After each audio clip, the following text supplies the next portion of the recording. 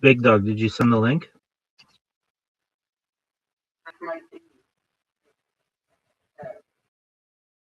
Okay.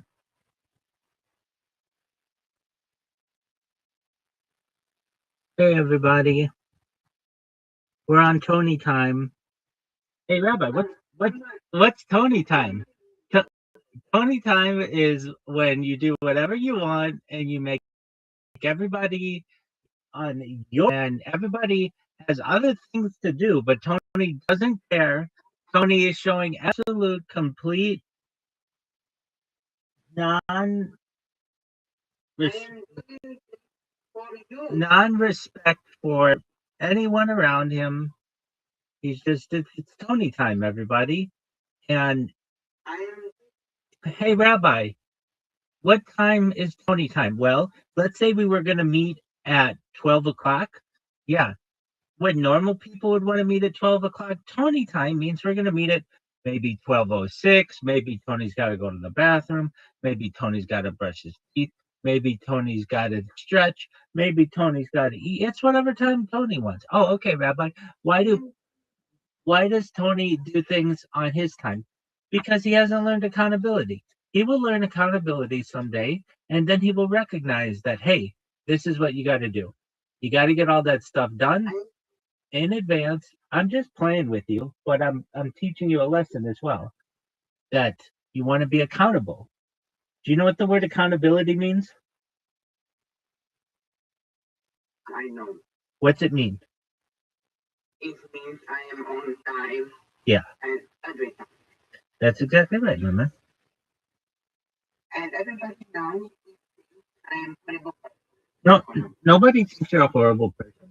They just recognize that Tony, if Tony has to understand, women want mature men, and not having accountability is a sign of immaturity. So we're teaching Tony accountability, and so how should have this been done? How did I have it done? Well, I was keeping an eye on the clock, and I saw, all right, there's about 10 minutes until we're supposed to meet. So I got my computer ready. I got my pages open. I turned on my light. I put on my jacket. I went to the bathroom. I got my water. And then I looked and there was about 2 minutes left. And then I put my computer down. I got my headphones and I was ready to go. Now, does that mean that like immediately, exactly? Like, no, I mean, we have some understanding, but that's how you should be. I am doing things for you. This is not for me. This is not for me. This, okay, that's fine. This is for both of us.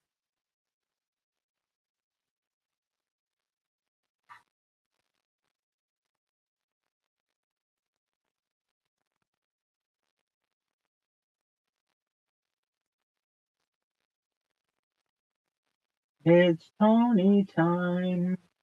13 minutes after we were supposed to start.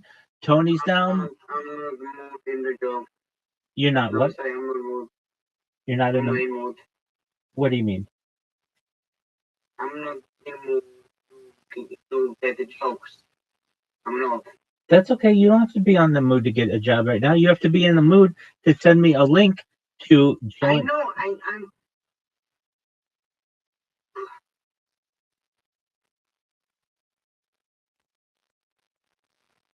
What Tony needs to understand is that the sooner I get a link, the sooner I stop singing the Tony accountability song. This is the Tony accountability song. When Tony says that they will be there at top of the hour, you should just know for Tony that's 10:14 or whatever time it is for you. Don't worry. There are other people who are like this, and just recognize that if you're at work and they say be there at noon, you're there at noon or a little early. If you do things the way that No, I send you. Okay. Now, let's say I tried to get in the link and something went wrong with my computer. Unexpected. Then we say, hey, we understand. Unexpected things happen. Well, like brushing your teeth and going to the bathroom, I would understand if you're like, Rabbi, I was really rushed. But you weren't. You came in here and you were like, why do you ban people? I mean, like, I know that you were just chilling. Okay. But Listen. You need to email me the link, please. You always email me the link. But I'm not going to get upset. yeah, I know.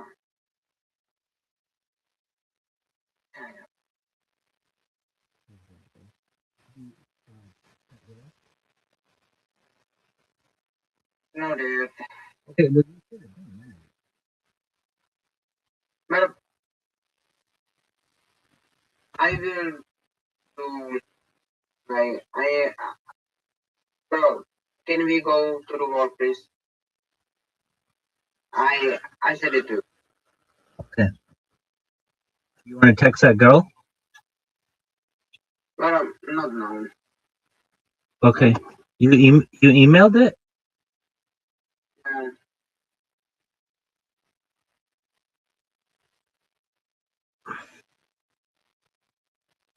Hey, yeah, 2030. All right, big dog. Okay, I'm going to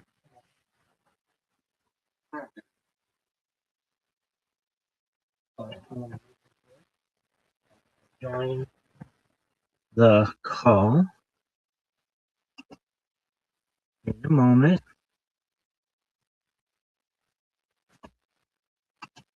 because not even Rabbi was ready. Not even Rabbi was ready. Rabbi needs to adjust their camera. Rabbi, why are you giving Tony so much BS, but you don't even have your camera ready? Because it takes me 20 seconds to get my computer ready, and it takes Tony 17 minutes to get everything ready. Oh, but what's good for the goose is good for the gander. You should be fair. All right. We are going to join Tony's call less than 1 minute. Put a timer on the clock, folks. Here we go.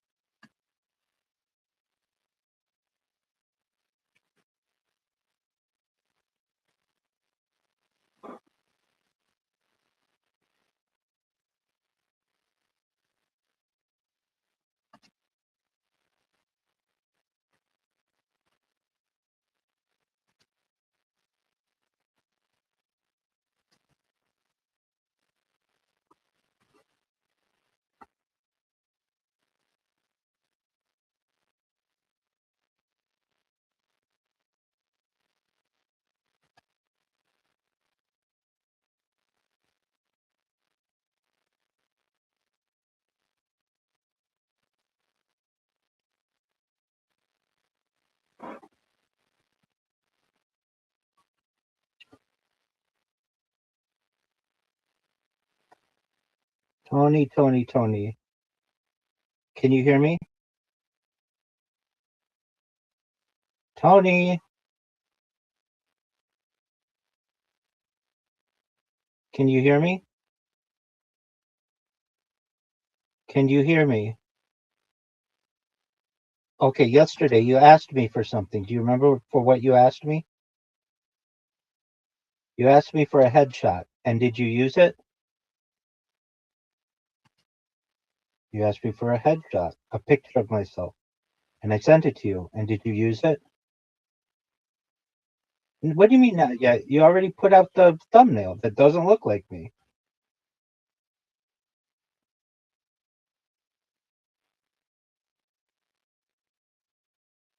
I mean, that's not me, but I sent you my headshot. You should use the headshot that I sent you.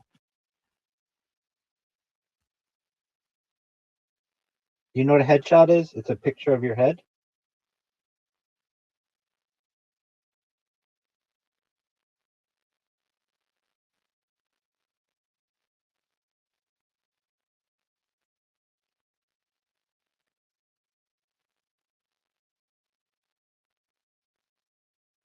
That's okay. That's okay. Can you hear me?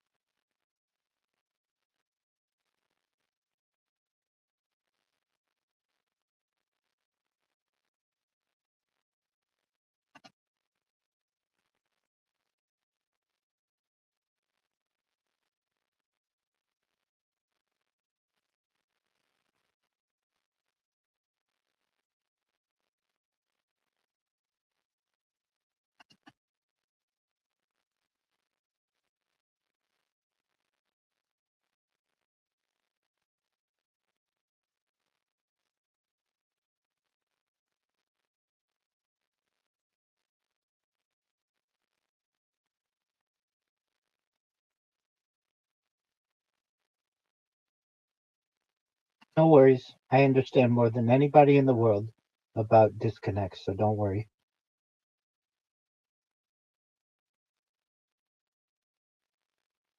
2031 and maybe 2032.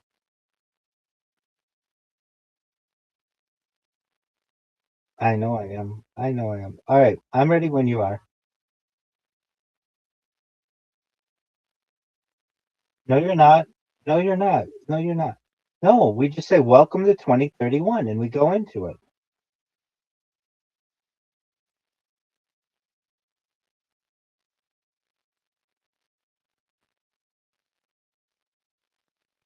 I'm ready when you are.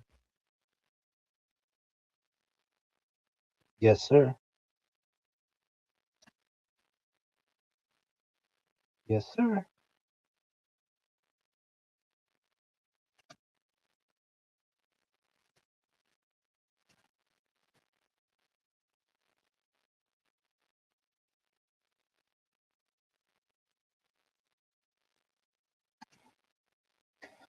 Welcome to 2031. 2031 will be a common year starting on Wednesday of the Gregorian calendar, the 2031st day of the Common Era, the 31st year of the third millennium and the 21st century, and the second year of the 2030s decade. The predicted and scheduled events on January 1st, assuming no further extensions to the term of copyrights become law in the interim, books, films, and other works by authors who died in 1960 will enter the public domain in the United Kingdom, the European Union, and some other jurisdictions.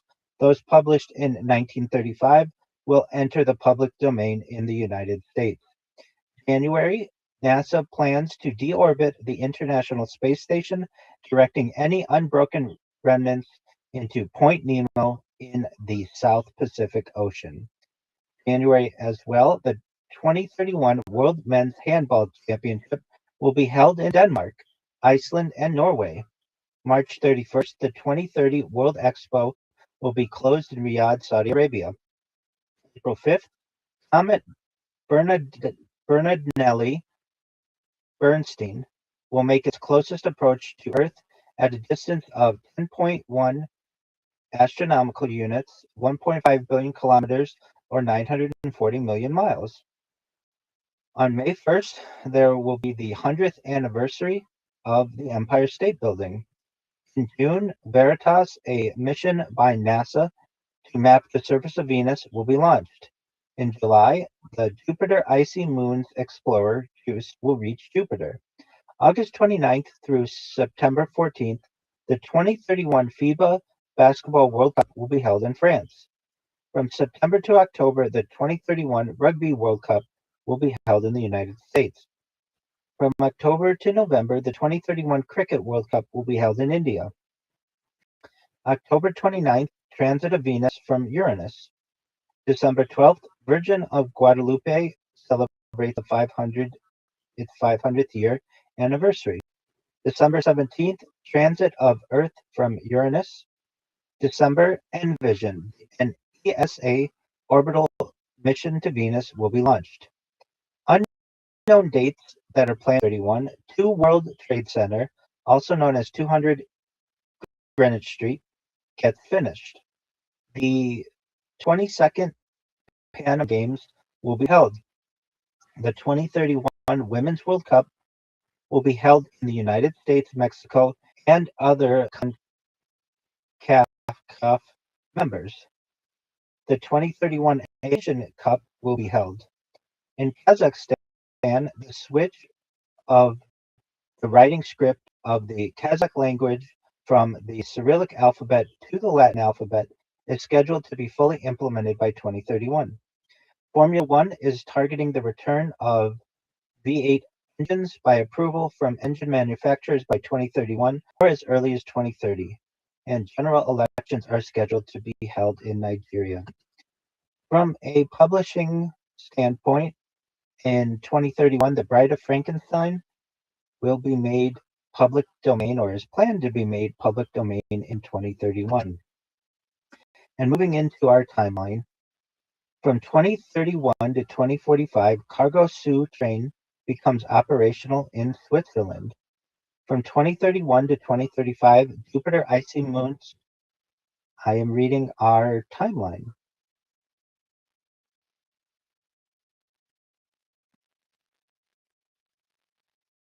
I said, and moving into our timeline.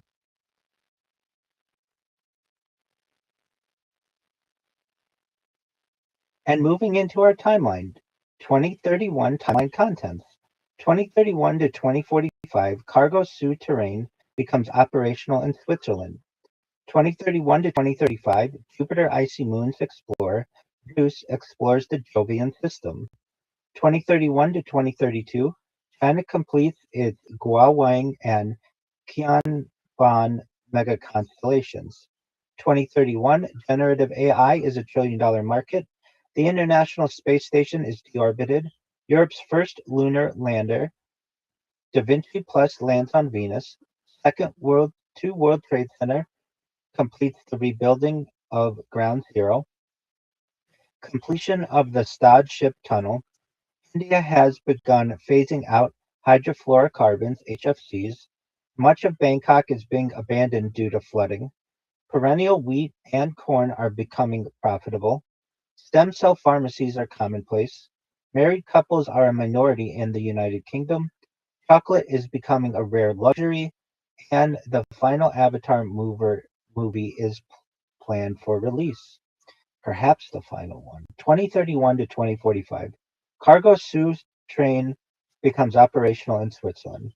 Cargo Sue terrain CST is an underground automated system of freight transport that becomes operational in Switzerland from 2031 onwards. It is designed to mitigate the increasing problem of road traffic, which has grown by 45% in the region since the mid-2010s.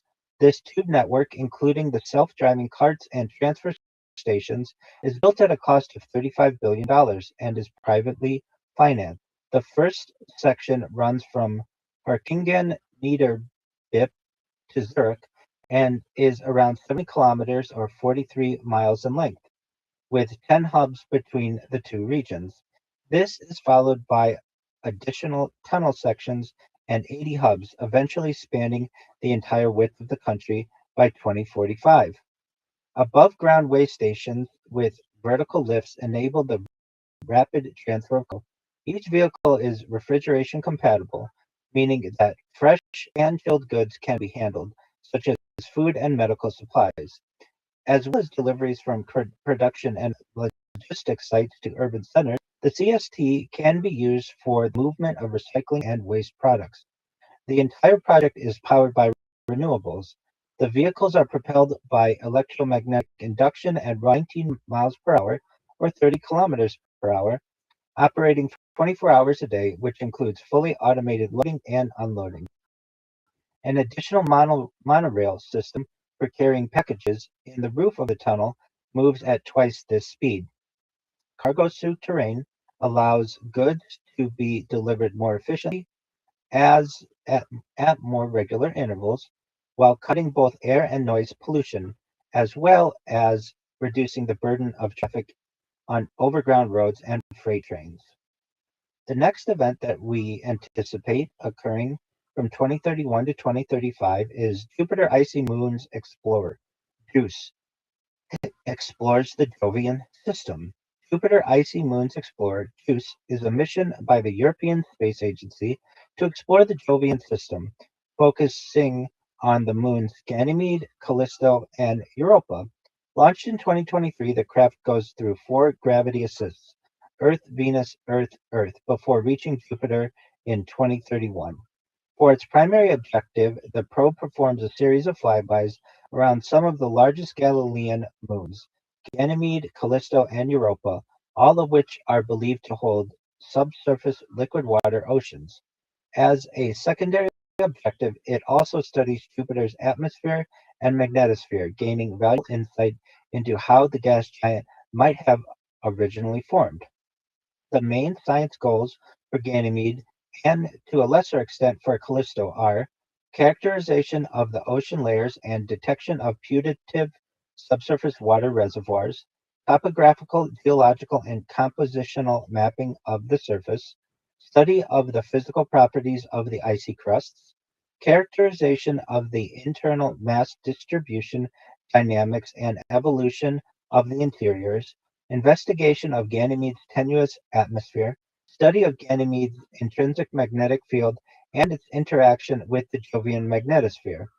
For Europa, the focus is on the chemistry essential to life, including organic molecules, and on understanding the formation of surface features and the composition of non-water ice material. Furthermore, JUICE provides the first subsurface sounding of the moon, including the first determination of the minimal thickness of the icy crust over the most recently active regions. JUICE begins at Ganymede, the largest moon in the solar system, which it swings past at close range in July 2031. Several hours after this maneuver, it prepares the orbital insertion at Jupiter itself. This highly elongated first orbit is followed by another Ganymede flyby, then further studies of Jupiter with orbits around the planet becoming less elongated and more circular. JUICE flies past Europa in July 2032 and Callisto in the same month. It then begins a high inclination phase to allow exploration of Jupiter's polar regions and to study the gas giant's magnetosphere.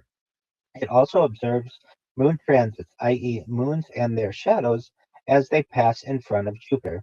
In December 2034, the spacecraft returns to Ganymede and enters into orbit, as opposed to a flyby, the first spacecraft to orbit a moon other than Earth's moon. This complicated maneuver allows it to come within 500 kilometers or 310 miles, returning very close range images of us. It also features a laser altimeter with 20 meter 60 feet spot size and 10 centimeter 3.9 inches vertical resolution, revealing tidal deformations of Ganymede. With the fuel running out, JUICE is deorbited and impacts the surface of Ganymede in late 2035. This mission, among ESA's most significant of recent years, provides a wealth of empirical data and new insights into the Jovian system, as well as improving the general scientific understanding of the Galilean moons. JUICE also enables mission planners to determine potential landing sites for surface probes in the future. Indeed, preparations are now getting underway to further explore Europa in the 2035 to 2050 timeframe.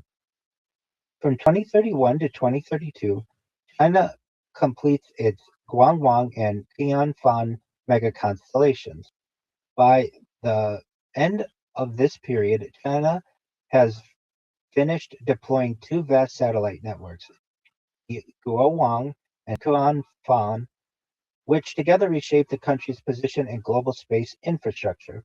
Guowang, operated by state-owned company Satnet, achieves its planned total of 12,992 satellites in low Earth orbit in 2031. Tianfan, managed by Shanghai Spacecom Satellite Technology (SSST), with support from Shanghai municipal government and the Chinese Academy of Sciences, grows to over 14,000 satellites by 2032.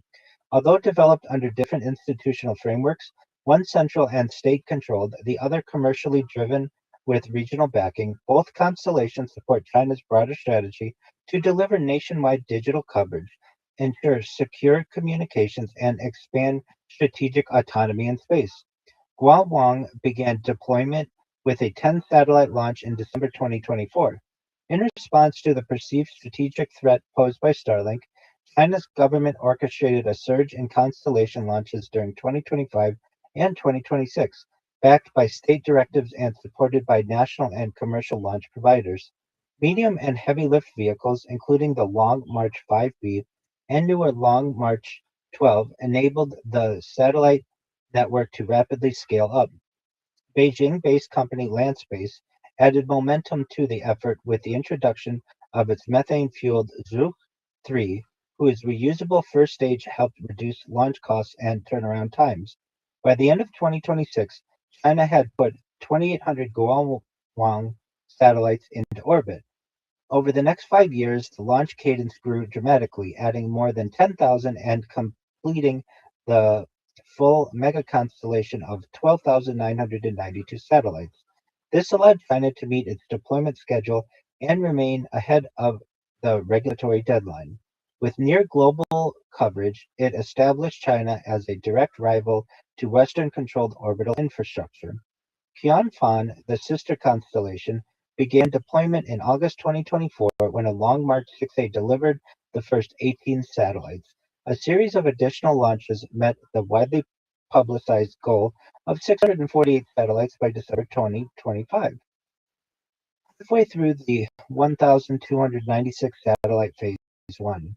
From 2026 onward, SSST ramped up its operations to several launches each month, using the medium-lift Long March 6A and Long March 8, the latter with a reusable variant in development, alongside the partially reusable Zhuk 3, which offered a payload capacity comparable to SpaceX's Falcon 9. These efforts pushed the cumulative total above 5,000 satellites in 2028 and to almost 12,000 in 2030. The constellation reaches its planned total of more than 14,000 by 2032. Together, Guangwang and Qianfan expand China's active broadband fleet to 27,000 satellites, second only to Starlink's predicted 42,000 by 2033, and set the stage for Honghu 3, a planned 10,000 satellite network due in 2035 that will push China's total even higher. As part of the broader Digital Silk Road initiative, Beijing's effort to expand digital infrastructure and connectivity across developing regions, these constellations provide partner nations with a state-backed alternative to Western satellite services, reinforcing China's and geopolitical influence throughout the global south. With low Earth orbit becoming increasingly congested, China has begun to integrate electric propulsion thrusters, onboard AI guidance for collision avoidance, and dedicated deorbit systems into the latest Guangwang and Qianfan satellites. Ground controllers oversee traffic using an advanced platform designed to track tens of thousands of objects, with scalability to 100,000 satellites and beyond, a reflection of China's long-term ambitions in orbital management. Geopolitically, the completion of Jiaowang and Qianfan closes a major gap with the United States. A decade earlier, analysts had described Starlink's dominance as a strategic vulnerability for China. That vulnerability no longer exists. With both constellations now fully operational, China controls a broadband system at roughly two-thirds the size of Starlink, but matching its global ambitions. Dozens of countries now rely on Chinese satellites, either by preference or necessity, extending Beijing's influence across digital and orbital domains. Despite mounting concerns about crowding and competition in space, China's achievement brings clear benefits. Tens of millions of people now enjoy reliable, affordable internet for the first time, with potential to reach hundreds of millions more as terminal prices fall. Disaster response teams can operate with greater speed and confidence. Businesses, research institutions, and schools tap into high bandwidth tools that were previously unavailable. The completion of Jiuwang and Qianfan marks a defining milestone in China's rise as a space power, a technological breakthrough that elevates the nation's role in global communications. It also highlights the pressing imperative for international cooperation to ensure Earth's orbital environment remains stable and accessible for future generations. The next event that we anticipate in 2031 is generative AI is becoming a trillion-dollar market. The early beginnings of generative AI, a subset of artificial intelligence for creating new content or data models based on existing datasets, could be traced back to the broader evolution of neural networks and the subsequent rise of deep learning. While the foundational concepts of neural networks first emerged in the mid 20th century, it took until the 2010s for certain forms of generative AI to begin making notable strides, largely propelled by exponential advances in computational power, algorithms, and the availability of vast datasets. Generative adversarial networks (GANs) GANs, GANs marked a major milestone in the field when first demonstrated in 2014. In a GAN, two neural networks are given a given a training set of images and then made to compete with each other to create brand new ones. This process is repeated, rapidly improving with each cycle, resulting in a final image that is often indistinguishable from an existing object, person, or scene. The public became aware of GANs via content on websites like "This person does not exist," which created realistic human faces. Even greater advancements emerged with large language models (LLMs), such as the GPT series. With 175 billion parameters, GPT-3 demonstrated a remarkable ability to generate human-like text across diverse tasks with minimal fine-tuning. Its versatility made it suitable for tasks ranging from writing essays to coding in various web languages. Version 3.5 became publicly available in late 2022 as ChatGPT, followed by the more powerful GPT-4. Alongside LLMs, multimodal models showed that generative AI could be applied to several different areas at the same time, combining realistic and coherent text, images, music, voices, and even video. The complexity of these models led to speculation about the arrival of the first artificial general intelligence, AGI. However, concerns also arose over the use of such technology to generate fake news and other harmful content, as well as the potential to make many traditional human jobs obsolete. In July 2023, the Screen Actors Guild, American Federation of Television and Radio Artists, SAG-AFTRA, a labor union representing 160,000 media professionals worldwide, began a strike against major TV and film studios in protest of low compensation, ownership of work, and generative AI. But the march of technology could not be stopped. With each new advance, generative AI drove down the cost of production, decreased the time required to create content, and empowered both individuals and small enterprises to access tools once exclusive to large corporations. The democratization of this technology around the globe allowed even those without specialized skills or knowledge to harness its power. In the second half of the 2020s, AI-powered personal assistants became capable of generating entire new movies. With just a few simple voice commands, a film could now be made based on a user's own personal tastes and preferences. A comedy of 90 minutes duration, for example, perhaps even featuring a deepfake of the user themselves and their friends, along with specific themes or settings. Although initially a premium service, this capability declined rapidly in cost and soon led to widespread availability of personalized auto-generated movies. By 2031, the market for generative AI has seen a nearly 50-fold increase compared with a decade earlier, growing from $23 billion to over $1 trillion annually, revolutionizing industries such as entertainment, advertising, design, journalism, and gaming. Video games now frequently include AI-generated narratives, which adapt to a player's choices in real time. Movie scenes can be quickly and easily edited to optimize virtual actors, such as increasing or decreasing the intensity of a certain emotion without needing a real human to reenact a scene. Many schools and colleges are now integrating generative AI into curricula and courses, not just for computer science, but also creative subjects like art, literature, and music. It can also produce customized learning materials for students, catering to their pace and level of understanding. Virtual teachers can provide students with 24/7 support whenever needed. Workspaces continue to evolve, with AI increasingly prevalent as a coworker, collaborator, and tool that amplifies human creativity and productivity. It has formed numerous other fields, including architecture, engineering, fashion, healthcare, and urban planning. To address the misuse of generative AI, for instance, uh, for example, for deepfakes, many control mechanisms and ethical guidelines have now been established. This includes better detection methods for AI-generated content and inherent safeguards. The next event that we anticipate is the International Space Station is deorbited. The International Space Station (ISS), which first became operational in November 2000, has now reached the end of its lifespan. Originally intended to last only 15 years, it continued to defy expectations through the late 2010s and into the 2020s. Multiple extensions of the planned time in orbit, along with additional modules and upgrades, meant that it would endure for twice the length of its earlier timeline.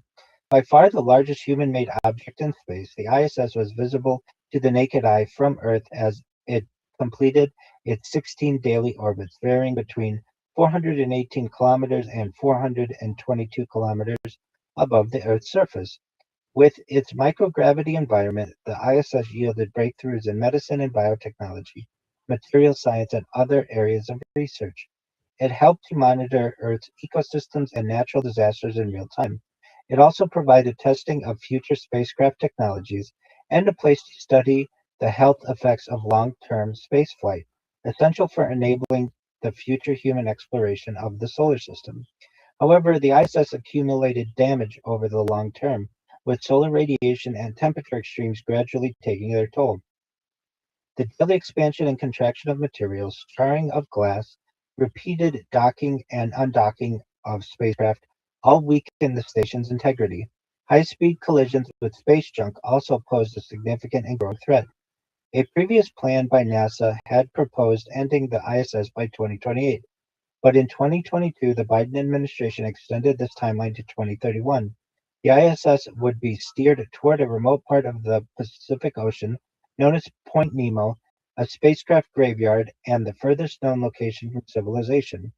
In late 2030, the ISS is gently decelerated by onboard thrusters, causing its altitude to gradually decrease over the course of a few months.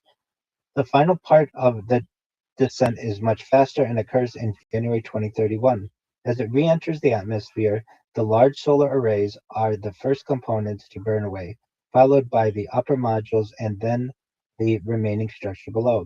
The ISS is four times the size of Mir, which underwent a similar maneuver in 2001. As of 2022, NASA had spent $3.1 billion a year on the space station program, with more than $1.3 billion going to operations of the station and research performed there, and $1.8 billion on crew and cargo transportation. The retirement of the station therefore provides major cost savings for NASA and enables the agency to focus on other areas. By 2031, commercial space platforms are replacing the ISS as a venue for scientific research and collaboration. Another major deorbit occurs the following year when China retires Tiangong, its national space station. The next event that we anticipate in 2031 is Europe's first lunar lander. For decades, Europe lagged behind other major space agencies in lunar exploration. While NASA 1966, the Soviet Union 1966, China 2013, and India 2023 all achieved successful moon landings, Europe had yet to place a single spacecraft on the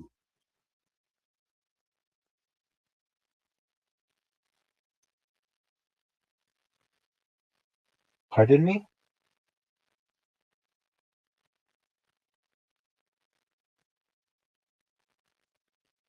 Absolutely. Europe's first lunar lander. For decades, Europe lagged behind other major space agencies in lunar exploration. While NASA in 1966, the Soviet Union 1966, China 2013, and India 2023 all achieved successful moon landings, Europe had yet to place a single spacecraft on the lunar surface. The European Space Agency (ESA) provided instruments and technology to international missions, but it lacked an independent lunar lander of its own. This absence became more pronounced in the 2020s as global interest in moon exploration surged with the Artemis program, China and India's expanding ambitions, and commercial ventures led by private companies. Recognizing the need for greater autonomy in space, ESA developed Argonaut, its first ever dedicated lunar lander. This would consist of three main components: a lunar descent element (LDE) for ensuring a precise journey to the Moon and soft landing, a cargo platform element serving as the interface between the lander and its mission-specific payloads, and the payload with a capacity of up to 1,500 kilograms, 3,300 pounds. 1,500 kilograms, 3,300 pounds. This modular design would allow the Argonaut to accommodate a wide range of functions, from deploying infrastructure and power systems to transporting specific instruments and rovers. In a landmark achievement, an Ariane 6 rocket launches the first Argonaut to the Moon in 2031, marking Europe's entry into surface operations. This mission, known as Argonet, focuses on establishing critical infrastructure in the lunar southern region. It delivers dedicated navigation and telecommunication payloads, along with energy generation and storage systems, laying the groundwork for future explorations and sustained operations. Notably, Argonaut is engineered to endure the Moon's extreme environmental conditions for extended periods, including the harsh 14-day lunar night, where temperatures can plummet to as low as negative 150 degrees Celsius. Its robust design ensures operational longevity, with the capability to survive for up to 5 years. Its design is also versatile enough to enable landings in any region, pinpointing locations to within 50-meter accuracy, potentially allowing samples to be analyzed from previously unexplored and hard to reach areas of the Moon. Additional missions with Argonaut landers occur approximately every 2 years throughout the 2030s. These aim to expand Europe's role in lunar exploration, such as delivering more complex payloads, supporting international partnerships, for instance with NASA's Artemis program, and helping to establish a long-term human presence on the Moon. The next event that we anticipate is Da Vinci Plus landing on the Moon. Da Vinci Plus is a robotic spacecraft sent to investigate the atmosphere of Venus as part of NASA's Discovery program. Having launched in 2029 and performed a series of flybys, it deploys the lander in 2031, the first since NASA's Pioneer Venus in 1978 and the USSR's Vega in 1985. During its 63-minute descent by parachute, this sphere-shaped probe samples the air, taking measurements of its chemical composition and other properties down to the surface. This data, 10 times more detailed than any previous mission, helps in understanding the atmosphere's origin, how it has evolved over time, and how and why it is different from those of Earth and Mars. It determines the history of the water on Venus, such as the presence of oceans in the past, as well as previously unknown processes at work in the lower atmosphere. Before it reaches the surface, the Da Vinci Plus probe takes the first ever high resolution photos of the planet's intriguing, rigid terrain, tesserae, to explore the origin alongside tectonic volcano weathering history. This camera The Venus Descent Imager (VENDI) is similar to the Mars Descent Imager (MARDI) and reveals the surface of Venus in stunning, never-before-seen detail. The probe's other instruments include two spectrometers to obtain the first detailed in situ surveys of noble and trace gases and associated isotope ratios, alongside an atmospheric structure investigation to measure the dynamics of the Venusian atmosphere during entry and descent. All of these findings help scientists understand why Venus and Earth took such different paths as they matured, providing another point of comparison for studies of rocky exoplanets. A sister mission, Veritas, is also taking place at Venus during this time, with a focus on mapping and geology. The next event that we anticipate is two World Trade Center being completed at Ground Zero. 3 decades after the terrorist attacks of the 11th of September 2001, the rebuilding of Ground Zero has reached its symbolic conclusion. Two World Trade Center, the final office tower of the 16-acre World Trade Center site, is now opening as the new global headquarters of American Express. Designed by Foster Partners and developed by Silverstein Properties, the skyscraper rises 374 meters, or 1,226 feet, above 200 Greenwich Street, immediately north of the Oculus, the distinctive wing-shaped transport hub and shopping complex at the center of the rebuilt World Trade Center. Its 55 floors contain nearly 186,000 square meters, 2 million square feet of space with capacity for up to 10,000 employees. American Express is both the sole owner and occupant of the building, which stands on land owned by the Port Authority of New York and New Jersey under a long-term ground lease. The company is relocating from its previous headquarters at the nearby 200 Vesey Street, which had served as its headquarters since 1986.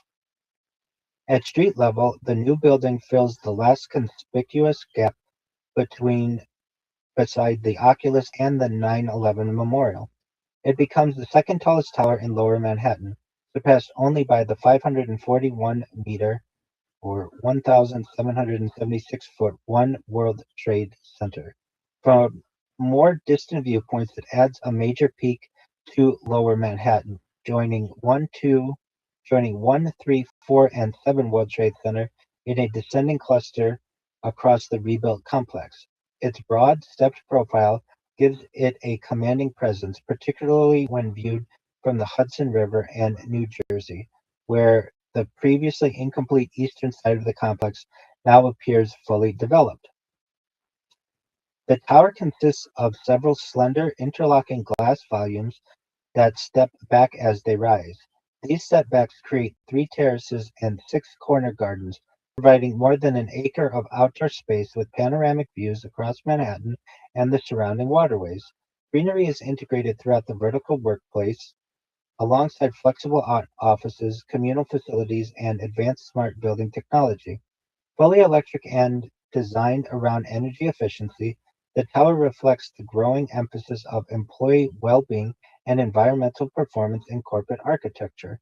The project concludes a long, complicated effort to complete the final office tower at Ground Zero. Earlier designs had failed to progress amid financing problems and changing office markets, while the COVID-19 pandemic added further uncertainty. American Express ultimately revived the project by committing to own and occupy the entire building. A ceremonial groundbreaking in July 2026 formally marked the start of the main construction phase.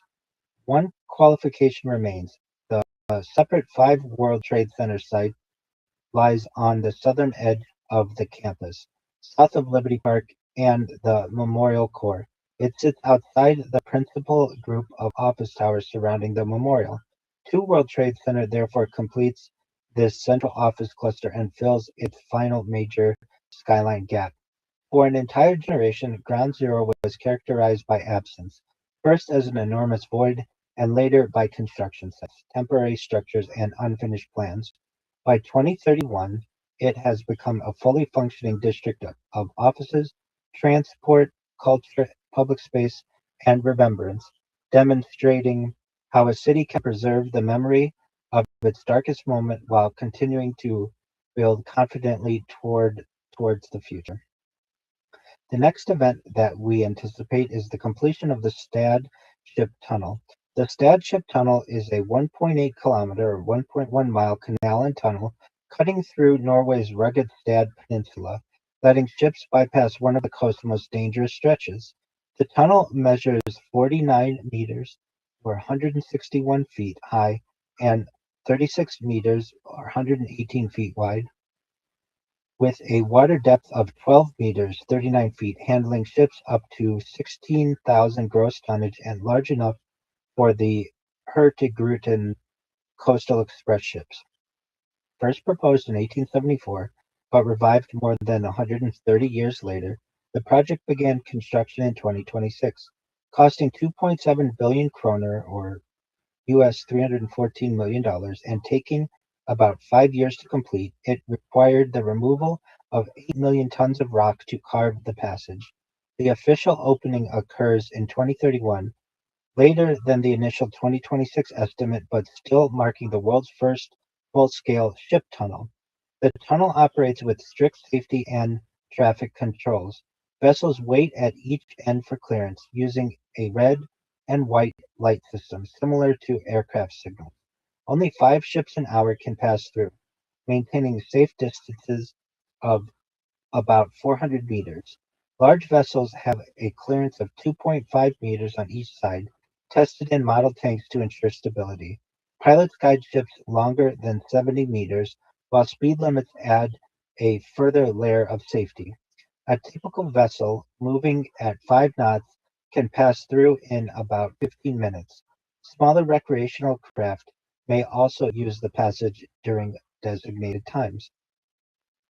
Next event that we anticipate is India has begun phasing out hydrofluorocarbons, HFCs. The Montreal Protocol, signed in 1987, was an international agreement to protect the ozone layer by phasing out the production of substances responsible for ozone depletion. These included chlorofluorocarbons and hydrofluorocarbons, chlorofluorocarbons, CFCs, and hydrochlorofluorocarbons, HCFCs. CFCs and HCFCs had been used in a wide range of industrial applications, such as aerospace, agriculture, air conditioning, electronics, fire protection, flexible and rigid foam, laboratory measurements, and refrigeration. Produced mostly in developed countries, hydrofluorocarbons, HFCs, began to replace CFCs and HCFCs. HFCs pose no harm to the ozone layer because, unlike CFCs and HCFCs, they did not contain chlorine. They were, however, greenhouse gases with a very high global warming potential, GWP, thousands of times greater than carbon dioxide, CO2, when measured on a per molecule basis. While their atmospheric concentration was initially very low, it began to grow rapidly in the years following the Montreal Protocol. Known as super greenhouse gases, it was feared that soaring use of HFCs combined with their high global warming potential could undercut the benefits expected from the reduction of other greenhouse gases such as carbon dioxide and methane. If left unchecked, it was calculated that HFCs could add a potentially disastrous zero point 0.5 degrees Celsius to global average temperatures by the end of the 21st century. Unlike other greenhouse gases in the 2015 Paris Agreement, HFCs had other international negotiations. In September 2016, the New York Declaration urged a global reduction in the use of HFCs. In October 2016, negotiators from 170 nations, meeting at the summit of the UN Environment Programme in Kigali, Rwanda, reached a legally binding accord to phase out hydrofluorocarbons, HFCs, in an amendment to the original Montreal Protocol. While hailed as a major achievement for international diplomacy, there were significant differences on the timing and schedule of reductions. The final agreement would see the richest countries starting the process in 2019. Over 100 developed nations would follow in 2024. However, a small group of countries argued for and secured a later start, insisting their economies needed time to grow. Among this group was India, the world's third largest emitter of greenhouse gases, and a region with surging demand for air conditioning due to both rising incomes and increasingly extreme hot weather. The chemicals needed to replace HFCs were more flammable and toxic, requiring better trained and better paid people to design, install, and maintain equipment such as air conditioners safely and correctly. In addition, new technologies were required to capture and store HFC in some applications. India's Council of Energy, Environment and Water estimated that the total cost of phasing out HFCs in all homes, workplaces, and vehicles could reach up to $38 billion. India, along with Pakistan and a number of Gulf states, agreed to freeze their use of HFCs by 2028. This plateau would be followed by steep reductions from 2031 onwards, leading to the vast majority of HFCs being eliminated by the late 2040s. The next event, much of Bangkok is being abandoned due to flooding. Bangkok, with a population of over 12 million, has been sinking underwater for decades. By the early 2030s, it's facing a disaster of epic scale, with much of the city being abandoned. This has occurred for various different reasons. First and foremost, the city is built on clay. When originally settled, the region was just a coastline, but today it is covered by skyscrapers, highways, and urban development. The enormous weight of all this concrete and steel has been pushing down on the soft clay beneath, causing the soils to distend by up to 5.3 centimeters per year. By 2010, part of the meg- mega- me- me- megalopus, megalopus was already under sea level, a trend that would only become worse in the following decades. The illegal tapping of groundwater has been another major factor. Many of the city's residents have been continuously pumping up groundwater, both for their own use and to sell as a commodity, removing a natural layer and resulting in further destabilization of the soil. Rising sea levels due to global warming have been yet another factor, eroding the coastline at a rate of 4 centimeters a year, while the increasing severity of monsoon rains has led to longer and more devastating floods. The explosive growth of Bangkok in recent decades, making it one of the fastest growing places in Southeast Asia, has dealt a serious blow to the city's infrastructure. Areas of land in early that had in the early 20th century been used to absorb floodwaters had vast suburbs and business districts built over them. Canals were filled in to make way for rapid urbanization of the Chao Phraya River delta. The weight of the city grew and grew to the point where the soft soil it was built upon could simply no longer support it. By the early 2030s, large portions of the megalopus are well below sea level. The government's response during this time has proven inadequate. A lack of clear policy doing little to help the overall situation, while seawalls have been almost useless due to increasing erosion of the shore. The lowering of the city, combined with rising sea levels over 20 centimeters higher than in 2000, has resulted in whole districts of Bangkok being permanently abandoned. Over a million buildings, the majority residential, are rendered uninhabitable, forcing their occupants to move further inland. Many areas which have yet to be fully claimed by the sea, have also been evacuated as the regularity of flooding proved too costly for many. Shantytowns and refugee camps are forming outside the city, while the government struggles to adjust as the capital sinks.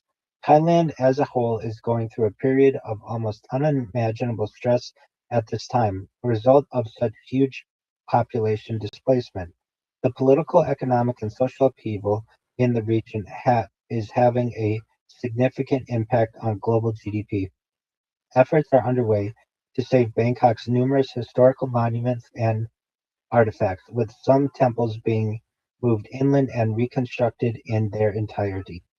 Due to the scale of this disaster, however, much is lost. In in the coming years, the situation for Bangkok will only worsen as more and more of the city is permanently flooded. By the end of this century, the entire city will be abandoned. The next event that we anticipate, perennial wheat and corn are becoming profitable. In traditional agriculture, all major grain crops have been annuals or short-lived perennials grown as annuals, surviving for just one growing season. They die off once harvested, and then a brand new crop must be planted to take their place. This requires vast amounts of fuel, fertilizer, herbicides, and pesticides, causing soil erosion, acidification, and disrupt both the nitrogen and carbon cycles. Between 1600 and 2000 of the Common Era, the United States lost around one-third of its topsoil. Worldwide soil erosion was putting the livelihoods of nearly a billion people at risk by by the early 21st century. More than a quarter of Earth's land surface had been converted for agricultural use, with more land converted since 1950 than in the previous 150 years. This situation was being exacerbated by rapid population growth, demand for meat products in emerging economies, increasing production of biofuels, and global warming. Genetic engineering had emerged as an important tool in crop management. Among the most notable advances occurred in 2017, when Bio Cassava Plus received regulatory approval, giving a huge boost to farming in Africa. By the early 2030s, has been following this has been followed by an even greater breakthrough, perennial wheat and corn, becoming profitable after many years of development. Perennial grain crops provide a revolution in agriculture. By growing continuously for 2 or more years, they are far more efficient than traditional annual crops, requiring less fuel, fertilizer, herbicides, and pesticides. They can store more carbon, maintain better soil quality and water content, and manage nutrients better thanks to their deeper root systems. The deciphering of bread wheat's genetic code in the early 2010s helped in paving the way towards a new generation of perennial crops. The rate of increase in wheat yields, having been in decline since 1980, is now beginning to increase again.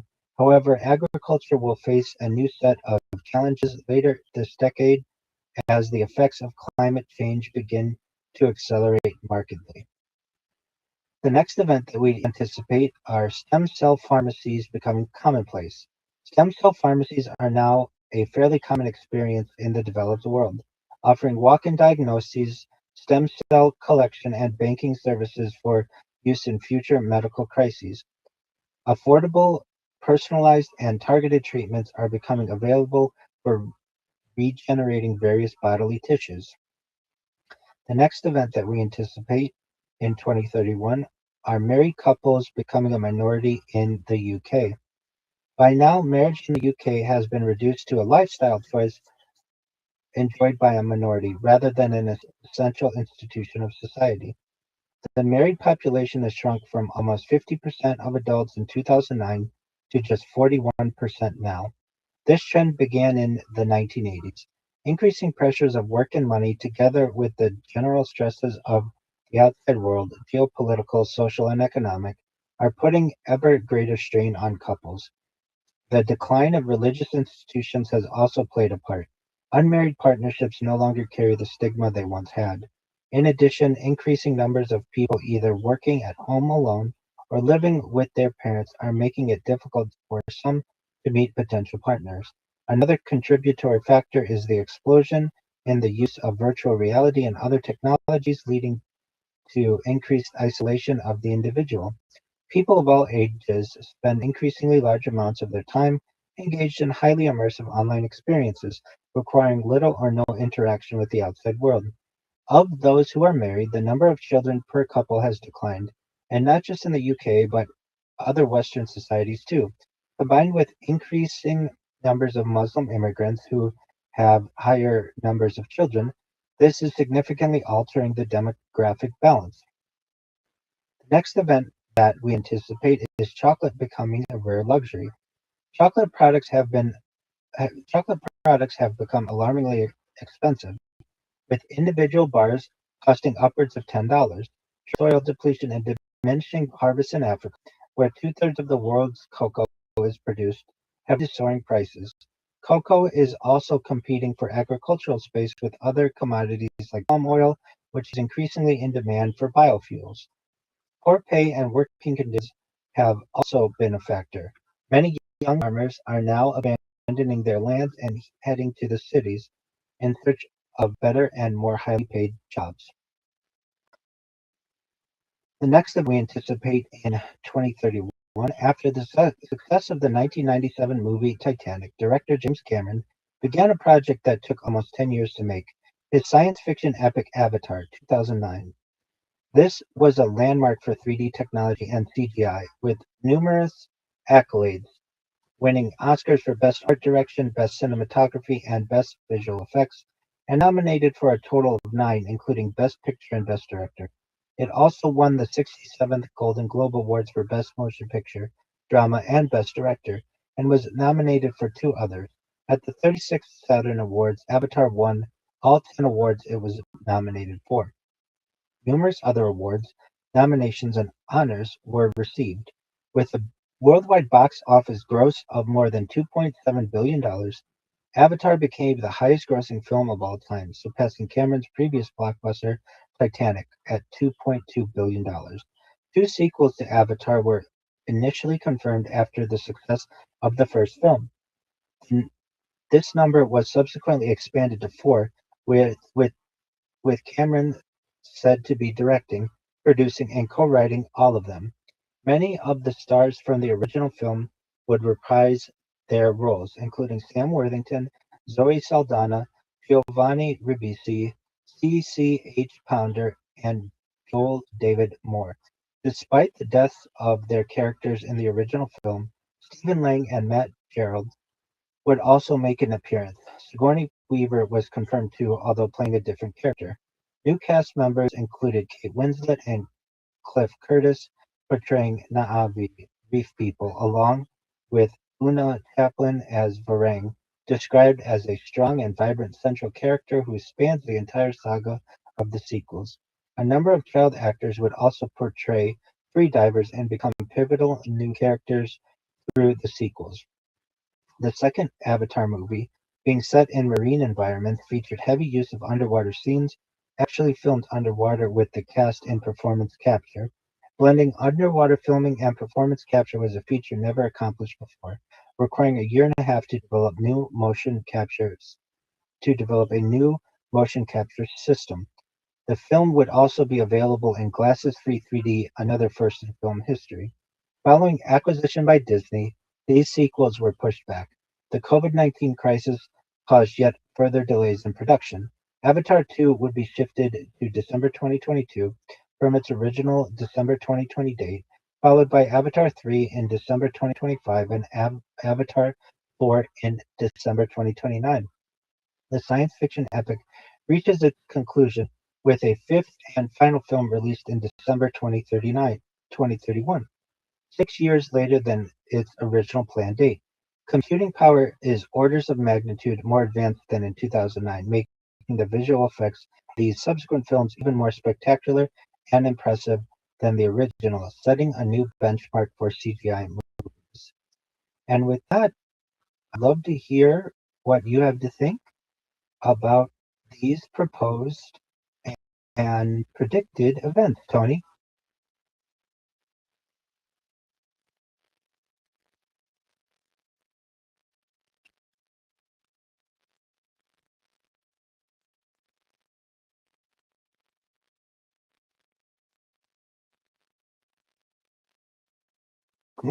I do as well.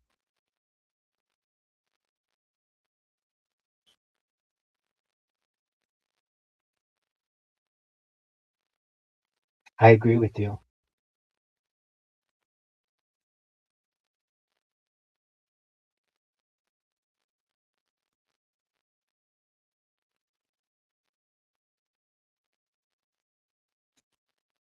There you go. And for anyone watching and wondering, are Tony and Rabbi AI? No, we are not. We are the real deal.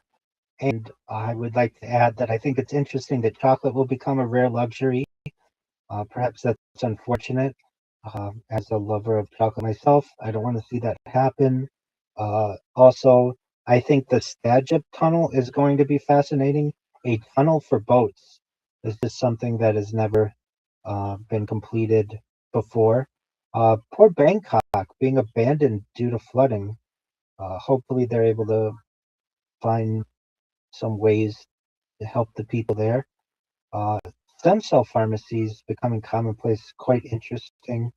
Married couples being a minority in UK is one of the things that I probably anticipate will become more of a regular event, perhaps in the developed world and perhaps just globally, as people don't find it necessary to get married in order to perhaps have children or raise children. The International Space Station, I remember when it was launched, and for it to be deorbited, it had a really good run. So, with that, Tony, is there anything else that you'd like to add?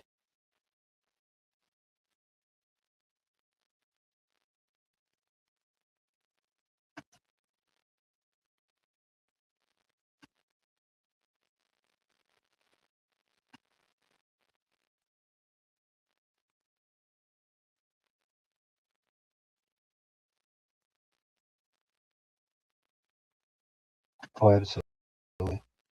No doubt about that. Excellent.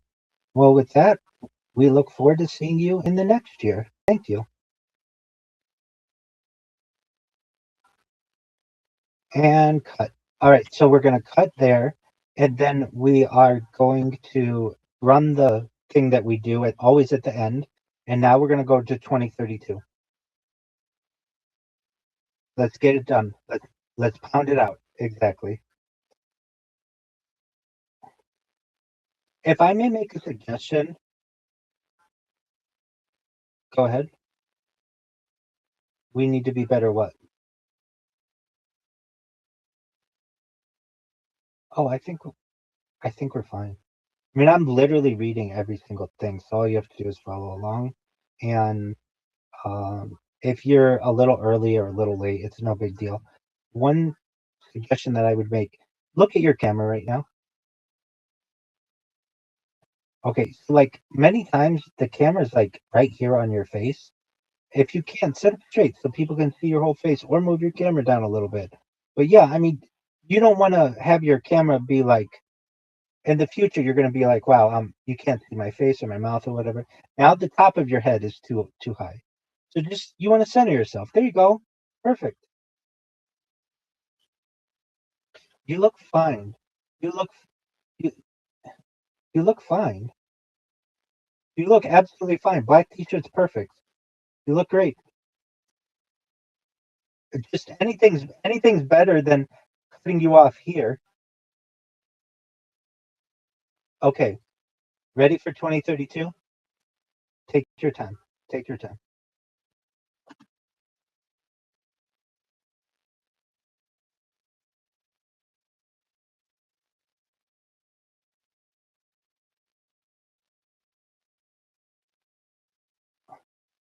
No, it's worse. Yeah, you look dark. Much better. Okay, are you ready? Okay, are you ready? Welcome to 2032. 2032 will be a leap year starting on Thursday of the Gregorian calendar. The 2300 cut, cut. I'm going to start over. And we also need to get that on the screen. So we're going to restart in 3, 2, 1. Welcome to 2032. 2032 will be a leap year starting on Thursday of the Gregorian calendar, the 2032nd year of the Common Era, the 32nd year of the third millennium and the 21st century, and the third year of the 2030s decade. The predicted and scheduled events: January 1st, Assuming no further extensions to the term of copyrights become law in the interim, books, films, and other works by authors who died in 1961 will enter the public domain in the United Kingdom and the European Union and some other jurisdictions.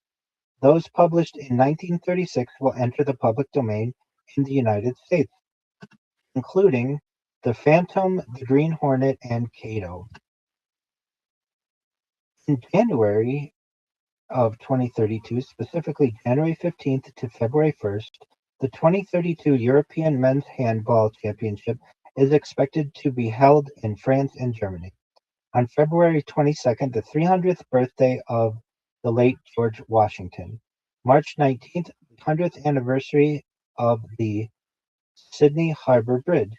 In April, the 2032 French presidential election is scheduled to be held no less than 35 days after the 5-year term starting in 2027 expires. From June, July, Turkey and Italy are expected to co-host the UEFA Euro 2032. July 23rd to August 8th, the 2032 Summer Olympics is scheduled to be held in Brisbane, Queensland, Australia. August 24th through September 5th, the 2032 Summer Paralympics is expected to be held in Brisbane. November 2nd, the 2032 United States presidential election is scheduled to be held. The winners will be inaugurated on January 20th, 2033. November 13th, a transit of Mercury will occur. December 1st through December 19th, the 2032 European Women's Handball Championship is expected to be held in Germany, Denmark, and Poland. December 22nd, the asteroid 2024 YR4, which had an impact rating of 3 on the Torino scale from January 27th, 2025 to February 20th, 2025 will pass by Earth. Some unknown dates that are expected to happen in 2032. The Korea Lunar Lander and Rover, a lunar lander currently under development in South Korea, is planned to be launched. LifeBird, a planned small space observatory that aims to study the cosmic microwave background, is planned to be launched. And with that, we'll move into our timeline. 2032 timeline content. From 2032 to 2037, we anticipate a transition from ice to battery electric shipping. 2032 to 2033, cargo deployments to the lunar surface, and some events that we anticipate in 2032. The end of support date for Windows 10. Brisbane hosts the Summer Olympic Games. The Strait of Messina Bridge is completed. The majority of UK homes are rented. British's ash tree has been wiped out by a fungal disease. Leatherback sea turtle populations have collapsed. China's space station is deorbited. Completion of the Australia-Asia power link. 1/3 of Saudi Arabia's electricity comes from solar. Britain upgrades its nuclear-armed submarine fleet. Transit of Mercury. Close approach of the asteroid 2024 YR4. And the opening of Poland's central communication port. From 2032 to 2037, we anticipate a transition from ice to battery electric shipping. During this period, battery electric propulsion becomes affordable for the majority of container ship routes around the world. The industry is now shifting rapidly away from the traditional internal combustion engine (ICE) powered systems, with even some of the larger vessels undergoing full electrification, both newly built and retrofitted older ships. Until recently, ship owners often held outdated assumptions on battery costs, energy density values, and available onboard space. While car, truck, and other road vehicle brands attracted much attention for going electric and hybrid, emerging opportunities in cargo ship transport appeared less obvious. Batteries had been perceived as heavy, expensive, impractical devices for bulk and container shipping.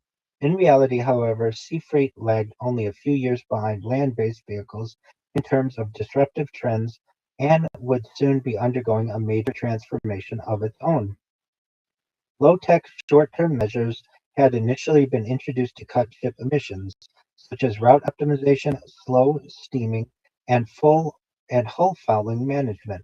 Alternative fuels had also been mandated by the International Maritime Organization (IMO) to lower the sulfur content of fuel for all ocean-going vessels from 3.5% to 0.5%, which came into force on the 1st of January 2020.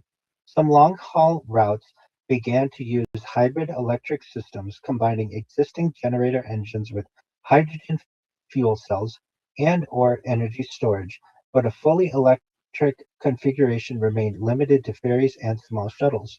A cargo ship with a 100% battery power had been demonstrated in 2021. Yara Birkeland, jointly developed by Norwegian chemical firm Yara International and maritime technology company Kongsberg Group, sailed 35 nautical miles or 65 kilometers around the coast of Norway using 7-megawatt batteries.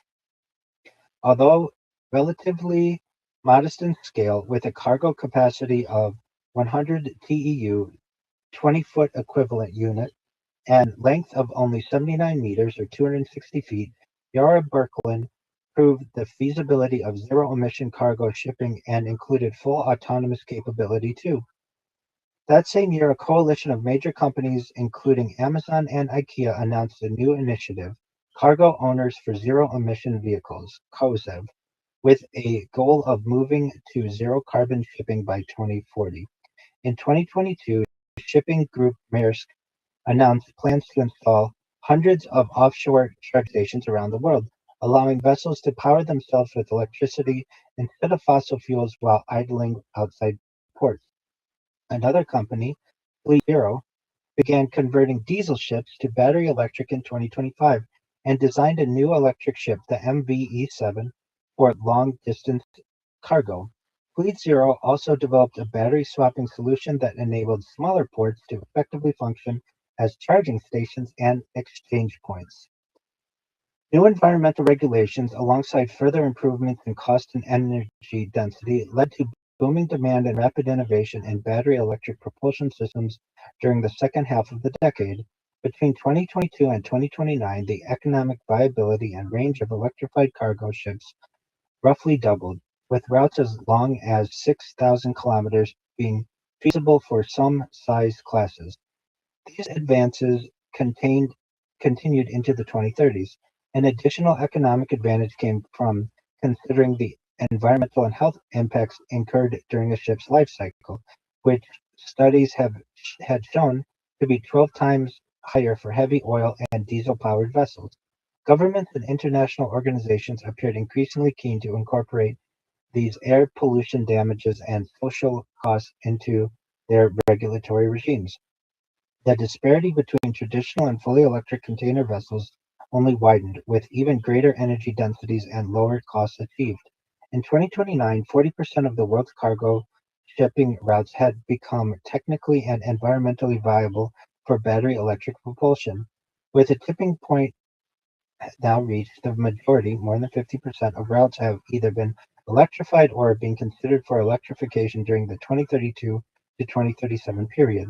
While many older vessels will remain in service for years to come, the global fleet now appears on track to be nearly carbon neutral by mid-century. In 2020, international freight accounted for between 2 and 3% of global energy-related CO2 emissions. Without decarbonization, this figure had been projected to reach 17% by 2050. Widespread automation. We are reading the end of the article regarding a transition from ice to battery electric shipping. Absolutely. Widespread automation is accompanying the increased sustainability of shipping, both in terms of navigation and the loading unloading process, as well as recharging and battery swapping at ports. In addition, cargo capacities are becoming larger than ever. Some vessels will reach 50,000 TEU by the 2060s. Larger battery electric ships can function as emergency backup power plants during increasingly common extreme events leading to power supply disruptions. Energy storage capacities of 5 to 10 gigawatts achieved during the 2030s can provide more can provide enough generation to mitigate blackouts affecting 1 million or more people. From 2032 to 2033, heavy cargo deployments to the lunar surface are anticipated. Following the successes of earlier Artemis missions, including the historic alleged return of humans to the moon, the assembly of the Lunar Gateway, and expanded surface explorations, NASA's Artemis 7 and 8 represent a new phase in lunar development. Having demonstrated human landing systems, the agency is now focusing on heavy cargo deployments to establish a more permanent presence. In 2032, SpaceX's massive Starship rocket delivers a pressurized rover, known as the Lunar Cruiser, to the moon's surface. Developed jointly by Toyota and the Japanese Aerospace Exploration Agency (JAXA), this vehicle can accommodate 2 crew members without the need for spacesuits. With enough oxygen and supplies for up to 30 days, it greatly expands the range and duration of exploration activities, providing a mobile habitat and laboratory for extended missions.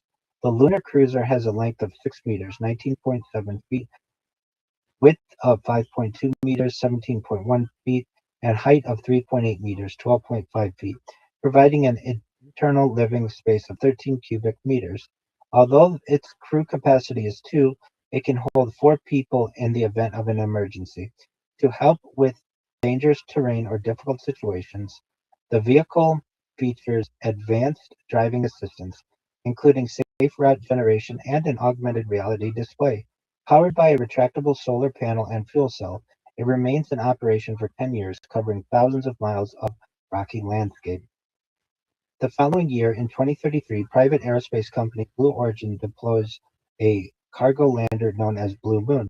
Designed for heavy payloads, Blue Moon is a versatile lander able to carry large-scale infrastructure to support human exploration. This delivers a lunar surface habitat to the moon.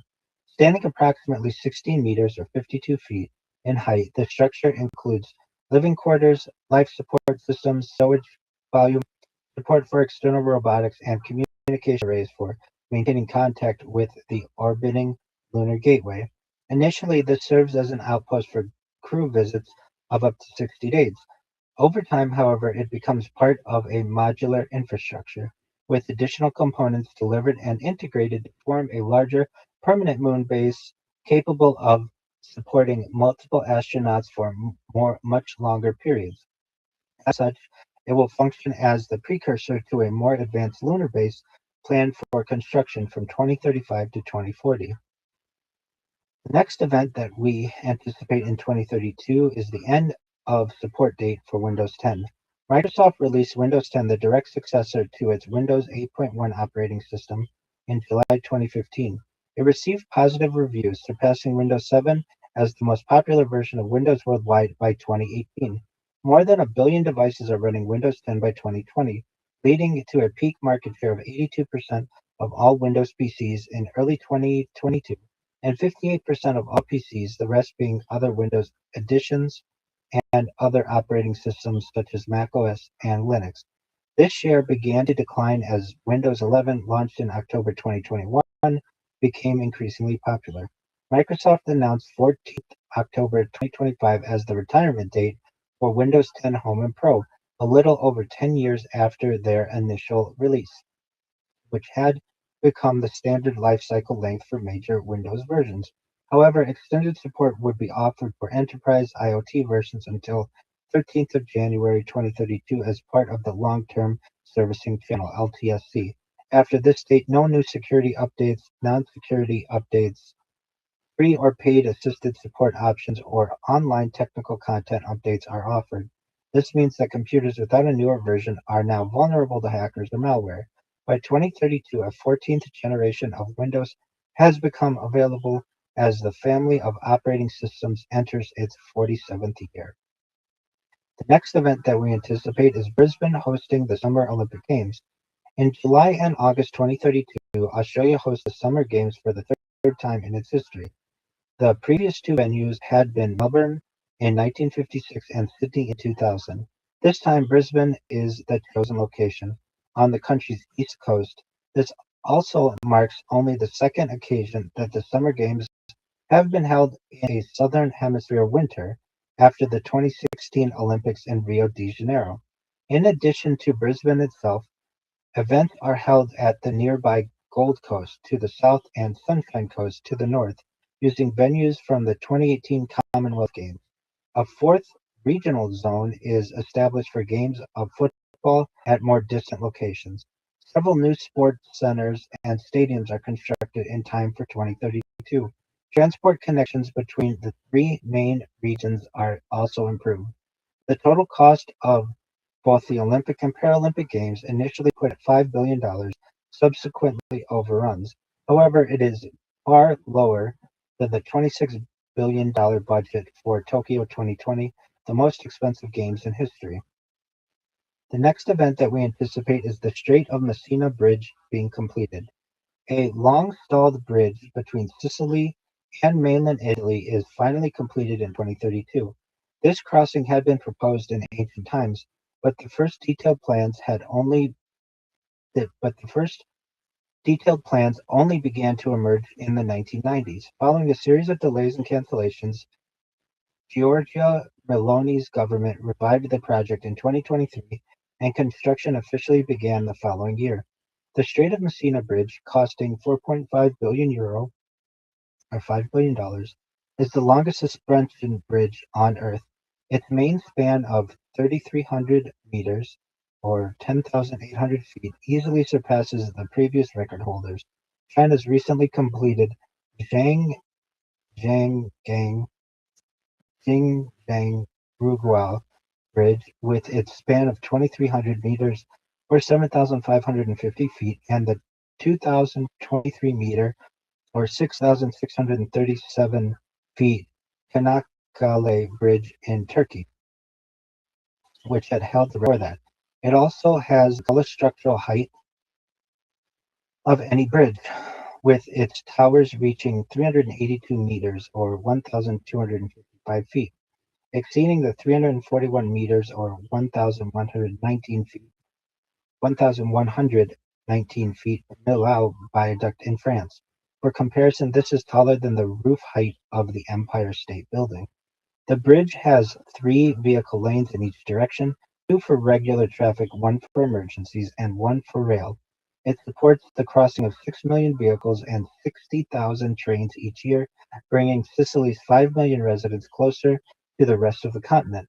The bridge forms part of the Berlin-Palermo Railway Axis, Line 1, of the Trans-European Transport Network, 10T, 10-T. With high structural integrity, the Strait of Messina Bridge is designed to withstand earthquakes of 7.5 magnitude. The deck's aerodynamic stability can resist winds of up to 300 kilometers per hour, or 186 miles per hour, corresponding to a return period of over 2,000 years. The mega project boosts the national economy of Italy by €2.9 billion each year, equal to 0.17 of gross domestic product. The next event that we anticipate is the majority of UK homes being rented. By 2032, house prices in the UK have become so unaffordable that the majority of people are forced to take rented accommodation. This trend first began to emerge during the Blair years of the late 90s and early 2000s. It could be argued, however, that the problem originated as far back as 1980, when the Conservative government led by Margaret Thatcher passed the Housing Act. This led to a fall in socially rented housing, as council tenants were given the legal right to buy, at a large discount, the home they were living in, while councils were prevented from reinvesting most of the proceeds from these sales into building new homes. Many tenants who had purchased these council flats later profited from them as buy-to-let landlords, effectively subsidized by taxpayers, or sold them to speculators, investors, and property firms.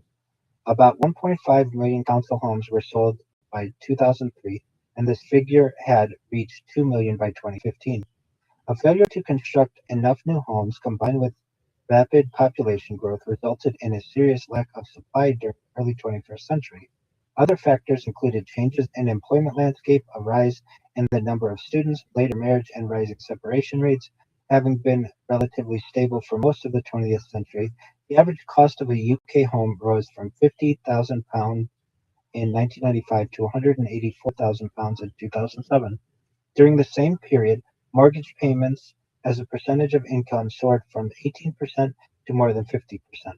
The problem was compounded by stagnant wage growth below inflation, a decline in the level of household savings from 16% in the 90s to just 6% within 2 decades, and tighter lending requirements in the aftermath of the Great Recession. Subsequent attempts to rectify the situation included policies such as the Help to Buy scheme, but these only exacerbated the problem by creating artificially inflated demand.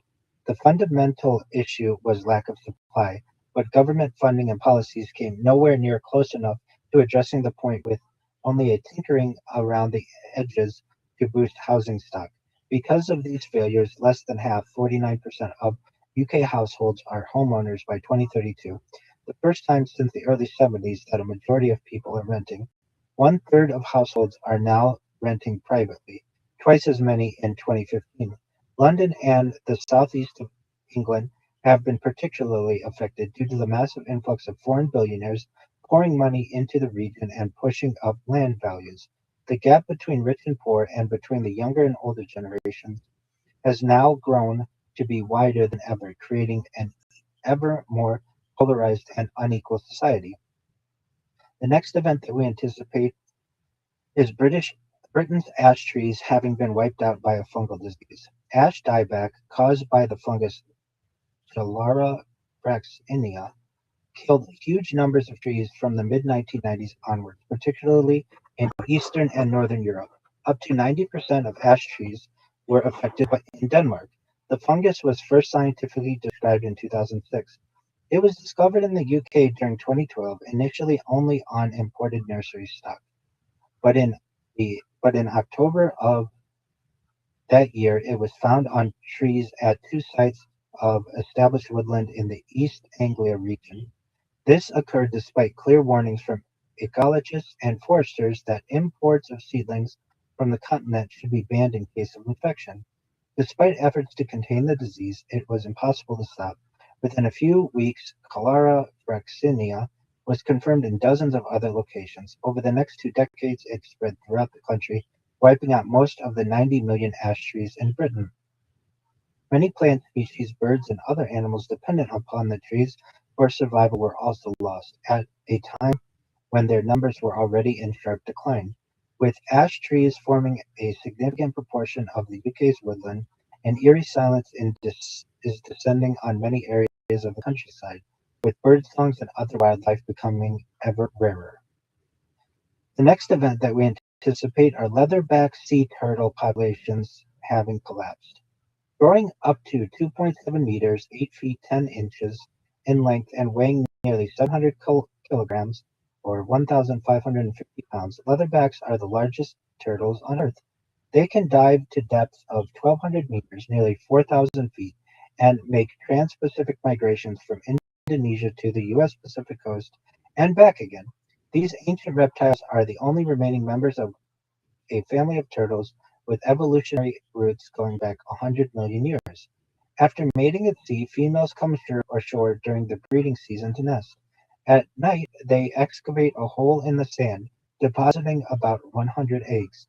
This is filled with sand to hide the clutch from predators before the mother returns to seed. Once common throughout the world, leatherback populations declined rapidly during the 20th century and into the early 21st.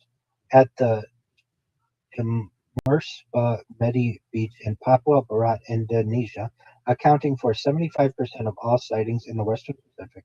Nest numbers fell from 14,500 in 1984 to less than 1,400 in 2017. Several problems affected leatherback turtles. Beach predators such as pigs and dogs introduced to islands which ate turtle eggs, rising temperatures on sands that killed eggs, and skewed sex ratios by reducing the production of male hatchlings, the danger of being caught by fisheries during migrations, and harvesting of adults and eggs for food by islanders. In addition, plastic waste becomes a huge and growing threat during the 21st century, especially plastic bags mistaken for their favorite food, jellyfish. Researchers found some individuals with almost 5 kilograms, 11 pounds of ingested plastic in their stomachs. By the early 2030s, leatherback turtle populations have plummeted even further worldwide. Although nesting sites still exist, their numbers have dropped to such critically low levels that the species can no longer sustain its population in the wild and is now on a clear path toward extinction. Next event that we anticipate is China's space station being deorbited. China's first space station has reached the end of its 10-year lifespan. After a decade of onboard research, it is abandoned and sent into a decaying orbit. A new, larger, and more advanced space station is now in the process of being constructed. The next event that we anticipate is the completion of the Australia-Asia Power Link. The Australia-Asia Power Link is a clean energy mega project that becomes fully operational in 2032. It consists of a giant solar wind and complex in Australia's Northern Territory, linked by undersea transmission to export renewable electricity into Southeast Asia. Originally intended to deliver 20 gigawatts, its developers later scaled down the project to 6 gigawatts after financial restructuring and design revisions to improve feasibility. Even at this reduced capacity, it remains one of the largest combined renewable and battery projects in the world. The facility is located in the Barkly region of the Northern Territory. The solar photovoltaic PV modules cover a 12-kilometer by 10-kilometer, 7.5-mile by 6.2-mile land area chosen for its exceptionally high solar irradiance. This is a complement this is complemented by additional capacity from a wind farm. From the generation site, a high voltage direct current HVDC transmission line carries electricity north to Darwin, then continues as an undersea cable to Singapore via Indonesian waters. The Finnish link extends 4,300 kilometers, 2,670 miles, making it one of the world's largest submarine electricity connections. Most of the exported power gives Singapore nearly 2 gigawatts of firm capacity, enough to meet 15% of the nation's total electricity demand, while Darwin receives 4 gigawatts for domestic and industrial use.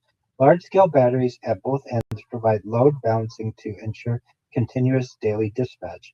Doubts over the project emerged in 2023 when developer Sun Cable collapsed its voluntary administration following a disagreement between its backers over the need for more funding.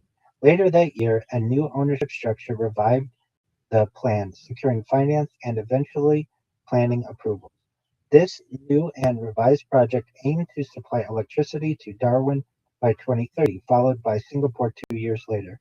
With its huge generating capacity and enormous cable length, the AA Powerlink forms part of the continent-wide supergrid that emerges in Australasia and Oceania during the mid-21st century. It has an expected operational lifetime of 70 years. The next event that we anticipate is one-third of Saudi Arabia's electricity coming from solar. In 2012, the Kingdom of Saudi Arabia had only 0.003 gigawatts of installed solar energy capacity. More than half of its electricity was created from burning oil. By 2032, however, it has 41 gigawatts of installed solar energy, accounting for a third of the nation's 121 gigawatt total energy demand. About 25 gigawatts is produced by solar thermal plants, which use mirrors to focus energy from the sun on heating fluids, which in turn run turbines. The other 16 gigawatts is provided by massive photovoltaic farms. This has been the result of considerable foreign investment, as well as the wealth produced by fossil fuels. totaling over $100 billion. Though several other nations have more extensive solar infrastructure, this has been one of the most ambitious projects, especially considering Saudi Arabia's bold position as the world's largest exporter of crude oil. The enormous expanses of desert, as well as measurably more intense sunlight in the equatorial regions, gives the country a huge amount of room to expand further. Even larger projects are now planned. Construction is also underway on high voltage cables connecting Saudi Arabia to neighboring countries and some in southern Europe. Eventually, this will be expanded to include all of Europe and northern Africa. Alongside solar, another 21 gigawatts is generated by a combination of nuclear, wind, and geothermal power. Through nuclear cooperation agreements with China, France, South Korea, and Argentina, Saudi Arabia has now constructed 16 new nuclear reactors. Longer term, the country has further ambitions to be powered entirely by renewables. Much of the oil industry in Saudi Arabia is now transitioning away from energy production to the manufacture of plastics and polymers. These developments, coupled with the fact that it remains one of the wealthiest countries in the region, has, are helping Saudi Arabia transition to a more sustainable long-term future. Additionally, its strong military ties to the West and extensive desalination infrastructure have allowed Saudi Arabia to remain relatively stable compared to some of its neighbors. The next event that we anticipate, Britain upgrading its nuclear-armed submarine. Britain has the Britain was the country after the US and Soviet Union to test an independently developed nuclear weapon in 1952. From 1969 onwards, the country always had at least one ballistic missile submarine on patrol, creating a nuclear deterrent that the Defense Council described in 1980 as effectively invulnerable to preemptive attack. Until the 1990s, Britain had deployed a variety of nuclear weapons on Royal Navy carriers, B bombers, and other aircraft around the world. However, these were gradually withdrawn. The retirement of the WE-177 in both air-dropped free-fall and depth-charge versions was the final stage of this decommissioning process. In 1998, this left a group of 4 Vanguard submarines armed with Trident II D5s as Britain's only nuclear weapons platform. Britain retained a stockpile of about 215 thermonuclear warheads, with 120 operational as of 2016. A decision to renew the Trident-armed submarines was made in 2006, with Prime Minister Tony Blair warning that it would be unwise and dangerous for Britain to give up its nuclear weapons. Although the Cold War had ended, the UK still needed nuclear weapons, said Blair, as no one could be sure another nuclear threat would not emerge in the future. He outlined plans to spend up to $20 billion on a new generation of submarines for Trident missiles. However, the Trident program was to prove highly controversial, with costs escalating considerably. This was an especially divisive topic in the wake of the 2008 financial crash and the subsequent years of austerity and cuts to public services. By 2016, the Ministry of Defense had revised the cost of building, testing, and commissioning the replacement of vessels to £31 billion, plus a contingency fund of £10 billion over 35 years, about 6% of defense spending every year. Nevertheless, MPs voted to back the renewal in a vote of 472 to 117. Alongside this program, the government reiterated its commitment to multilateral nuclear disarmament, promising to reduce Britain's stockpile of nuclear warheads to 180 by the mid-2020s. Trident was based on the idea of mutually assured destruction. It aimed to deter a nuclear attack on Britain by guaranteeing a retaliatory strike against any potential aggressor. After succeeding David Cameron as Prime Minister, one of Theresa May's first jobs was to write a letter of last resort authorizing the use of Trident missiles in the event of such a nightmare scenario. Each of the Vanguard submarines contained a safe with one of these sealed letters, which of course it was hoped would never have to be used. David Cameron's previous letters were destroyed. Previously named successor class, it was announced in October 2016 that the new submarines would be named would be renamed the Dreadnought class after the parliamentary vote on the upgrade program. Construction began soon afterwards. The first new submarine would begin operation by 2028, and the existing fleet of Vanguard submarines is phased out by 2032. After more than 40 years of service, each missile is 13 meters, 44 feet long, weighing 58 tons, 58.5 tons, or 130,000 pounds, with a range of 11,300 kilometers or 7,000 miles, a top speed of 18,030 miles per hour or 29,020 kilometers per hour, Mach 24, and target accuracy of within a few feet. Despite its diminishing power in the world, Britain retains a nuclear deterrent for long into the future and plays a key role in maintaining global security. Dreadnought-class submarines remain in service until the 2060s, in which time they are replaced by automated and crewless vessels. The next event that we anticipate is the transit of Mercury. A transit of Mercury takes place when the planet Mercury passes directly or transits between the Sun and a superior planet, becoming visible against and hence obscuring a small portion of the solar disk. During a transit, Mercury appears as a tiny black dot moving across the disk of the Sun. A transit of Mercury occurs on the 13th of November 2032. The last time this happened was the 11th of November 2019. After 2032, the next occasion is in 2039, with a further 8 transits during the remainder of the 21st century.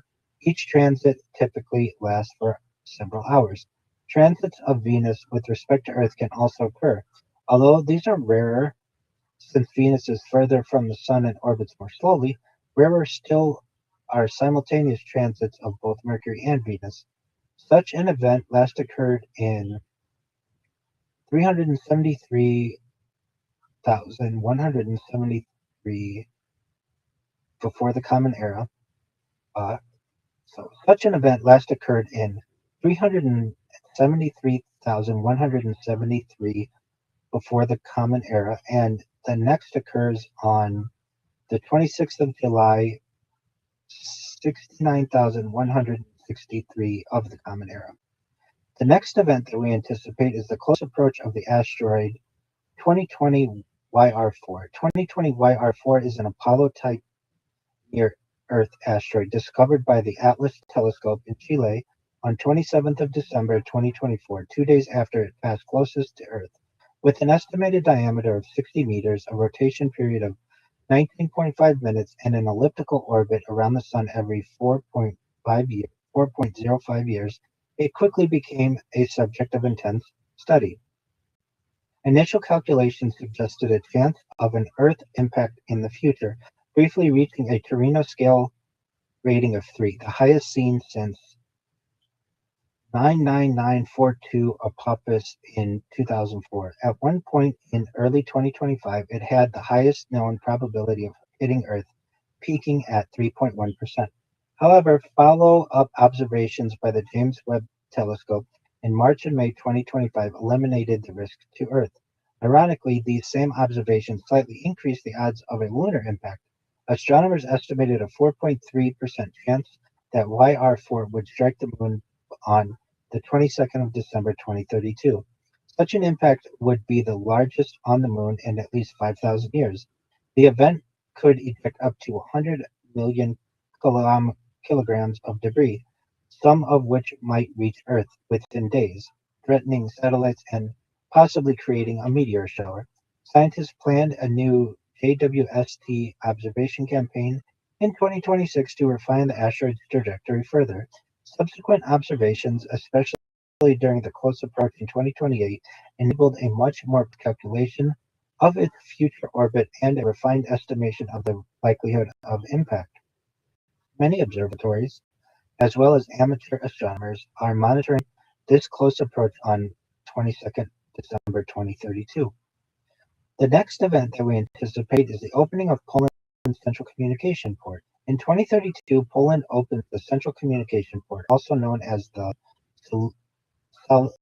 Solidarity Transport Hub, 40 kilometers southwest of Warsaw. The vast purpose-built complex replaces the aging and overcrowded Warsaw-Chopin Airport and stands as one of the largest infrastructure projects in Central and Eastern Europe. Government leaders first proposed the airport in the late 2010s, aiming to complete it by 2027. However, administrative reshuffles, local opposition, and the COVID-19 pandemic slowed the project's early progress. Political changes and lengthy land acquisitions pushed the beginning of large-scale construction in 2026, delaying the opening by 5 years. In late 2032, workers complete the first phase.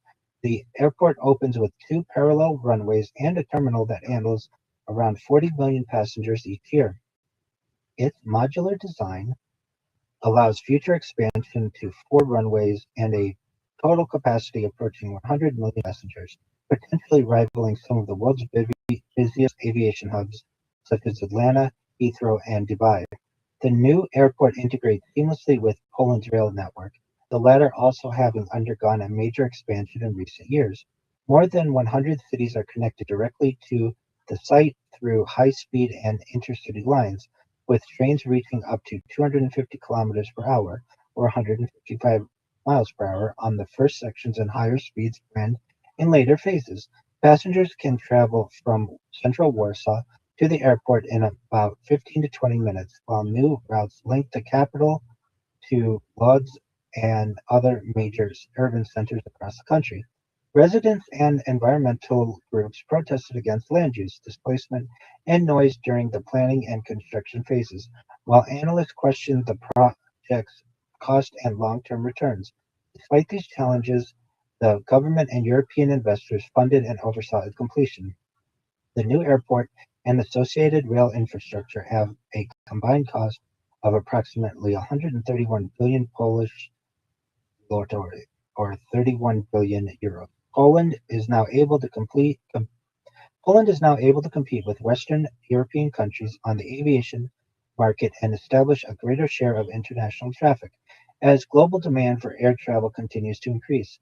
Analysts project major long-term economic benefits, including tens of thousands of jobs created during the construction phase and nearly 300,000 sustained across Poland in the 2040s, alongside an annual boost to national GDP of around 90 billion zloty, or 20 billion euro. And with that, we conclude the potential events that we anticipate seeing in 2032. What are your thoughts?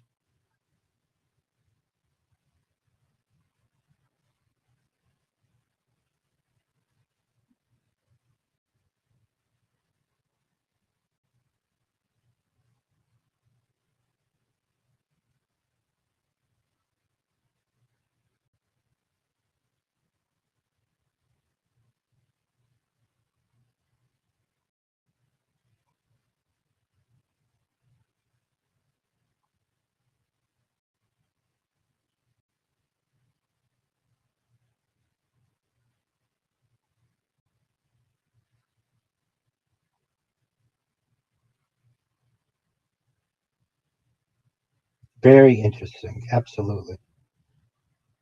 I think that the end of support for Windows 10 is, to me, of specific interest. I'm always interested in what Microsoft's doing with their Windows line. Brisbane hosting the Summer Olympics. I think it's great that Oceania will get an Olympic Games. The Strait of Messina, that'll be fantastic for Italy. I'm in agreement. The majority of UK homes being rented, not necessarily ideal.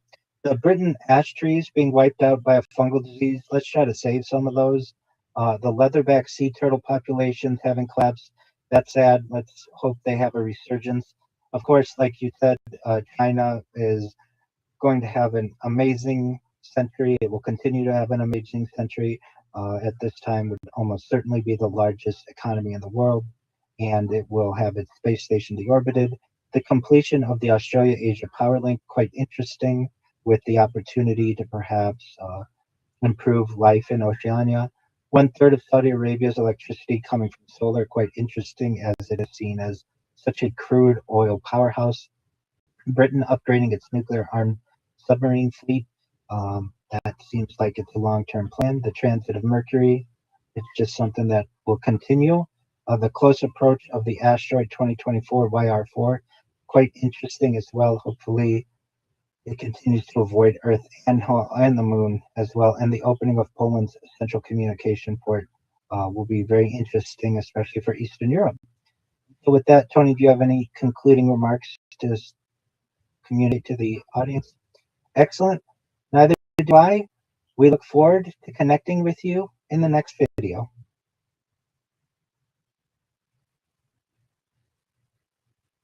But great. I'm going to send you an email that says, I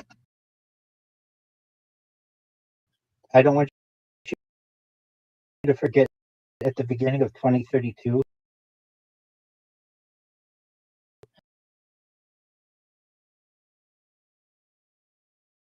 you have to make an edit to make a small cut. So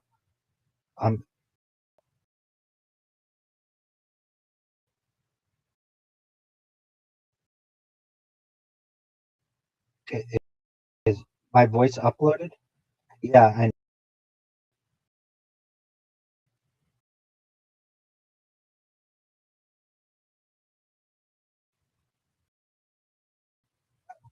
I on my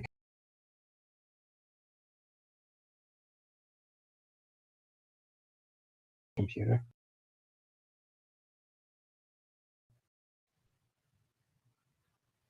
I'm gonna, and you can't forget the beginning of 2032, but at 10 or 20 seconds into it, and should bear that you should be aware that you need to cut that out. Okay, so we've got 21, 20, we've got 6 hours of these. Are you happy with them thus far? With these to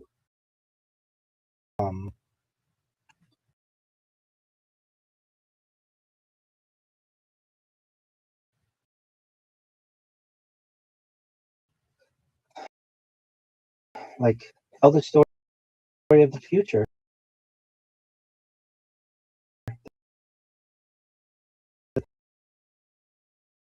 Very exciting. And I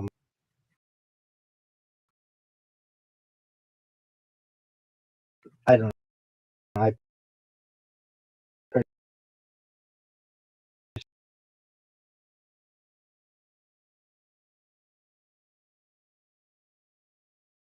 personally think that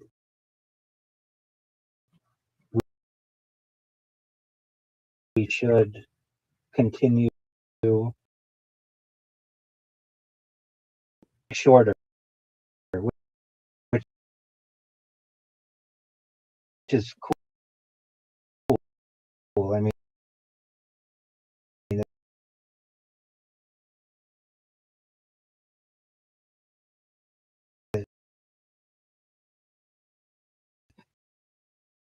you know, they're not that much shorter, but like 2032 was shorter than 2031. 2031 was shorter than 2030, and it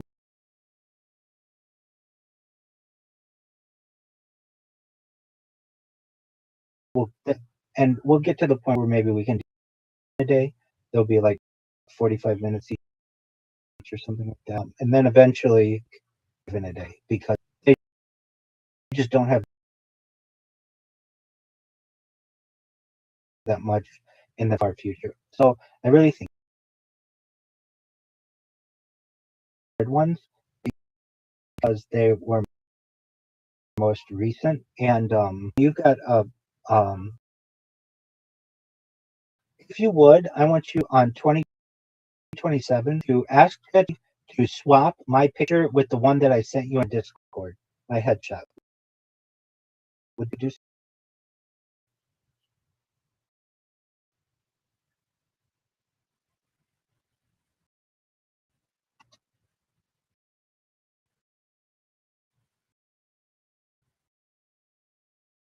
No big. I don't care about it.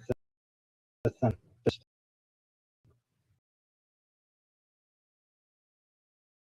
on um on.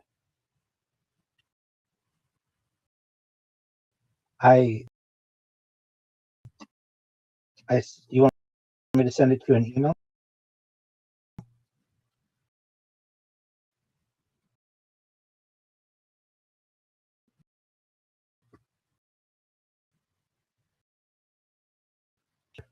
Sure. Just one moment, please.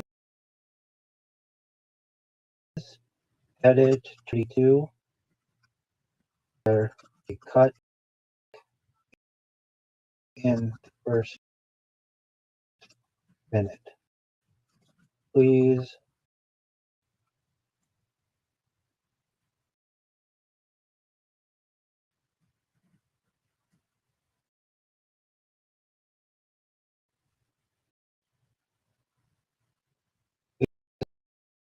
I know what I look like, and I don't look like that. I look similar,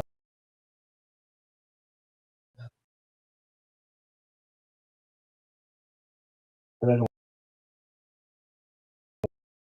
look like that.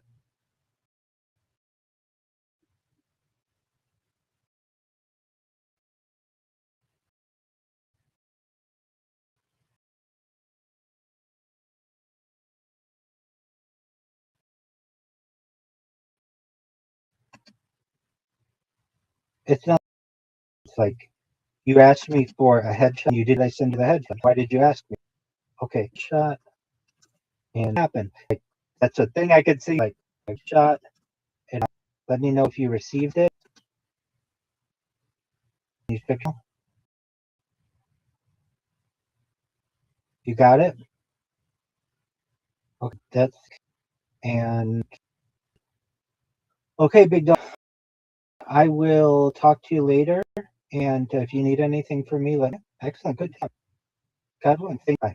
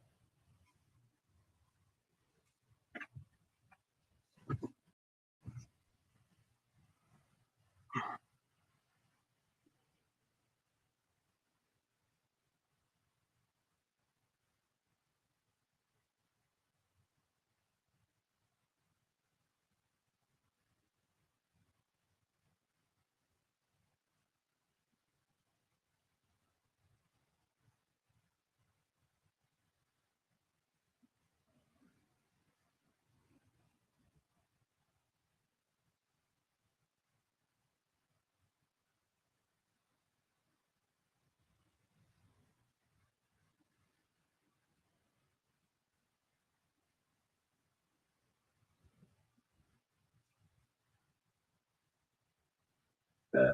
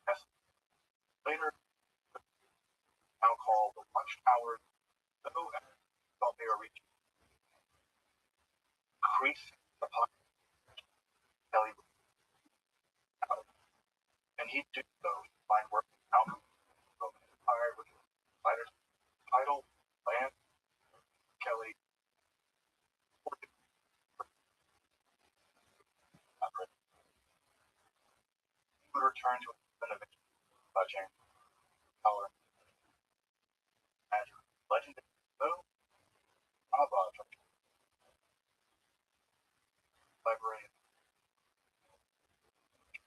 Portland, rest of folks were something you don't want. Travel about his desire to discover truth, crime, no belly sessions. All just for, I suppose that that he could hear that final and relevant picture take classic doc and the pretty volume actually as a comparison virtue calls of one along and nine. Of course, number study of angelic or original pocket artery, which is all fact is a scholarship really. I'd also website time more direct cut from guys better or not on a money trust most publishing like are out of a blog all do. Be sure to support your small and of course I hope you find me for more PI so that Dr. Thank you for watching Terra. Okay.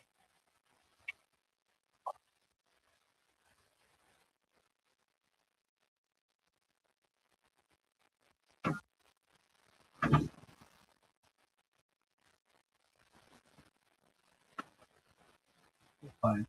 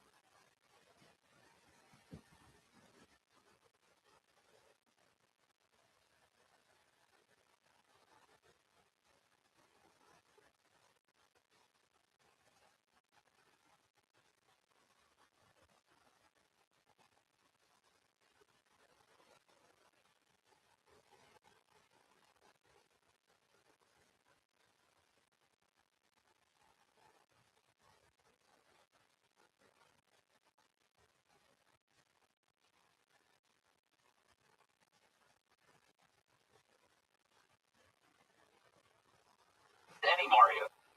It was a role-playing Super Mario RPG Legend of. It seems like an odd idea. Mario and RPGs. Mario has been in a lot of different games, art rate, edutainment, but RPG might have been the genre on people. Mario RPG is considered not only Nintendo, but also one of the best RPGs ever. In Business Insider's list, top 10 video games, Mario RPG, IGN made them permanent fans of the genre. It also squares big break in the Western market. Super Mario RPG has all of their previous releases. See what Super Mario RPG, if you don't already have it on Super Nintendo, readily available on Virtual Console. We may never see a true sequel game. Sometimes, best to go out on. That's all for this episode of The Game Historian. Thanks for watching. Funding for Gaming Historians is provided in part by ViralRabbi. Thank you. Hey everybody, just a quick reminder, still time to create Gaming Historian. Ray has 16 classic episodes with 5 hours of exclusive content. To put the right, order your copy today.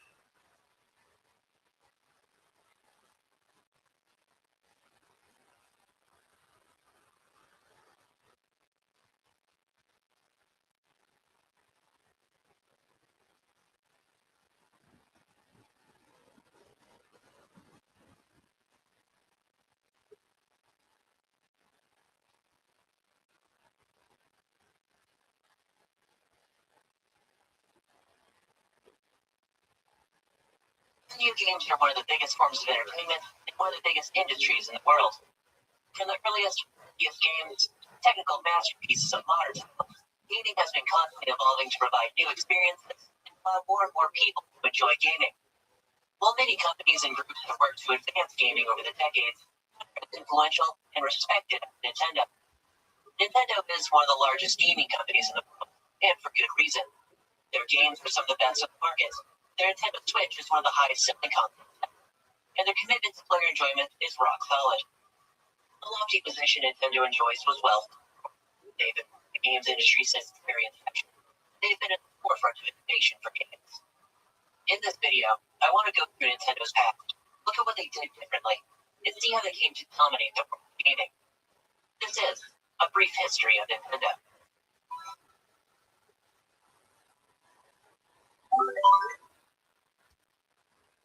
To talk about the history of Nintendo, it's best to start at the very beginning. This is the first building of Nintendo, located in Shimogyuku, Kyoto, and founded in 1889. The founder, Fujio Yamauchi, initially named the company Nintendo, with the card code being a reference to its main product, Hanafuda cards. Playing cards in Japan were a popular form of entertainment at the time, but they were heavily regulated due to their gambling connection. While the Japanese government banned and confiscated Western-style cards, Hanafuda were tolerated as they were a more Japanese invention. Yamauchi himself was a skilled artisan and lover of it. Instead of Hanafuda through Nintendo. His business was initially quite successful. Yamauchi's Hanafuda were well regarded and sought after throughout Kyoto. A major factor in Nintendo's early success was, ironically, gambling. The Yakuza were, and still are, a series of organized crime syndicates in Japan. They were known for operating illegal gambling dens in this time period. While Hanafuda were typically used for gambling, in the absence of Western-style cards, it was a different thing. Gamblers started a new game of Japan, meaning there was heightened demand for Nintendo cards. In addition to their blossoming Hanafuda business, Nintendo would see further success when they began producing Western. It wasn't an illegal move or anything. The Japanese government put their bans on them around the turn of the century. Like it said bans back then. Partnership with Japan to result a massive state corporation. Nintendo was able to distribute their cards in cigarette shops throughout all of Japan, giving them access to an enormous and highly profitable market.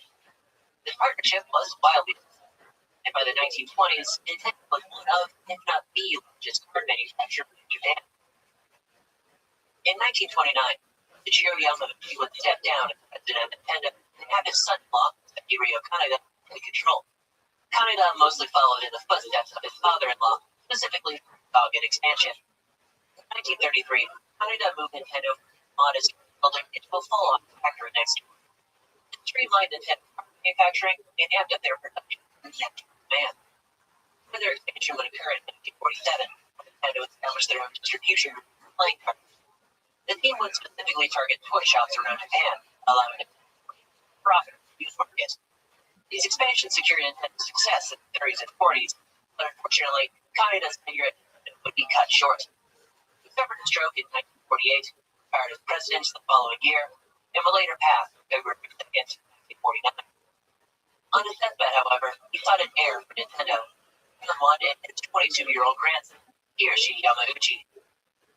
Yamauchi would prove to be the most influential figure in Nintendo's history, and would take the company to new markets, industries, and heights under his tenure. Initially, however, Yamauchi followed the well-tread path and focused primarily on playing cards. In 1953, Nintendo became the first company in Japan to produce plastic packaging cards. This modernized their production and gave them a more appealing product, especially compared to reported cards. Yamauchi's first major success would come in 1959, when Nintendo secured a licensing deal with toys, board games, and of course playing cards would all be adorned with Disney characters. Western cartoons like Mickey Mouse and Popeye were very popular in Japan, and were so popular. Cards remained their primary focus, and thanks to the brand deal, Nintendo would sell a record 600,000 card packs each year. While Nintendo had become a big fish in the playing card market, she quickly realized the pond was entirely small. There was only so much demand and interest in or what Yamauchi had greater ambitions for Nintendo. In 1962, Yamauchi took Nintendo public and began a series of expansions into markets.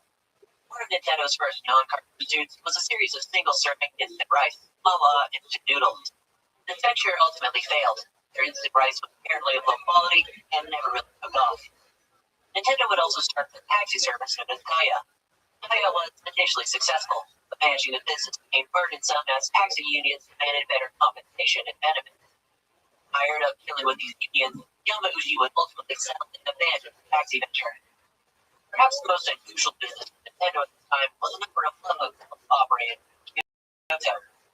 The first mention of this business comes from the 1994 book Game Over, Nintendo World. And while thought looking at the seminal work on Nintendo's history, the love hotel claim is difficult to corroborate.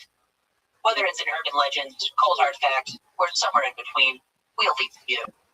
With that out of the way, by the late 1960s, Nintendo was on the brink of bankruptcy due to many failed ventures.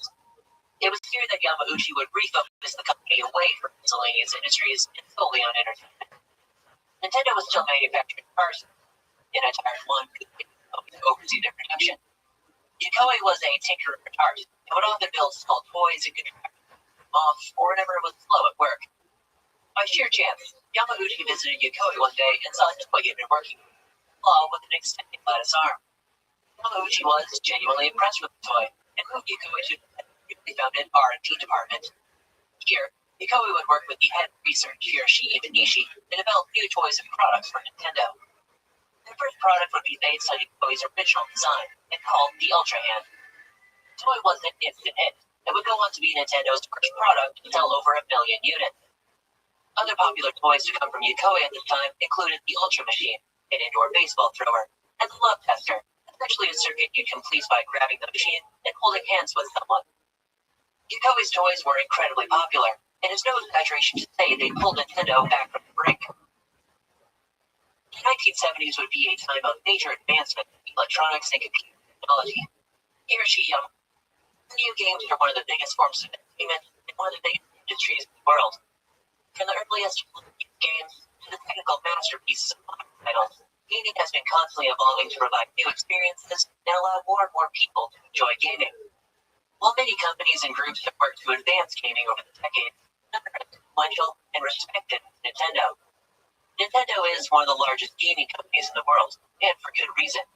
Their games are some of the best on the market. Their Nintendo Switch is one of the highest selling consoles ever, and their commitment to player enjoyment is rock solid.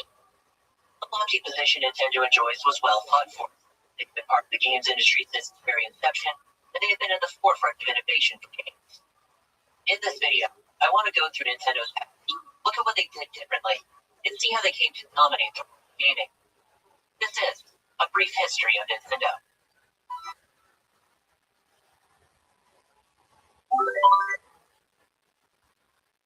To talk about the history of Nintendo, it's best to start at the very beginning.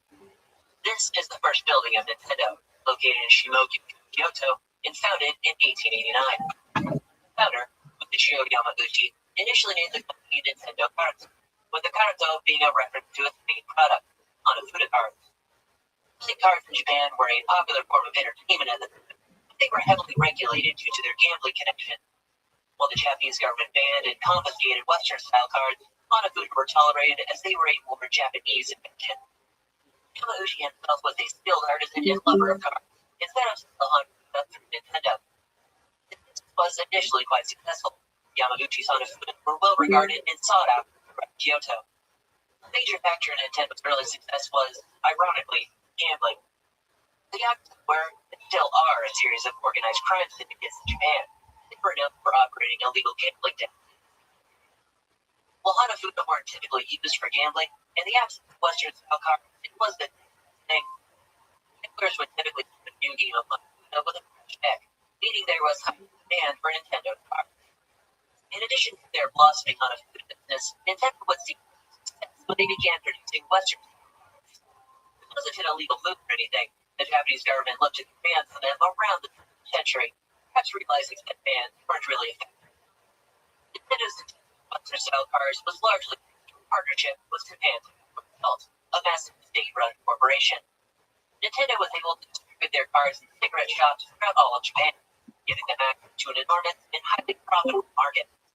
This partnership was wildly successful, and by the 1920s, Nintendo was one of, if not the largest card manufacturer in Japan. In 1929, Michio Yamauchi would step down as president of Nintendo and have his son-in-law, Sekiryo Kaneda, take control. Kaneda mostly followed in the footsteps of his father, specifically through target expansion. In 1933, Kaneda took Nintendo from its modest first building into a full-on factory next door. It streamlined Nintendo card manufacturing in conjunction to national demand. Further expansion would occur in 1947 when it established their own distribution group for playing cards.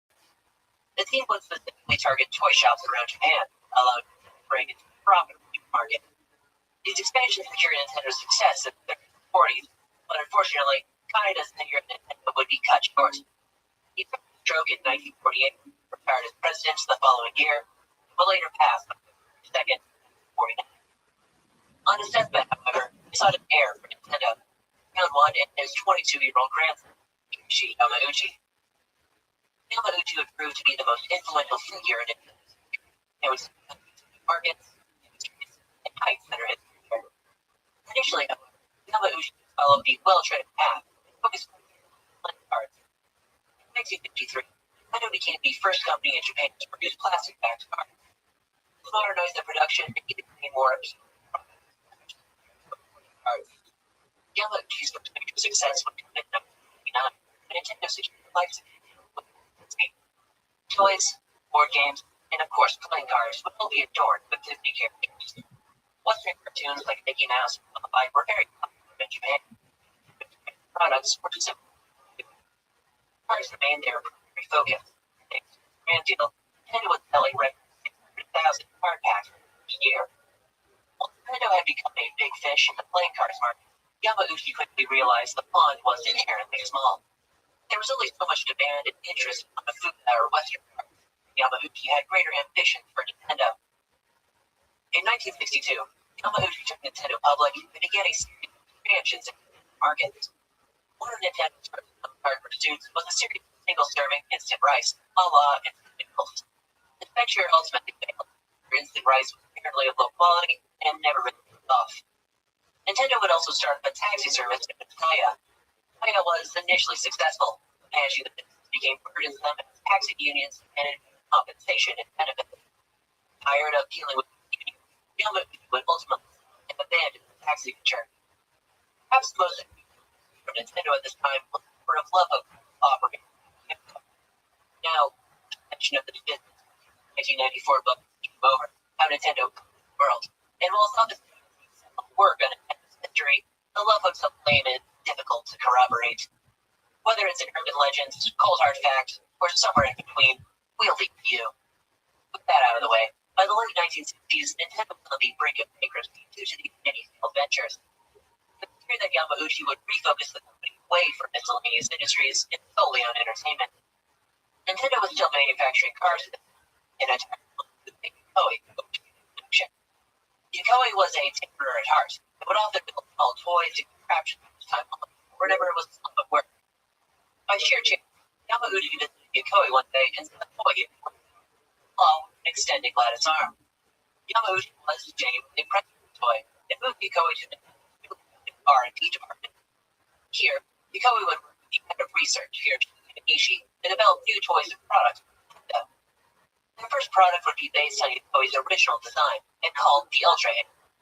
The toy was an instant hit. It would go on to be Nintendo's first product to sell over 1 million units. Other popular toys from Yokoi at the time included the Ultra Machine, an indoor baseball thrower, and the Love Tester, essentially a circuit by grabbing the machine, holding hands with someone. Yokoi's toys were incredibly popular, and it's no exaggeration to say they pulled Nintendo back from the brink. The 1970s would be a time of major advancement in electronics and technology. Hiroshi Yamauchi, realizing the huge potential in these developments, mandated his employees pursue toys and products utilizing technology. Nintendo would quickly see success in this area and to a recent time, Masayuki Uemura. Uemura was an electrical engineer and worker for Sharp. He visited Nintendo one day to hopefully sell his company's latest offering, a series of small solar cells.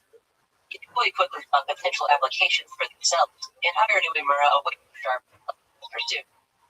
The basic idea was to use solar cells as targets that could be hit with light to make a fun shooting game with the technology.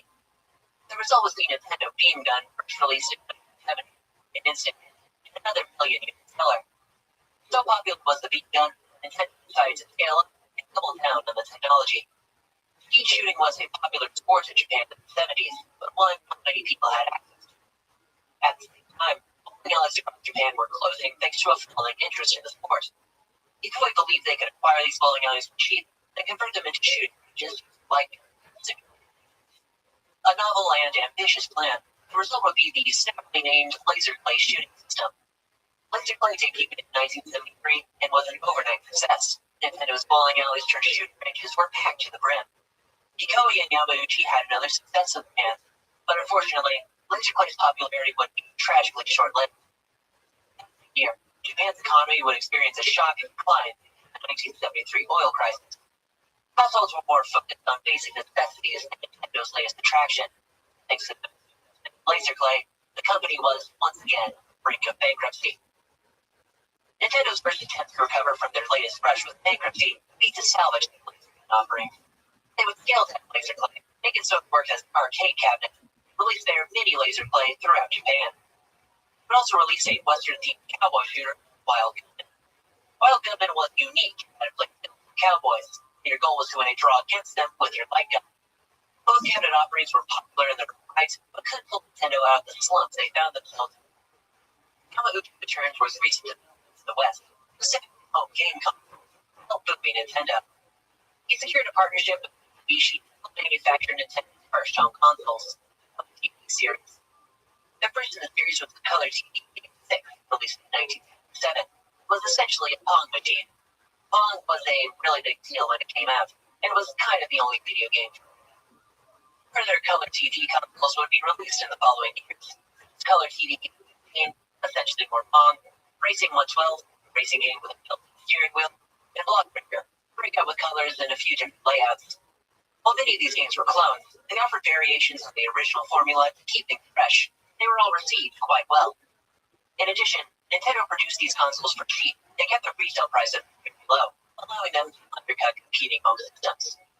Thanks to this, the Color TV series was a resounding success for Nintendo and sold over 3 million consoles across all versions. Color TV would be just the first of Nintendo's successes in the burgeoning field of video games, and their second would come from none other than Gunpei Yokoi. Yokoi's designs all followed a particular philosophy that he termed Karizaki Jutsu no Subihei Shiko, or lateral thinking with seasoned technology. The basic idea is that they developed or mature technologies, then repurpose them to create a new product or fill a new niche. In the late 70s, Yokoi was riding home from work when he noticed a computer playing with a miniature calculator. Realizing that processors and electronics had reached this level of miniaturization, he set about applying the basic technology for Nintendo. The result would be Game & Watch, released in 1980, a handheld video game that would also keep time. The Game & Watch was a fun, inexpensive novelty, came in numerous varieties with different games, and would sell upwards of 40 million units during its 11-year lifespan. The success of the Game & Watch was just what Nintendo needed, quickly pulling them out of the 8 billion yen debt and putting 4 billion up. This cash injection would give Nintendo ample room to experiment with new technology and expand the 80s. While Nintendo was seeing modest success with Color TV and the Game & Watch was a smash hit, their efforts in the arcade scene left much to be desired. Arcades made up the bulk of the games industry in the 70s and early 80s, and Nintendo naturally tried their hand in the market. The problem was Nintendo's early arcade offerings were uninspired. The first arcade that Nintendo put on the market was the 1968's computer Othello, a digitized form of the strategy board game.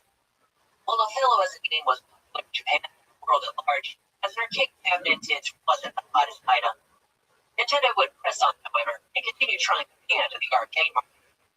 They would release games such as Monkey Magic, a Breakout clone, Space Fever, a Space Invaders clone, and Sheriff, a game that took heavy inspiration from Space Invaders. Nintendo was well aware of their copycat tendencies and had neither issue nor shame with practice. The unoriginality in Nintendo's arcade titles would be reflected in their performance. They were little more than trend chasers and two-bit players in the arcade scene. Nintendo would see further setbacks in 1980 due to their commercial flop, Radar Scope. Radar Scope, while clearly being inspired by Space Invaders, was initially received well in Japan. Yamauchi believed it would perform similarly well in the United States, and did a major advertising push for Radar Scope in the U.S. Unfortunately, by the time it arrived in the U.S., there was little interest in the game. Space Invaders craze had been replaced with mascot-centric games like Pac-Man, and of the 3,000 Radar Scope units shipped, only 1,000 actually sold. The failure of Radar Scope and Nintendo's enduring inability to break into the American market vexed Yamauchi. Nintendo was in need of a mega hit, like Space Invaders or Pac-Man, and they needed it fast. Fortunately, this mega hit would come in 1981, thanks to one Shigeru Miyamoto. Shigeru Miyamoto was hired onto Nintendo in 1977.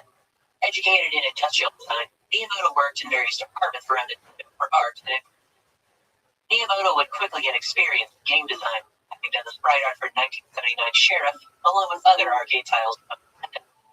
He was a creative mind and rising star for Nintendo, and Yamauchi would call on him in 1981. He would express Nintendo's need for a breakout title and ask Miyamoto to lead that project. Miyamoto quickly and enthusiastically accepted the challenge, ended up designing what would eventually be Donkey Kong. Donkey Kong as a project would be painstakingly pored over by Miyamoto and his team, and was in many ways a culmination of game design at the time. Miyamoto was an avid gamer himself, and coupled with his background in industrial design, he had easy to be a game that anyone can pick up. Donkey Kong is truly lofty goals. Player, your objectives, and the obstacles in between are communicated instantly. You don't need a tutorial to know you have to climb ladders, dodge barrels or fireballs, and save your girlfriend. The gameplay itself is challenging, but fair. Barrels, springs, and fireballs are just random enough to keep a player engaged and on their toes.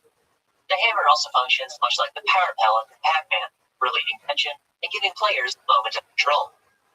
Furthermore, Donkey Kong wasn't just fun to play, but also fun to watch.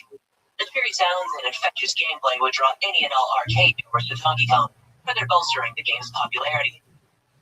Finally, Donkey Kong capitalized on trends much more intelligently than prior attempts at Nintendo. Pac-Man was going gangbusters around the world in 1981, and there was a general interest in mascot characters. Miyamoto initially planned to make the game with Popeye characters, with Popeye as our hero, Pluto the villain, and Olive Oil being damsel in distress. Due to the slow process of licensing, coupled with the technical difficulties of making a realistic Popeye, the original characters of Donkey Kong, Lady, and Jumpman were used instead. This move would prove to be popular and effective. Jumpman was one of the first arcade characters to look even vaguely humanoid, and Donkey Kong's softer, more sympathetic design was inviting and well received. The numerous factors that made Donkey Kong, a game that wasn't popular more intelligently than prior attempts at Nintendo. Pac-Man was going gangbusters around the world in 1981, and there was a general interest in mascot characters.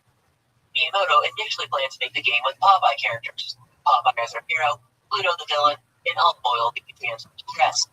Due to the slow process of licensing, coupled with the technical difficulties of making a realistic Popeye, the original characters of Donkey Kong, Diddy, and Jumpman were used instead. The move would prove to be popular and effective. Jumpman was one of the first arcade characters to look even vaguely humanoid, and Donkey Kong's softer, sympathetic design, fighting, and well received. The numerous factors that made Donkey Kong culminated in a game that was impossible to put down, and Nintendo saw this very early.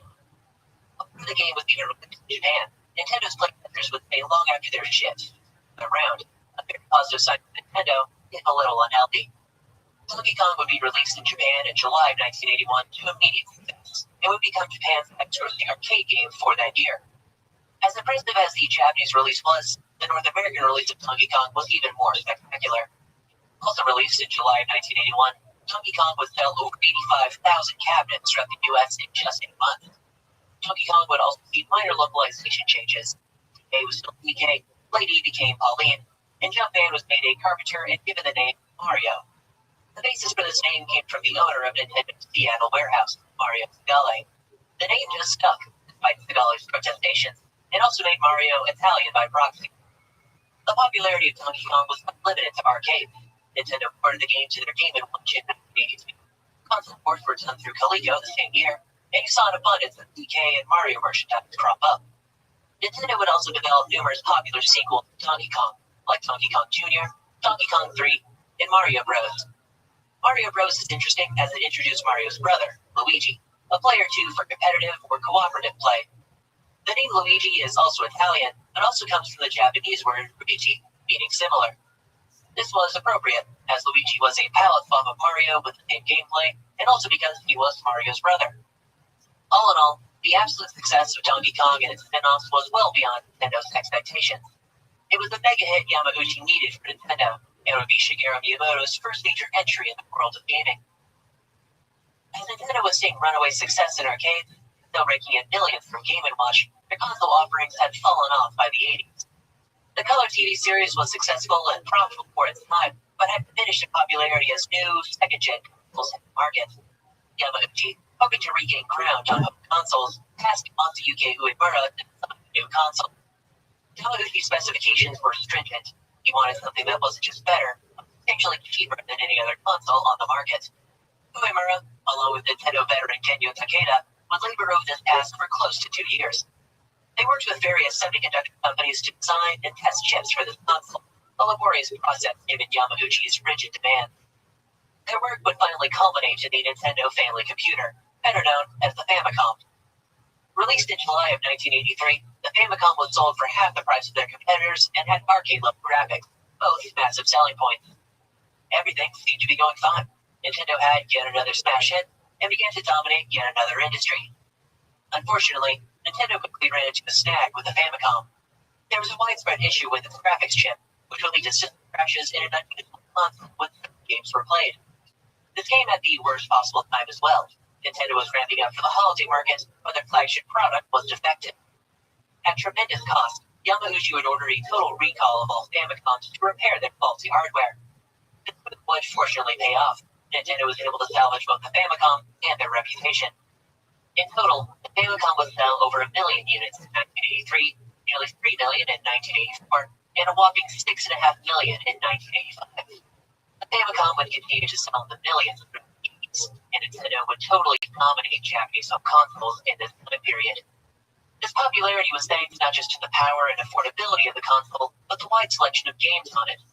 Nintendo released the Famicom with near-perfect ports of its arcade titles, all popular in their own right, and just as popular on the console. Nintendo would initially be the sole producer of games for the Famicom, but would begin licensing games from other studios in mid-1984.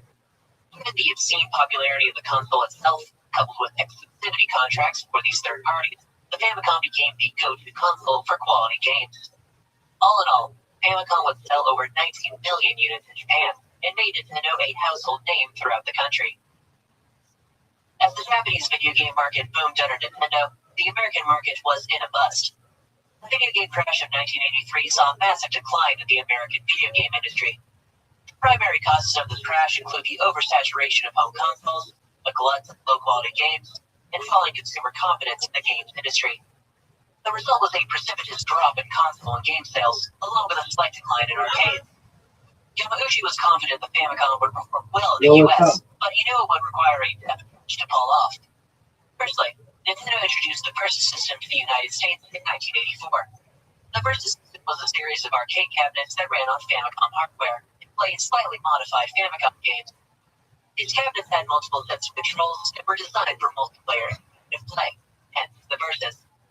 Games on these cabinets were readily and easily interchangeable as well. Arcades could swap out one game for another in as little as 20 minutes. The Versus system would be popular gamers, like. Gamers enjoy the competitive nature and quality of games, and arcade owners were able to get new games cheap. Some was a huge success. It sold up to by the end of 1984 and more in the following year. Also helped Nintendo gauge interest in Famicom. They were able to test the hardware and software in American markets, facing the console. Due to the success of the Versus system, Nintendo was confident the American market would react positively to Famicom. However, there was still a stigma of video games in the video game industry by 1985. In an effort to circumvent this stigma, Nintendo would completely redesign the console for American audiences. Their first change would be in the name. Nintendo would call their console the Nintendo Entertainment System. It wasn't a computer. It wasn't a video game. It was a fun, toy-like device, at least in terms of marketing. Nintendo would further lean into the toy-like aspects of their console by harping on features like Zapper and Rob. In addition, the NES itself was explicitly designed to look like a video game console. Cartridges weren't loaded from the top like older consoles, but from the front like a VCR. All this was done to paint different lights on the NES, one free from the negative connotations of video games. With the Famicom finally redesigned for American audiences, Nintendo made preparations to release their NES. Nintendo of America, Nintendo's US branch, initially released the NES to a limited regional audience, New York City. NYC was chosen not because it would be easy to sell the NES there, because it would be hard. NYC was a highly competitive market by default, and was also affected the worst by the video game crash of 1983. If the NES could succeed in New York City, Yamauchi thought, then it would succeed across the US. First released on October 18, 1985, net sales in New York were frankly middling. Of 100,000 units shipped to the US, only half had sold by 1986.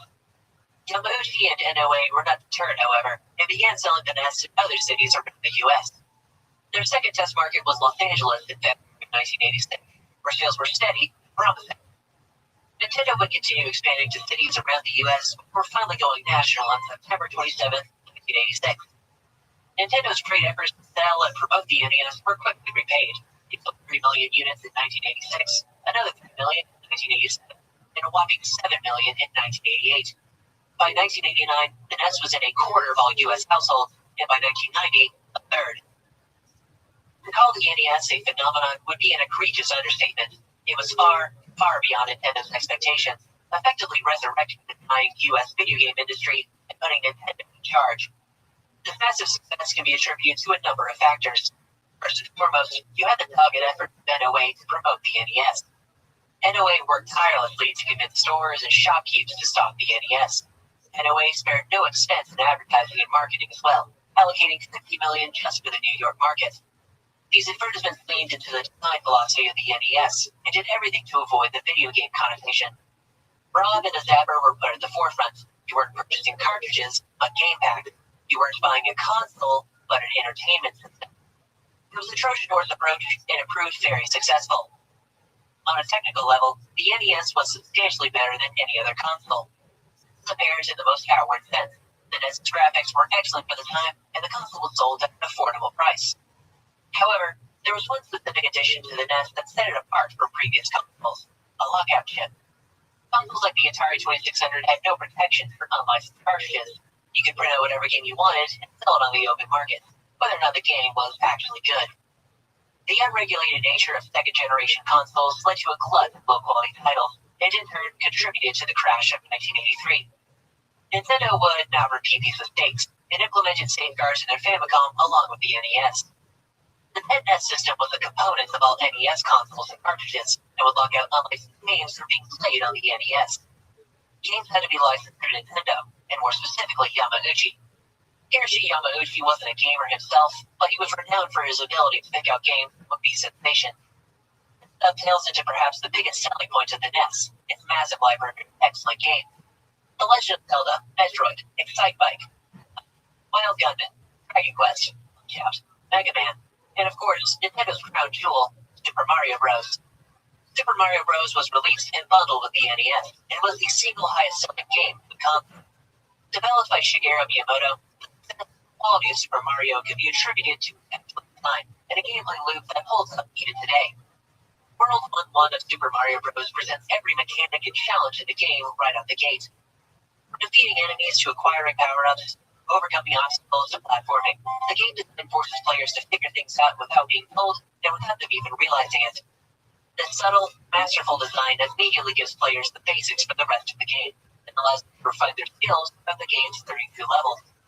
Another factor in Super Mario Bros. Popularity was the music. Shigeru Miyamoto worked closely with composer Koji Kondo to develop the soundtrack for Super Mario. Kondo would take inspiration from modern jazz funk when composing, and these influences can be directly found in the final product. The soundtrack was treated with the respect it deserved. Its quality and catchiness would be one of the most iconic aspects of Super Mario Bros. The game would go on to sell over 40 million copies during the NES's run, and Mario became a cultural icon across the United States. The success of Super Mario Bros. And its subsequent sequels would result in a huge amount of merchandising as well. Plushes, lunchboxes, fruit snacks, cereal, sweaters, playing cards, toothbrushes, beach towels, paper cups, glasses with lead paints, telephone books, and bike alarms would all be adorned with Nintendo's new mascot. Thanks in large part to Mario, the NES was an unbelievable success for Nintendo, and it would sell nearly 62 million units around the world. Perhaps more impressively, the NES managed to resurrect gaming in America, cementing Nintendo as a major player in gaming worldwide. While the NES was going gangbusters across Japan and the US, Nintendo had begun to scale back the arcade business. This was thanks primarily to the insane popularity of the Famicom and the NES, but also due to recent laws passed in Japan. The Business Affecting Public Morals Regulation Act, or FUEHO, was a law first passed in 1948. It was meant to regulate dancing and other forms of entertainment in Japan. The law would be amended in 1984 to target various gaming operations, with the goal of inhibiting illegal gambling. However, due to the vague wording and inconsistent enforcement of the law, many legitimate arcades got caught in the crossfire. The law also imposed regulations on arcades. Children under 16 couldn't play after 6 p.m., and arcades in general had to close by midnight.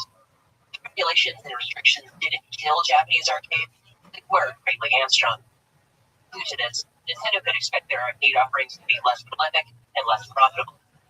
Furthermore, Yamauchi feared Japanese arcade operators would sell their cabinets overseas and compete with Nintendo's regional operations. Nintendo would thus make the bold move to completely pull out of the Japanese arcade scene and instead focus solely on foreign markets.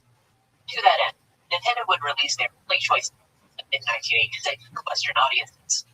The Play Choice 10 was essentially an enhanced versus system. Players had access to up to 10 games on one cabinet. Play Choice would continue to advertise upcoming NES titles as well. Super Mario Bros. 3 would take on arcades before being released on the NES.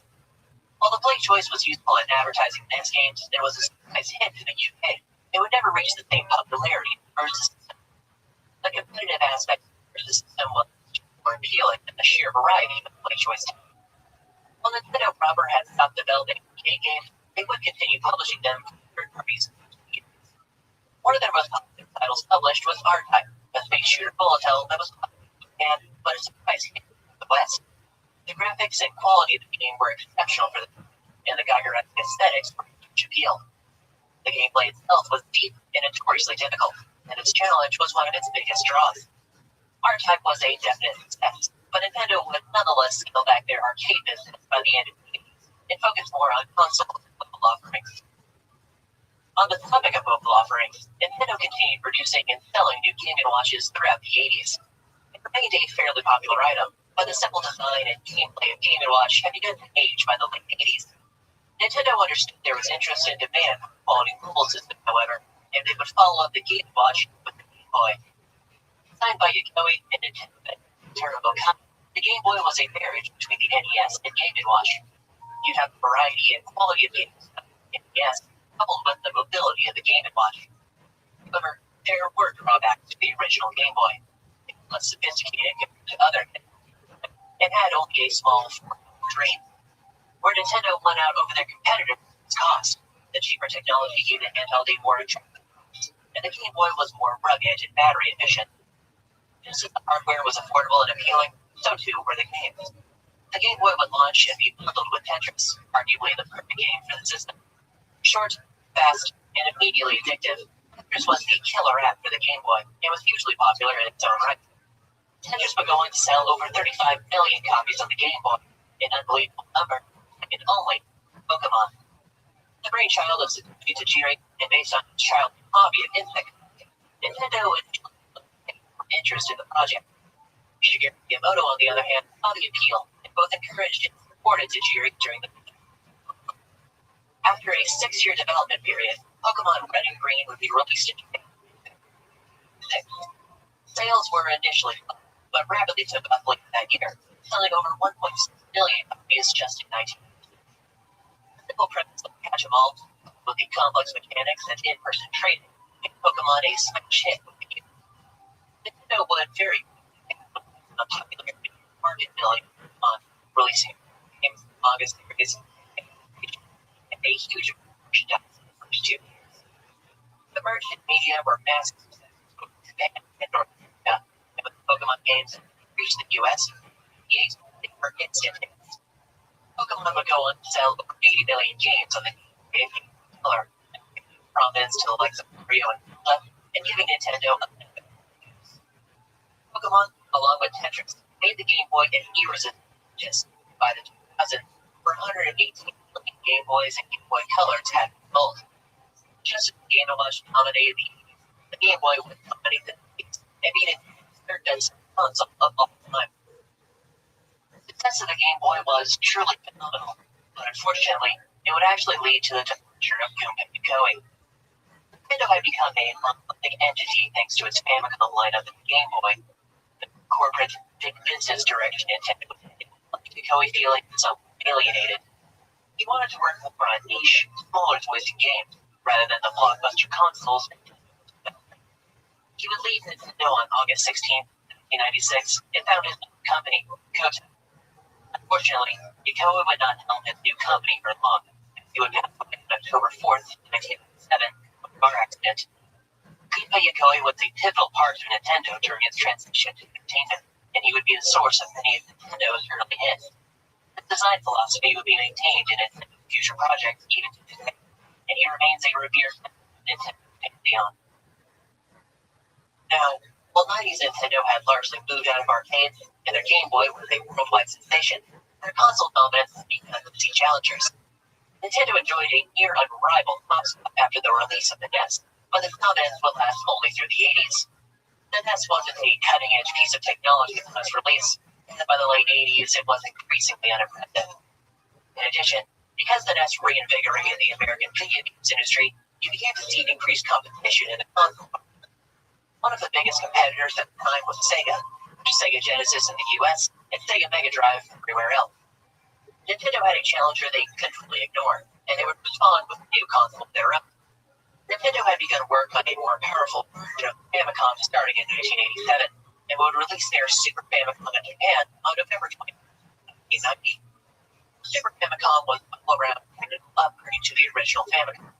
The system was faster, more detailed, had better sound, and bigger games. Super Famicom would also introduce rudimentary 3D graphics with its giving an impressive level of detail, especially Super Famicom would be the preferred 4th-gen console in Japan, but 4-1. However, Nintendo would not see the same forces in the West. Sega Genesis was a much more popular console in the US. Nintendo would release their North American Super NES in 1991, immediately facing stiff competition with Genesis, and more specifically, Sonic. Sonic the Hedgehog was a game released in 1991. The titular mascot was designed specifically for the American markets. Created by designer Naoto Oshima, financial criminal Yuji Naka, Sonic had attitude to be the cool character in the video game scene. Sonic was the forefront of Sega's numerous advertising campaigns, which painted their console as a cooler, more adult option compared to Nintendo. Coupled with the earlier release of the Genesis, much larger library, instead, Sega would lead console sales in the West. Another important metric for the success of a console is that attach rate, essentially the number of games sold per console. In this regard, the Genesis handily won out over the SNES, selling over twice as many games per console. The success of the Genesis should not detract from that of the SNES, however. It was the clear winner in Japan, had comparable 16-bit hardware to the Genesis, and possessed a vast library of quality titles. Nintendo's Golden Goose, Mario, would have several popular games on the SNES, but you would also see franchise returns, Zelda and Metroid, along with new classics such as Star Fox and Mario. Donkey Kong would appear again as well, and Rare's Donkey Kong Country would actually give the SNES a much-needed boost in quick. In total, the SNES would sell around 49 million units worldwide, handily outselling the Genesis, and ultimately be considered one of the best consoles of the 2D era. 1996 would be the year Nintendo released their fifth-gen console, the Nintendo 64.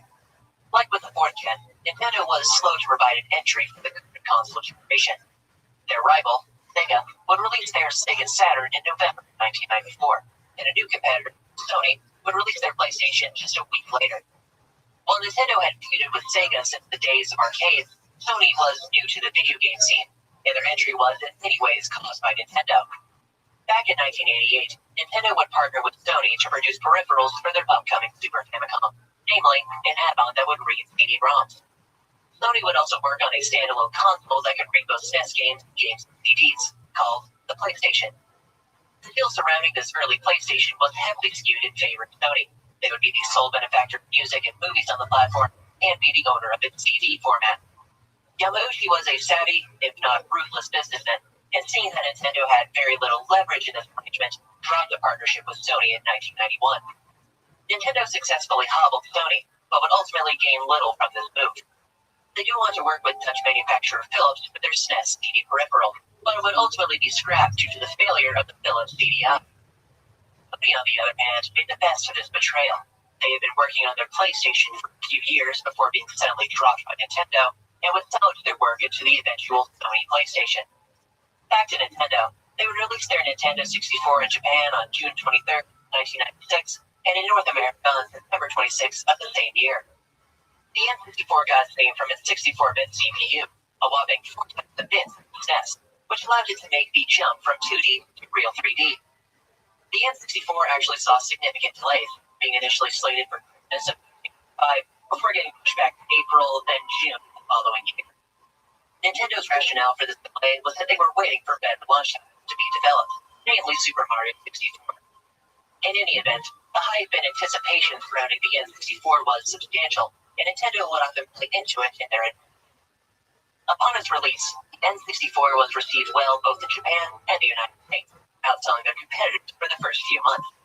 The N64 would also launch with one of the most iconic entries in the market, Super Mario 64. Super Mario 64 would be Mario's first adventure in 3D, immaculately translating Mario into the next dimension. It would beautifully show off the capabilities of the N64. The world to explore was massive, the music was iconic, and the gameplay was just fun. Its charm and sheer quality would lead to numerous awards for N64, and it would ultimately be the highest game on the N64. It was a killer N64, and despite not being bundled with the console, it would still drive huge sales. However, going into 1997, the N64 would lose serious ground to its main competitor, the PlayStation. Outside of the launch window, the N64 sales were always a distant second to the PlayStation, for a number of reasons. The biggest issue the N64 faced was regarding games, namely that it didn't have too many. Super Mario 64 was fantastic, but it was one of only 2 launch titles. This paltry variety of games was a consequence of the N64's notoriously difficult game development. Poorly designed hardware, coupled with the newness of 3D technology, made development on the N64 a challenging, if not infuriating, endeavor. It stymied production on first-party titles and disincentivized third parties from even bothering with the console. Third parties would be further disincentivized from developing on the N64 due to the fact it utilized cartridges for games. While cartridges had certain advantages over CDs, such as faster load times and being harder to pirate, they also came with a slew of disadvantages. First and foremost is cost. Cartridges are several times slower and more expensive to produce compared to CDs. The higher cost and lower returns from just putting the N64 didn't help attract parties to the console. In addition, N64 cartridges could store at most a measly 10 data on a CD, and devs would have to dramatically scale down their games if they wanted them on the N64. The unnecessary constraints were unappealing, and it also led to fewer cross-platform titles on the N64. In short, the limitations and frustrations of working on the N64 turned third-party games away from the console. Outside of the hardware and software issues on the N64, Sony just did business with their PlayStation. You see this just in the cost of both. Whereas Nintendo would often make their consoles cheaper than the competition, their N64 was always at the same price as PlayStation. In fact, Sony would consistently slash prices on the PlayStation, leaving the N64 to play catch-up. The advantage Nintendo so often enjoyed was now held by Sony, and it led to substantially greater sales for the PlayStation. It's worth noting that both of these consoles would be sold at a loss. The strategy was to just get them in the hands of consumers and recoup any losses through game sales. While both the N64 and PlayStation sold more than enough games to be profitable, the PlayStation had a much higher attach rate thanks to its larger and broader library. Part of this came from the PlayStation's better marketing and direction compared to the N64. While Nintendo stuck to a preteen audience, both in games and with advertisements, Sony would aggressively cater to a more mature and broader demographic. Nintendo's failure to capitalize on older gamers they themselves created with their prior consoles allowed Sony to heavily capitalize on them. Ultimately, the N64 would sell half the number of PlayStations in the US, a fraction in Europe, and be beat by even the Sega Saturn in Japan. The N64 is a somewhat odd console in the history of Nintendo. It was a financial success, but a middling one compared to prior consoles. It had some of the best games ever made, but missed out on just as many. It implemented new technologies, but its message in the past weighed it down. If the fourth generation challenged Nintendo's top spot, then the fifth generation fully dethroned them. Moving forward, Nintendo would be in a much more competitive gaming scene. They were no longer the only option for gamers and game developers. They would have to take lessons from their competition and carve out a niche of their own to succeed, if not survive. However, before venturing into the 21st century and the 6th gen, we would be remiss to gloss over Nintendo's less popular 5th generation entry, the Virtual Boy. The Virtual Boy is a strange piece of gaming hardware. Essentially a stationary VR headset, the Virtual Boy hoped to give its games a sense of 3D through stereoscopy. Stereoscopy is a visual technique involving two images, both of the same subject, but with one picture at a slight angle. If you position the two pictures close to your eyes, you generate the illusion of a 3D image. The Virtual Boy would take this principle to use two small screens that would generate stereoscopic images of games. On the surface, the Virtual Boy seemed like an interesting and unique offering, and Nintendo was fairly competent in the console. However, there were a number of fundamental flaws surrounding the console.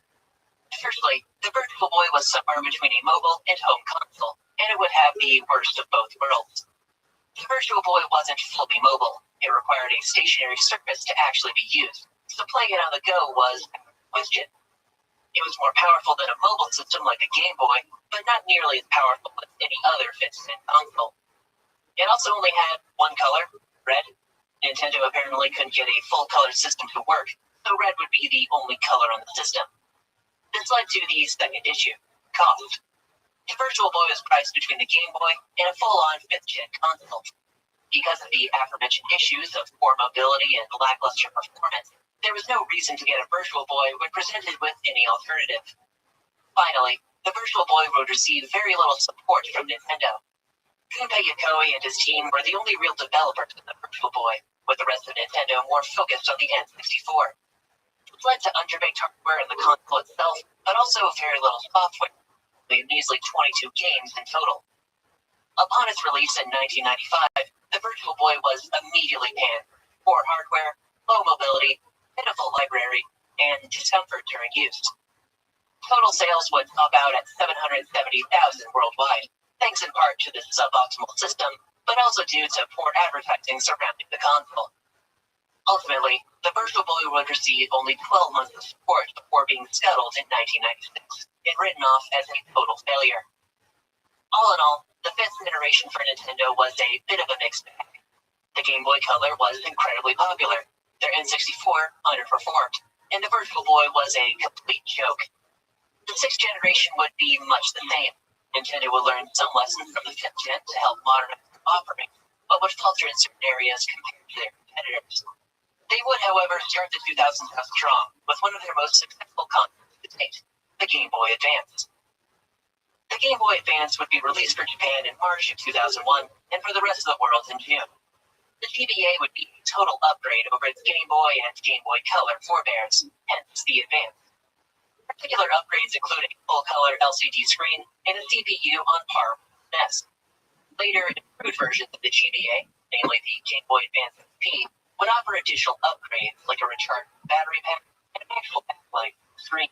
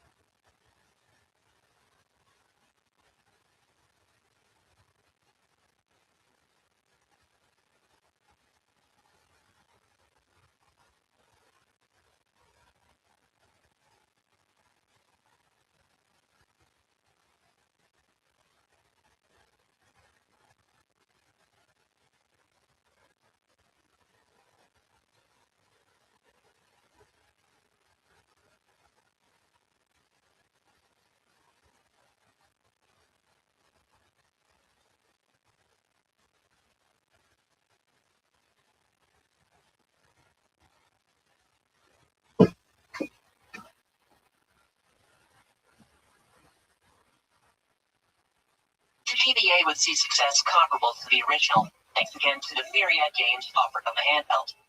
Like with the first Game Boy, the most popular title in the GBA was the Pokemon series, and about 40 million copies of Pokemon were sold for the handheld. Outside of Pokemon, the GBA was home to a number of SNES upgraded NES games. This would introduce some of Nintendo's classics to a new generation, and be a big draw to the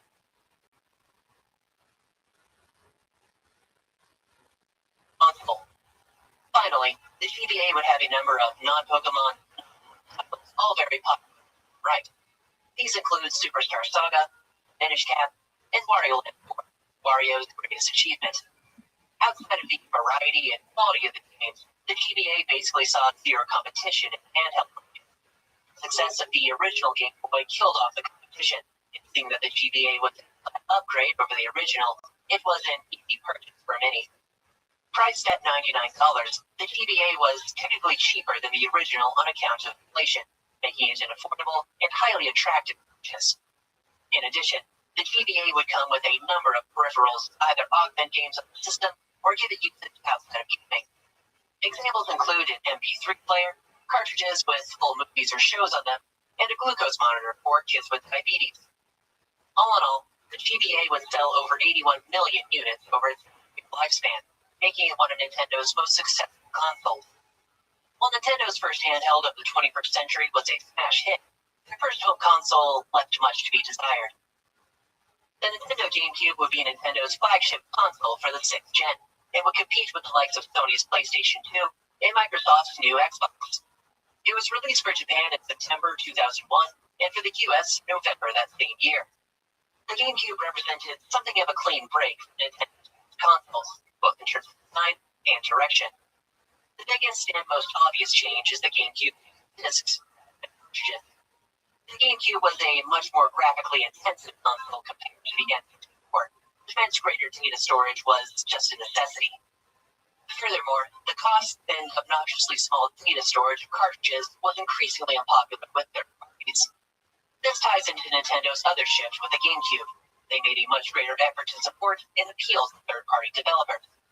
The difficulty of developing for the N64, contrasted with the PlayStation's success with third-party games, meant that Nintendo needed third-party support for the GameCube to succeed. Furthermore, Nintendo would work to shake its family-friendly image at this time in order to attract a broader range of gamers and developers. While E-rated first-party games were plentiful on the console, they opened themselves up to plenty of third-party offerings with high age ratings. While Nintendo had taken many steps forward with the GameCube, their competitors at Sony were still a few steps ahead. Their PlayStation 2 had two major advantages over the GameCube, with the first being an incredibly popular previous console. The PS1 was the single highest-selling console ever by 2000, the year of the PS2's release. The PS2 was also backwards compatible, meaning one's PS1 library could find a home on a more powerful console. Nintendo couldn't say the same. Their N64 was well received, but sold only around a third the number of PlayStations. Furthermore, you couldn't really pop in an N64 or SNES cartridge into the GameCube, meaning it would rely solely on its own library. The second advantage the PS2 had over the GameCube actually had nothing to do with games. It was the PS2's DVD player. In an era where all movies and shows are streamed or acquired online, it's worth emphasizing just how big a deal this was. DVD players at this time were very popular, but fairly expensive pieces of technology, costing around $200 to $300 in 2000. The PS2 was thus a unique and tantalizing proposition.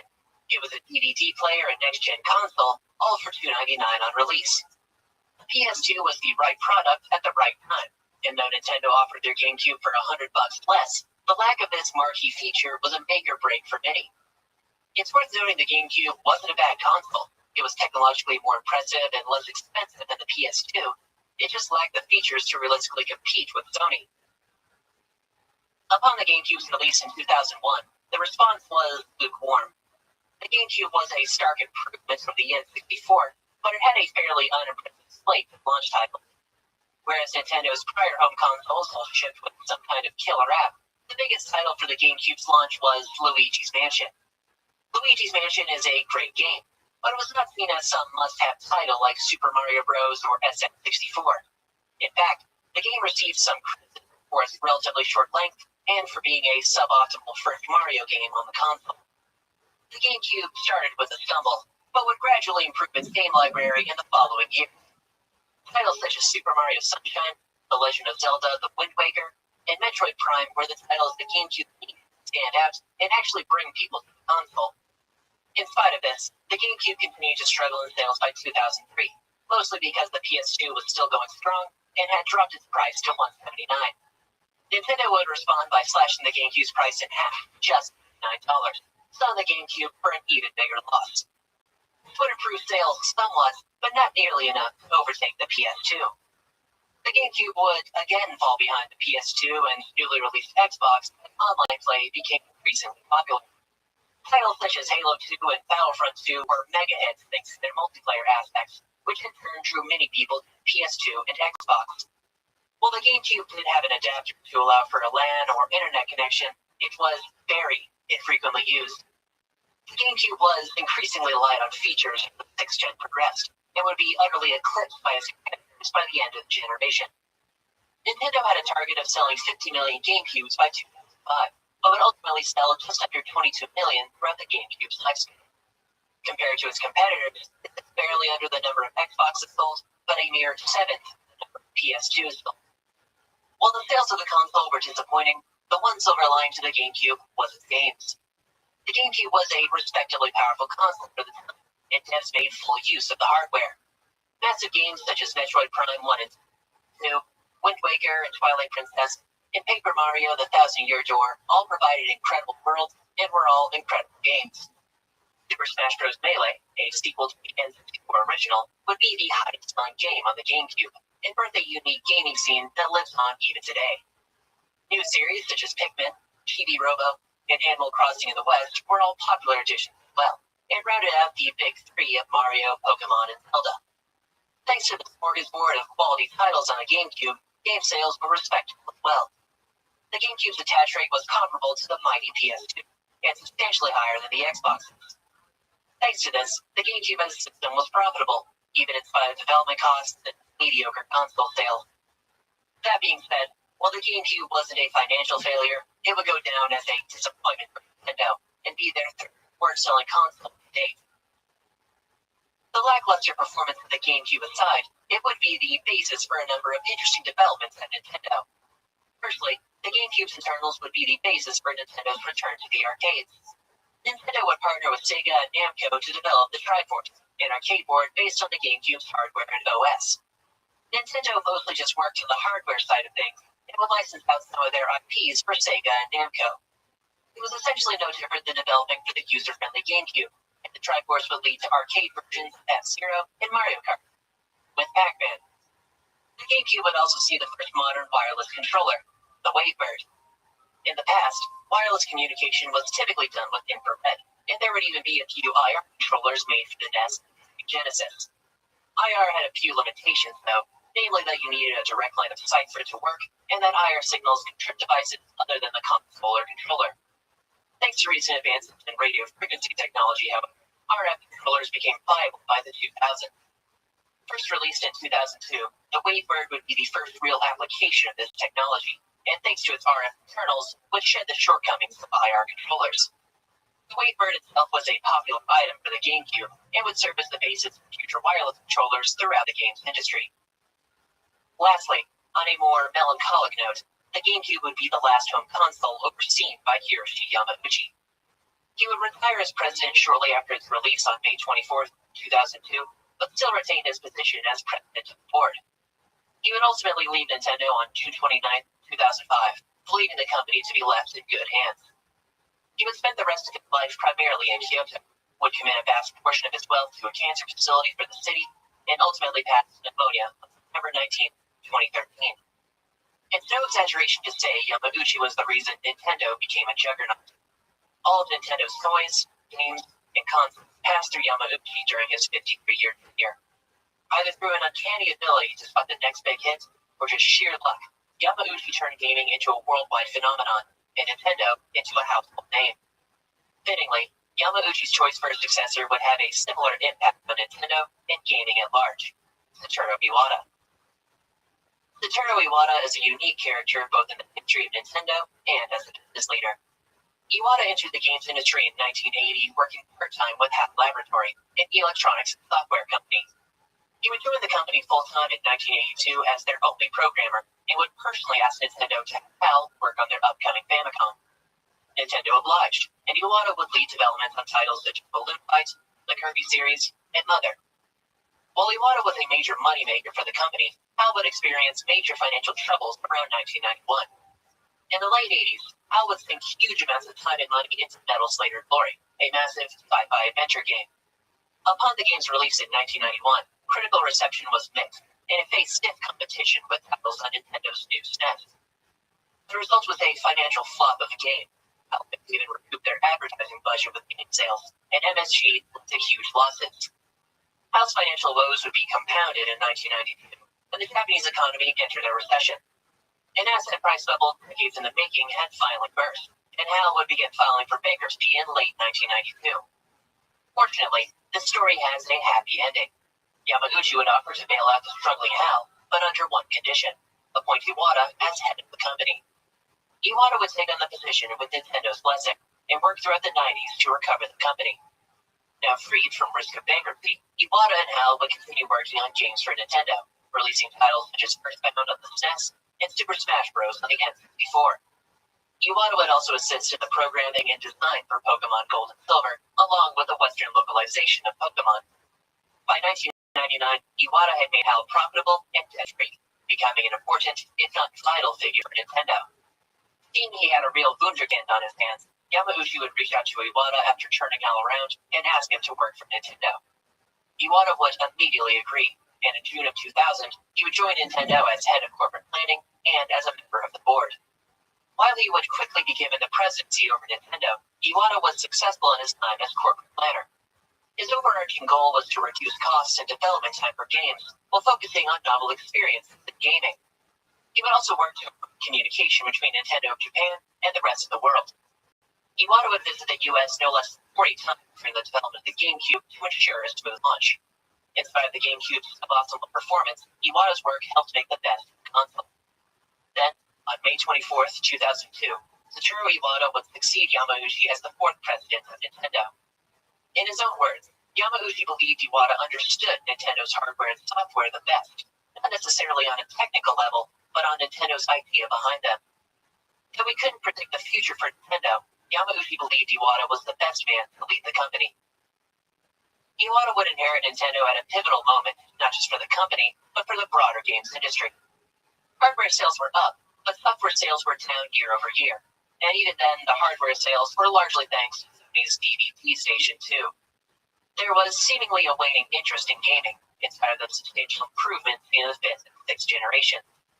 Rather than double down on technological advancements, Iwata and Nintendo would implement the Gunpei Yokoi school of thought, go back to basics, and try to create a more unique gaming experience.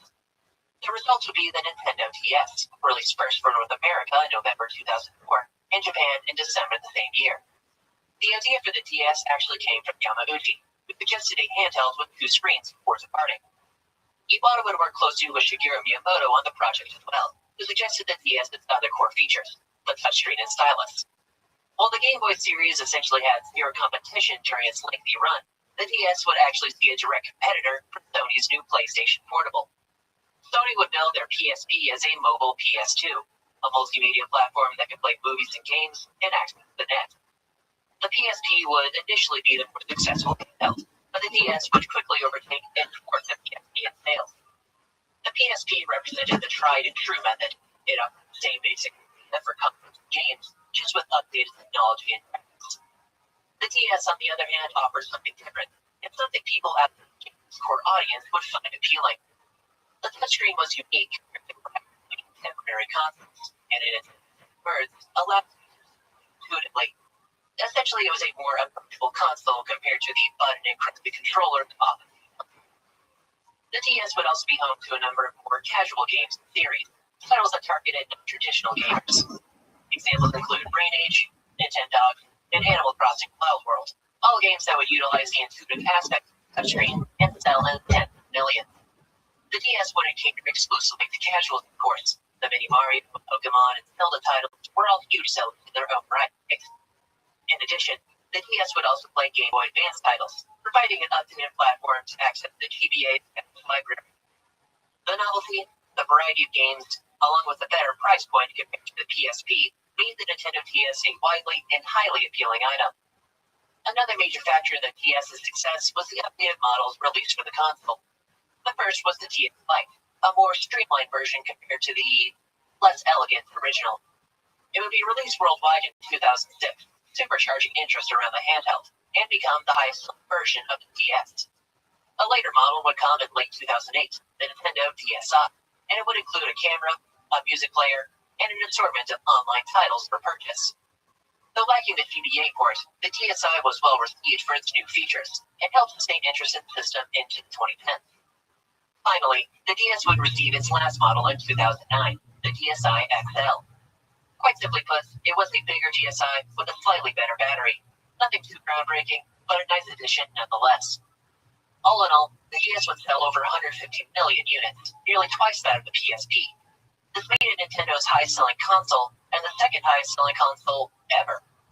The unbelievable success of the DS validated the direction Nintendo chose to pursue, one that didn't compete with Sony or Microsoft head-to-head, but instead offered something unique. The DS's unorthodox yet intuitive design was something everybody enjoyed, and it would be the underpinning of their next console, the Wii. Planning stages for the Wii began in 2003, around the same time as the first few DS prototypes, and under the codename Revolution. Just as the DS was a departure from design norms, so too was the Wii, with Iwata's first requirement being to make a console that Mom would like.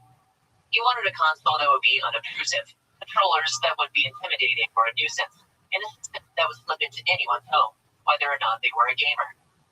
To that end, the most fundamental and important component of the Wii would have to be the controller. Iwata specified it should be like the DS, to allow for intuitive, direct controls, and have a form factor similar to the TV remote.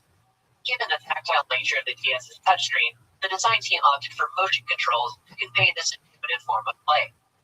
They would achieve this by integrating accelerometers in the controllers, turning motion into actual input. The first few prototypes of these controllers were unique, to say the least, but the design team would have a breakthrough in late 2004. Nintendo veteran Genyo Takeda suggested the use of an IR pointer and sensor, adding another layer of motion tracking. The fact you had to point it at the screen dovetailed perfectly into the TV remote design, and the results would be the iconic Wiimote. The Wiimote would offer a streamlined, hand-fitting design for games requiring motion controls, and could be flipped horizontally to play more traditional games. The Wiimote had its familiar, TV remote design for non-gamers, but could also be used for more demanding games thanks to its nunchuck attachment. The Wii's remote is elegant in its simplicity, and the console itself is similarly sleek. The Wii is slim, much smaller than any prior Nintendo console, and meant to fit in nicely on any shelf or table. This sleek design served aesthetic, but also practical purposes. Japanese houses tend to be fairly small, meaning a sleeker console is better suited for their home market. Furthermore, this miniaturized design led to lower power consumption and a much quieter fan, traits that would certainly appeal to your average Japanese mom. In terms of hardware, the Wii is often referred to as two GameCubes taped together, and this is fairly accurate in terms of technical specs. The GameCube itself was one of the more powerful systems of the 6th gen, so Nintendo saw little issue in just scaling it up. This made the Wii backwards compatible with the GameCube as well, a major selling point for the PS2 and the DS. Fundamentally, the Wii represented a different yet deliberate path for Nintendo. They weren't obsessed with graphics, the Wii was still in standard definition. They weren't trying to make the next big multiplayer game, they left that to Sony and Microsoft.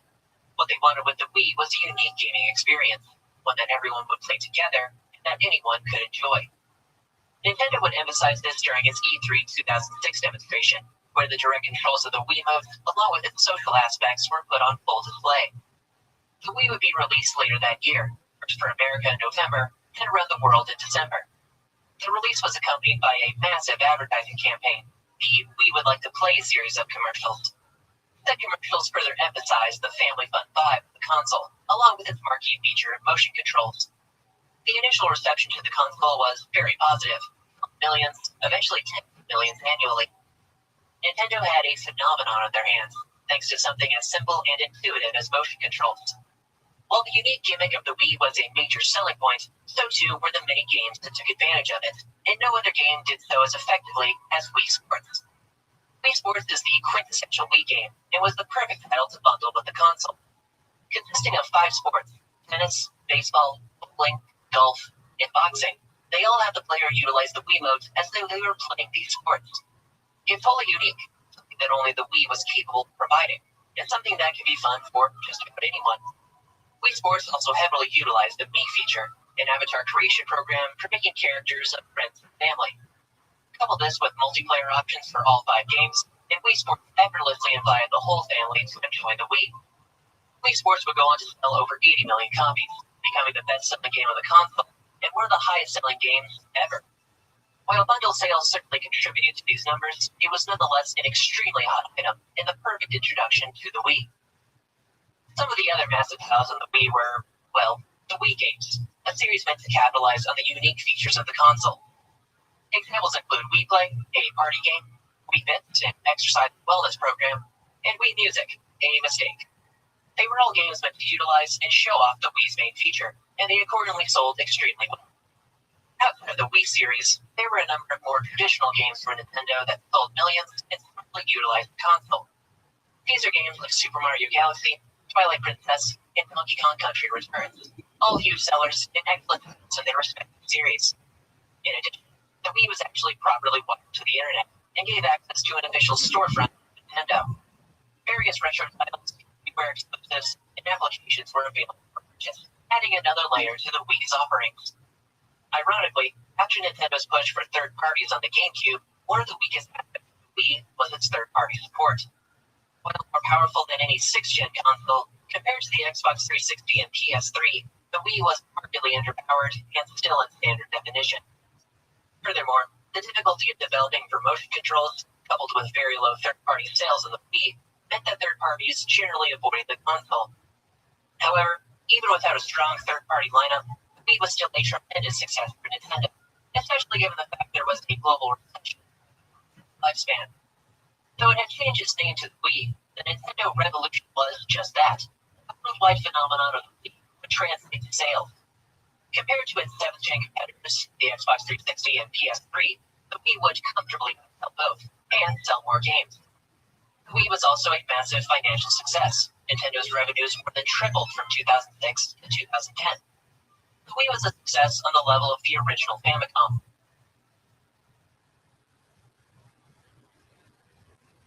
And by 2010, Nintendo had been elevated to the top spot once again. Going into the 2010s, Nintendo would begin a new, more direct way of communicating with fans, Nintendo Directs. Traditionally, the primary method of making announcements for games, consoles, or events was through trade shows, like E3 or Tokyo Game Show. While there was always anticipation and excitement around these events, they were annual, meaning new information often came out at a relatively slow pace. One of Iwata's major efforts as corporate planner and president was to improve communication between Nintendo and various markets. His first major pursuit in this area was Iwata Act in 2006, where he would conduct short interviews with important developers. These interviews provided insight into the games and projects at Nintendo and gave the public face to the company in the form of Iwata. The success and positive reception of Iwata Asks led to the in general formats of Nintendo Directs. Here, information about new games and consoles could be driven by audiences, maintaining interest and hype around Nintendo year-round. Iwata would not be head or face Directs either. Shigeru Miyamoto and President of NOA, Rich Kizume, would often lead and star in Directs as well. In addition, while many of these Directs were worldwide translated releases, you had just as many local Directs to speak to a particular region. Directs wouldn't be for just first-party projects either. You would begin to see Directs focused primarily around third-party and indie titles coming to Nintendo. Nintendo Directs were, and still are, very popular. So popular, in fact, that Nintendo's two main competitors would blatantly copy the format. All in all, Nintendo Directs have been a major success for Nintendo, and it was here that they would discuss their first major offering of the 2010s, the 3DS. The Nintendo 3DS was essentially a souped-up DS. Faster processing speed, larger screens with high resolution, and bigger games all came with the 3DS. Aside from its upgrade, its marquee feature was the stereoscopic 3D option, and 3D. 3D feature would actually lead to some controversy surrounding the console. Nintendo suggested that children under 6 shouldn't utilize the 3D feature, claiming it could damage developing eyesight. Led to minor hysteria surrounding the 3DS, but would be eliminated once parental controls were installed and actual medical reports were published. The 3DS would be released first for Japan in February 2011 and worldwide the following month, and immediately sold in the millions. By the end of March, over 3.5 million 3DS had been sold, a huge number, but just under Nintendo's target of 4 million. Due to missing the benchmark, coupled with a poor first quarter, Nintendo would slash the price of the 3DS in July. Initially marketed at $250 or the region equivalent, Nintendo would cut prices for the 3DS by about a third worldwide, tripling sales of the handheld almost overnight. There was some annoyance among the early adopters after this fairly quick price cut, but Nintendo would offer these customers a number of free GBA and retro titles as recompense. As 2011 progressed, a number of major titles for the 3DS were released, namely Super Mario 3D Land and Ocarina of Time 3D. The improved launch library further boosted sales, and by the end of 2011, over 11 million 3DSs were sold worldwide. Just as the DS would see numerous updates with the 3DS. You'd see the 3DS XL in 2012, a larger version of the 3DS, and the 2DS in 2013, a budget option without the 3D. You'd also get the new 3DS line in 2014, an upgrade to the baseline 3DS with eye tracking 3D and improved internals.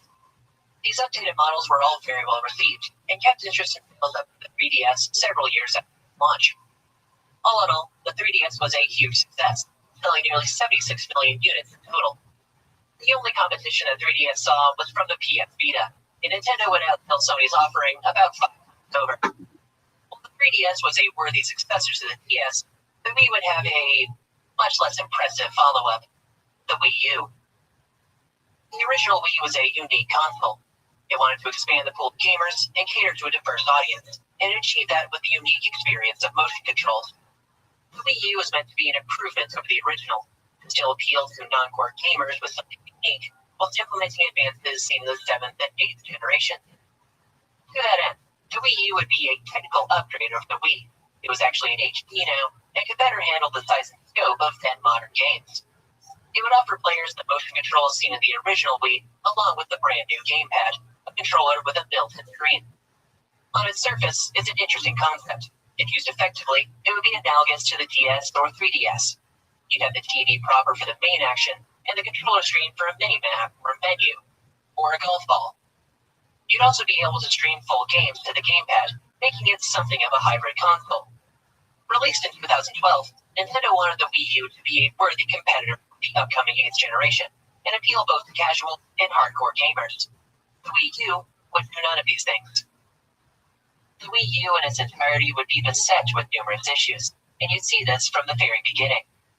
The unveiling and advertisement of the Wii U didn't give consumers the right idea about the console, and for many, they didn't even realize it was for a new console.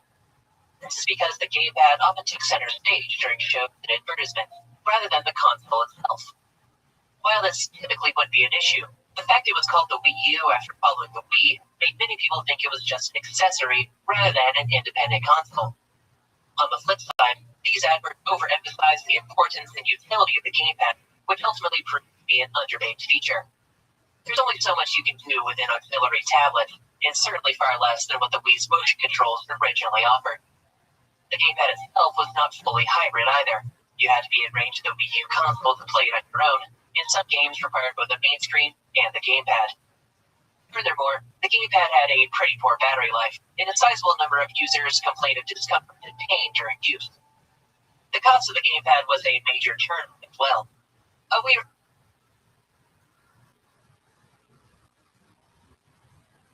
remote will run you $20, the new Nintendo Pro Controller around $30, but the gamepad cost up to $150, half the price of the total package. While you really only needed the one gamepad, if it ended up malfunctioning, broken, or the screen cracked, the cost to replace was nigh extortionate. In terms of the console itself, its tech was certainly an improvement over the Wii, but barely better than other 7th-gen consoles, and pathetic compared to 8th-gen consoles. As a result, the underpowered Wii U would lose out to third parties, much like its predecessor. The Wii U would lack the wow factor of the original Wii, It would have a technological edge over its competition, and third parties generally avoided the console. The Wii U did have one saving grace, however, in the form of first-party support. Nintendo has consistently developed quality, enjoyable titles, and the Wii U would be no exception. The Wii U would be home to a number of popular Nintendo franchises, like Super Smash Bros., Mario Kart, and Pikmin. You'd also see a number of new franchises take root in the Wii U, like Mario Maker, an official ROM hack, and Splatoon, a game where you're a kid, but also a squid. While the Wii U did have a number of quality titles, it lacked serious 3D Mario and Zelda games. These are titles like Sunshine Galaxy for the former, and Ocarina of Time or Wind Waker for the latter. Strong, big-ticket titles that bring attention and sales to the console. In terms of Mario, you'd have Super Mario 3D World, which by no means was a bad game, but it lacked the gravitas of a proper 3D Mario. At the very least, however, a Mario game on the Wii U came out in a timely manner. A major Zelda game for the Wii U was teased in 2014, slated for release in 2015, but pushed back to 2017. The Wii U was on live support by 2015. A major Zelda title could have breathed some life into the dying console, but its absence was its death nail. The most you'd have for Zelda on the Wii U would be HD remakes of Wind Waker and Twilight Princess. While these are excellent games, they were only remakes, and the fact you could just play the originals on a previous console didn't the huge numbers to the Wii U. A real killer app for the Wii U failed to materialize, leaving only a slate of decent and good games, rather than the seminal titles of past consoles. In short, the Wii U was an identity crisis of a console. It tried to innovate, but wasn't able to push the needle with the gamepad. It tried to compete with the 8th gen, but with 7th gen hardware. It wanted to provide new games, but couldn't attract third-party or proper first-party support. Nintendo had hoped to sell 100 million Wii U's, but they would ultimately sell a pitiful 13.5 and be dwarfed by their competition. In the end, the Wii U would be a colossal commercial and financial failure, putting Nintendo in the red for the first time in decades, and be their second worst-selling console to date. The failure of the Wii U was an unwelcome surprise for Iwata and Nintendo at large, but fortunately, one they could reasonably recover from. Nintendo's losses were just a fraction of on-hand cash, meaning they could have treaded water for some time before being at genuine risk. The 3DS remained hugely popular as well, and Nintendo's third pillar of Pokemon was a massive thing on the handheld. Despite this, concerns remained due to the Wii U's failure, and Nintendo would begin to diversify its offerings and focus on new endeavors to bolster the company. Firstly, you would have the Year of Luigi in 2013, a celebration of the 30th anniversary of Mario Bros., and of course, Luigi. Much hype and hay was made around Mario's beloved brother, and you would see a number of Luigi-centric games be released. While this wasn't a runaway financial success or anything, it was a fun event for fans that helped salvage Nintendo's tarnished image. Something that would actually be successful would be Amiibo, figurines of Nintendo characters first released in late 2014. Amiibo, aside from being a series of well-made collectibles, would actually have in-game applications. The figures contained NFC chips, which could unlock additional content from games. The collector value and in-game application, Amiibo, a bought item, would move units in tens of millions annually. Finally, Nintendo would begin diversifying their media empire starting in 2015. They would invest in animation companies, work with Universal to develop theme parks, and begin making moves to the mobile market. The last move is interesting, as Iwata was staunchly against Nintendo making mobile games throughout his tenure. He had a rather low opinion of mobile titles, describing many of the popular free-to-play games as free-to-start cash grabs. He thought mobile games eroded the medium and couldn't deliver the same experience as full games. A pretty accurate thing. However, either through a genuine change of heart or realizing he couldn't ignore the potential revenue in mobile gaming, Iwata would begin exploring mobile options at Nintendo.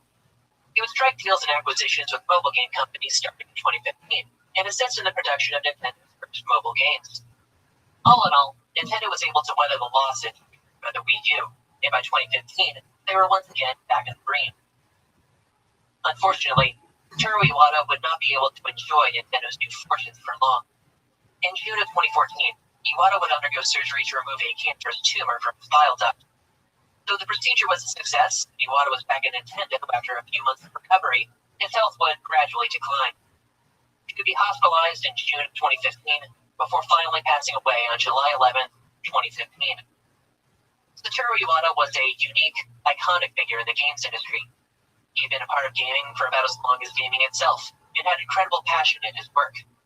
He was tireless in his devotion to Nintendo and gaming, working even on his deathbed to provide feedback on Nintendo's upcoming projects. Iwata's death would be more the world over. Gifts, memorials, and vigils pop up, and over 4,000 people attended his funeral service in Kyoto. Satoru Iwata was the head and face of Nintendo, and even to this day, he's greatly missed. After Iwata's unexpected passing, Shigeru Miyamoto and Kenyo Takeda would lead Nintendo until a proper replacement could be found. That replacement would be head of human resources, Tatsumi Kimishima, and he would become the 5th president of Nintendo on September 2015.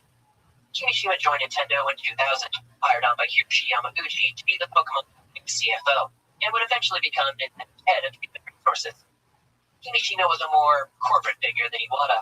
He understood that Iwata's vision was a major part of Nintendo's success. He would largely follow in the footsteps of Iwata, rearranged Nintendo's creative, and pursued the last major project by Iwata, the Nintendo Switch. One of the biggest criticisms of the Wii U was that it wasn't fully mobile, which in turn hampered sales and reduced interest in the console. However, in Nintendo's failure to deliver this feature, they realized there was great interest and demand for it, and about designing a console that could actually allow for hybrid gaming. While hybrid gaming would be a major component of the Switch, it would also be a culmination of past consoles. The overall shape of the console mimicked the Wii U's gamepad, with detachable controllers for mobile or docked gameplay. The controllers themselves were essentially scaled-down Wiimotes, but motion control is a more compact form factor. Games ran on cartridges rather than discs, both to save space and fulfill Yamauchi's wish of preventing piracy. The design of the whole package was simple and elegant, something that anywhere, as did the Wii. Finally, the actual hardware of the Switch was cheap and well established, just as Yamaguchi would have wanted. Up to the Switch, Nintendo consoles ran on custom hardware sourced from various electronics companies, and software was entirely in-house. Rather than developing a new custom system, Nintendo would turn towards the Tegra X1, a system on a chip, NVIDIA. Getting it from the box system streamlined production of the console, and the general Tegra X1 made porting games to the Switch much easier than consoles. Information surrounding the Switch, then codenamed the NX, first came about in 2015 under Iwata, and rumors and speculation would surround the console until its October 2016 unveiling. Here, the promise of true hybrid gaming was first presented, and after the Wii U fiasco, Nintendo was abundantly clear with what the Switch offered. For all the positives and potential surrounding the Nintendo Switch, the initial response was mixed. Concerns were raised over the Switch's price of $300, overwhelming lineup of launch titles, and already outdated technology. The Switch would be released worldwide on March 3rd, 2017, and had a somewhat rough launch. Hardware and software issues were abundant before its day one patch, and there wasn't an extensive lineup of games. In spite of this, the Switch's reception was still very positive, and Nintendo sold nearly 3 million units in March alone. One of the biggest movers of the Switch was Breath of the Wild, and it's pretty obvious. Waiting 6 years since the last major Zelda, and after having been delayed by 2 years, people were salivating for Breath of the Wild. The radically different direction for Zelda, and open-world Hyrule to explore at your leisure, was also enticing. The game was overwhelmingly well received, being considered one of the best sellers ever, and drove huge sales to the Switch. You would have further sales as more big games were released, like Mario Kart 8, Splatoon 2, and Super Mario Odyssey. The fact you had an increasingly strong library of a true system made the Switch incredibly popular, and the number of consoles sold would rapidly increase by 2017. The Switch would exceed all expectations with millions of sales, making it the fastest-selling home console ever from it. Massive sales of the Switch made the platform appealing to third parties as well. Whereas the Wii was underpowered and the Wii U unpopular, the Switch had the numbers, growth, and unique draw of hybrid gaming to really justify the console. In line with this, the Switch heavily marketed its third-party and indie titles, and hosted dedicated directories as well. Given the increasing popularity of indie titles by the late 2010s, the Switch also became known as something of an indie machine. This made it the go-to option for indie fans, allowing Nintendo to reach a broader demographic of gamers. After the wildly successful launch of the Switch, Tatsumi Kimishima was stepped down as president of Nintendo. He considered his position to be transitory.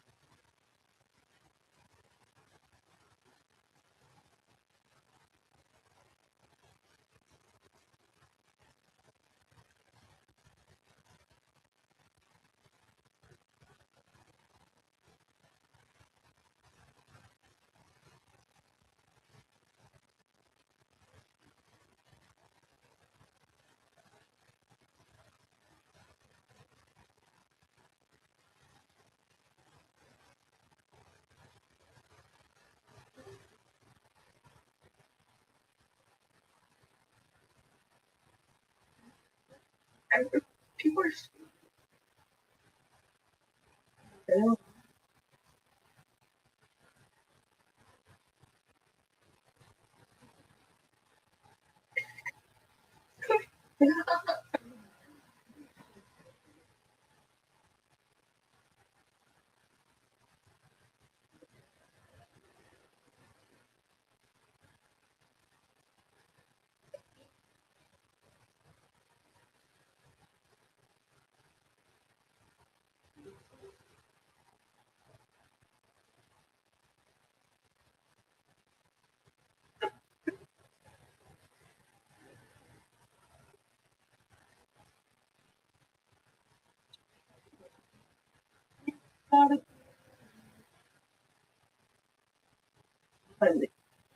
So is anyone there?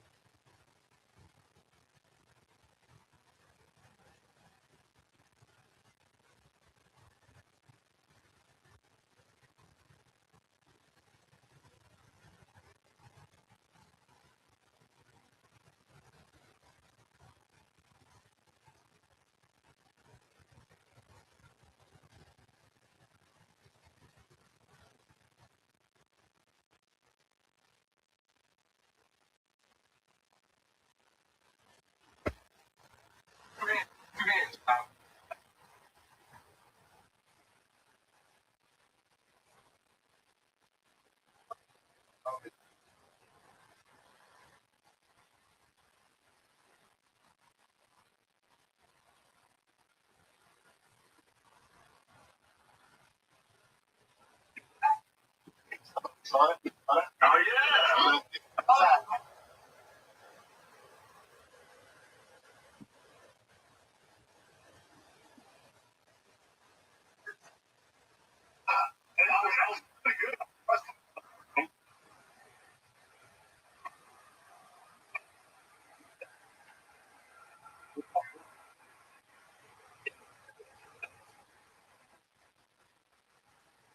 Okay. You don't need. Oh, okay.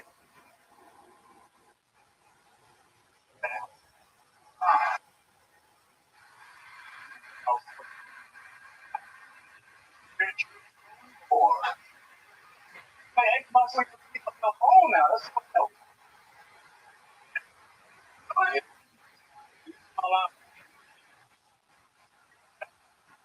No, where's the lines at? Brian.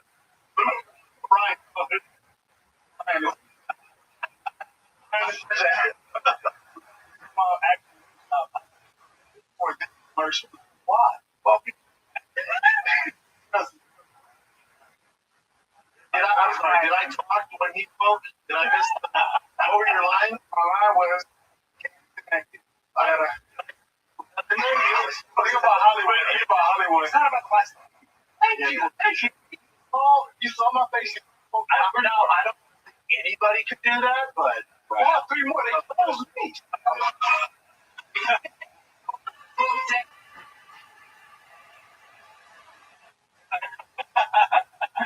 He has a line.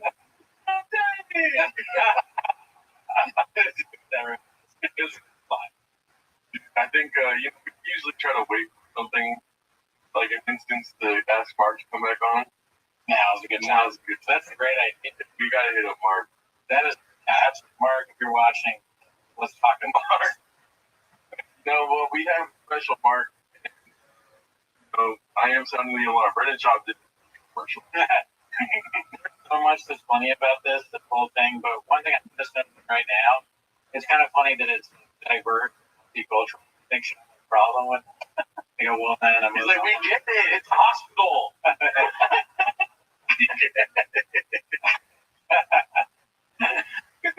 Man. So let's make sure we. For now, I don't want to say doctor. We get it. Anybody can do that, but I'm talking to the other. Wouldn't let that guy operate on that. Or he's just, and then he's like, thinks he's a doctor. Take a look. Wow, pretty much. It's a joke, though. He's like, can you take a look at something for me? He's going to Brian Callen doing the Mexican medicine voice. Or what is the. And doing anything. You think this is funny? It's Brian Callen. No. All right, that's what the end of the.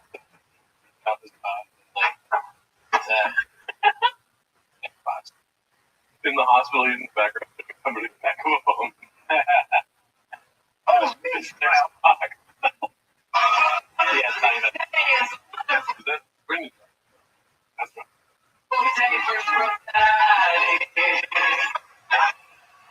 Did I talk when he spoke? Did I miss over your line? Where's the line?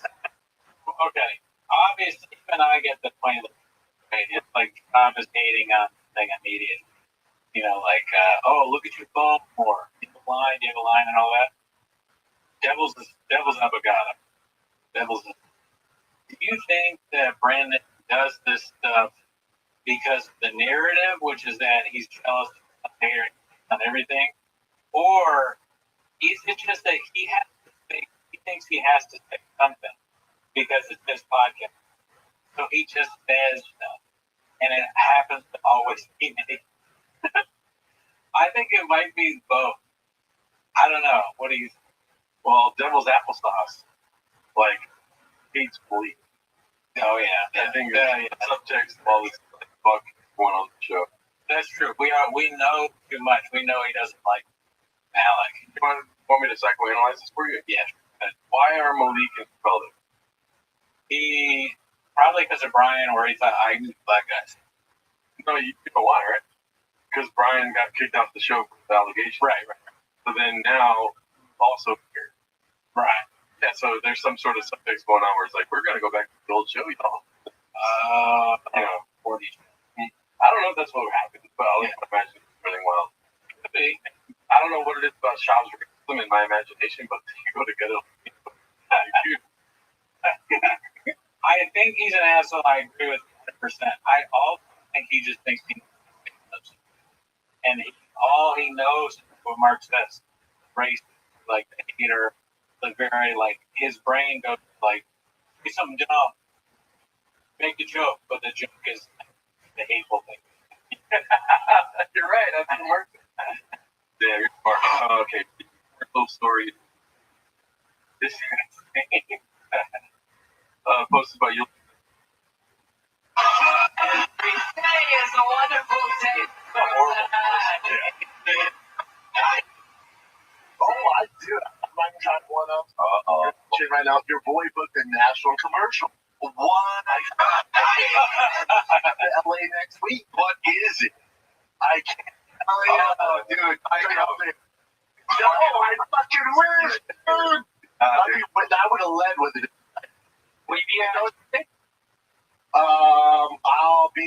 I get there Tuesday morning, shoot off the Tuesday, and leave Wednesday at 5 a.m. Oh, gee. All day. I just more excited for Daddy than he was for Garrett. I'm telling you, it has to do with Mark. That's why. Oh, Yeah. it's the battle. Like it's only a competition for first mind. Yeah. Mark's 5, dude. Mark's out here beating people up with videos and shit. Mark had like this crazy like run where he gets this a lot of criticism online, and then that goes away, and he just immediately puts like 17 commercials on SNL. Shaw really hasn't had anything constant or like it's same old for a while, and then a weird like almost cameo in that ad. Yeah, dude, you're right. You know what? When I grow up, I'm gonna tell them the story about Mark and what's his name? Brendan's job. I forgot. Definitely be like, there's bullies at school. Look what Mark. You know what I mean? Also bullied, but he got away with it. So you can bully back, and you'll. It's an inspirational story that well thrive from it. What's funny about this commercial is that I don't know. Look, I'm not a don't kill me, all right, but I imagine what I imagine. There's a director for somebody casting, and they're casting the role, and they get the thing, and it's like, oh, this is Brendan Shaw. Are you sure? You know, it's a famous actor. It might not make sense. And the person, who was that? Quite a lot to and they, oh, he's not famous. He's from the UFC or whatever. Oh, anyone know who Brendan Shaw? One of our guys. Has anyone ever seen this guy and no one knows who he is? He's like, it's fine. It's a favor for the agent. Just put him in somewhere. Don't lie. Like he is so not well known that he can do a script again. No one will never. Or like he talked about it, and that's how he. Isn't that kind of fun? That's got to eat it. the moratorium. Like, why is Scrub Daddy ad all over this one? There's it's not a celebrity campaign, right? He's just in it, and nobody cares. That I wonder if he's realizing that nobody knows who you are. That's Also, to go back to the all day, Brendan, I'm saying all day Tuesday, right? What is an all day Tuesday? An hour. You're forgetting. No, this is all. It's not. okay. Not an all day show. Right. You got an hour at the guy on the big goal. You know what I mean? Finding things. Backs goes 30 minutes at least. Stop by the massage parlor. Very stressful. Yeah. Fingers in the butt. 4 hours. Been on. Oh yeah. What else? I mean, shooting the podcast that doesn't come out. Back our those Shots. checking like both parties right. Make sure the wife's not on there. Back. He's probably going to be a crypto guy. Guard. Probably Acting class at the studio. Lots of it. yeah. That's all day. That was fine. I was gonna say you know. I was gonna so when I shoot all day Tuesday, I leave Wednesday at 5 a.m. Oh, gee. Oh no. Oh, wait. But that's my like. They wanted to go later, but I gotta get back.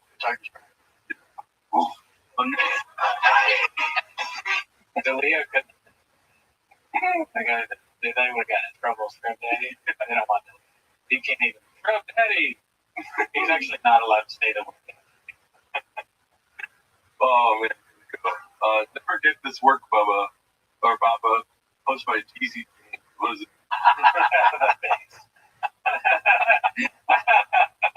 Oh, that's so funny. I want that guy in the box. That's hilarious. Whoever Look at rules. go to Seattle. So what was going on in that? Why'd you look at him like that? Because of those breaks. Yeah, what was your thought when he was like, I want to show our break? That was normal. Our guy.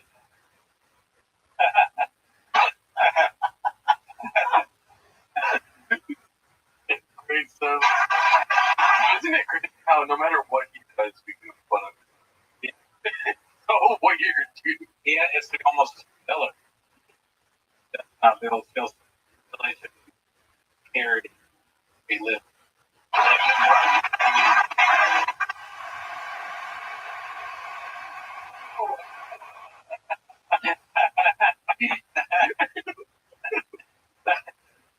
Funny. Stupid that none of the things are. They all sound weird. Like, Oh, Bubba. ooh, you have to watch what you say around child because he's gonna say it. Like he's a child. He's like a 5-year-old. You gotta be careful. Don't say that around child. He'll just repeat it. Watch it.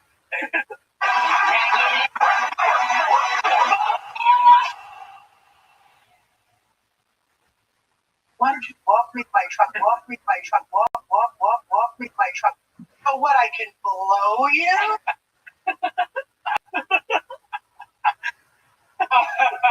What a nightmare. What a fucking nightmare, bro. My God. Some of the things we're lucky just did not have happen. Like, what the fuck? Okay, let's. Nothing. Barn door saying he was in commercial headline. Like, what the fuck is this? Oh, dude, I thought because I was on set all last week commercial. I was there for there for a week. Oh my god, did he keep fucking it up?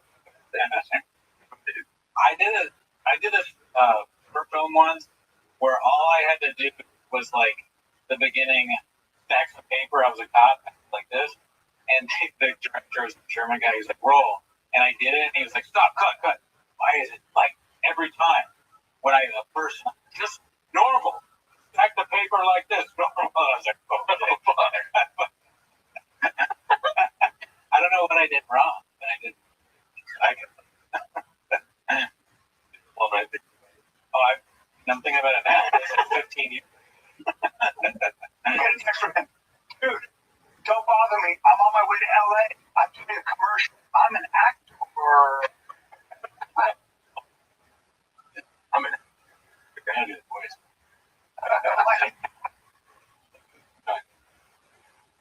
I was from. Last hand. I thought about it. I'll be in the. What's the commercial? I don't know if I can. Commercial? Too much money? Okay. I mean, the easiest job I've ever had. Huh? But now, Yeah. Weird. I was chilling. wait around all day. Chilling. What did you have to do? Was there any acting involved? No, that's right. But it was like chilling. And it's very. And I like the framing of it. Like, It's yeah, in the corner, the flying corner.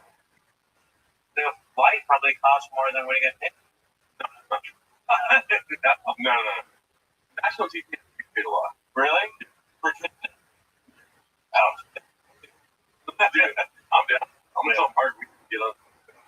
He's already asked. What? If you and me start doing national brand, that's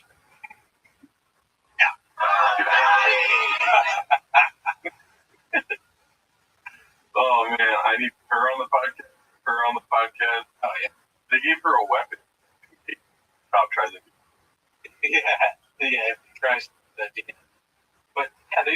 probably in LA. We might be. If you see this, come to the podcast. So many people around shop. He's like, well, it's the purple hair, like, still get things. Yes. Yes.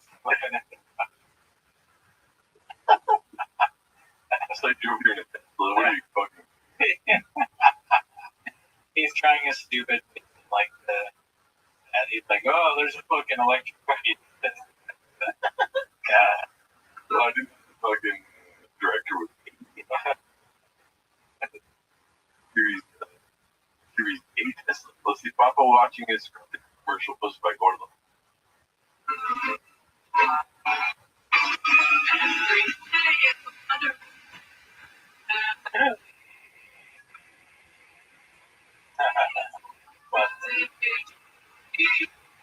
Oh, is that Bubba back there? Oh, yeah. Right there. Oh, whoa. Wow. What a narrative. Everyone's talking shit about him. Look at that. They're twice. All right. Do I do that or do I just look background? Go, He yells from the rock.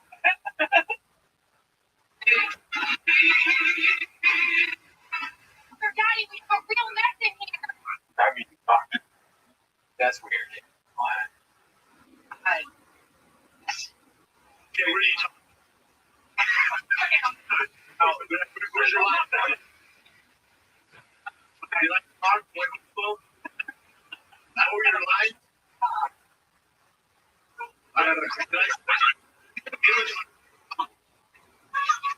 No, I don't want to be anybody to do that, but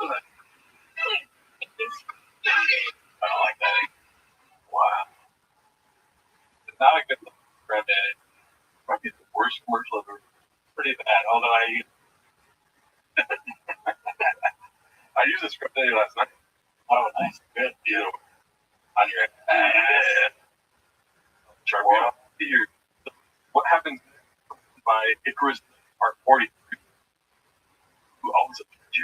What happened? why shit, Dallas? What happened?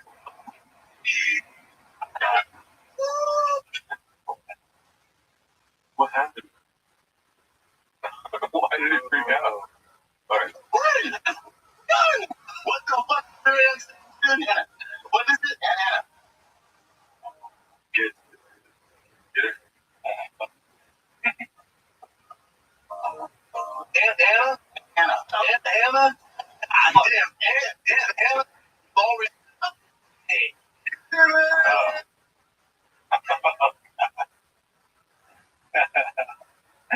What do you think? Not shop. What's up here? At or alcohol? I got all two. I've had I was wondering if you're gonna. Addis, alcohol, Brain, magic brain. We'll just say Coke brain. this is a horrible night. This chalk talking about your hand. Anna was always. Hey. Bro, give it up. Give it up, bro. It's appropriate. Up it down, bro. You know the buddy, but Probably cheers, ice. Orange. It's got Orange. We're actually asking.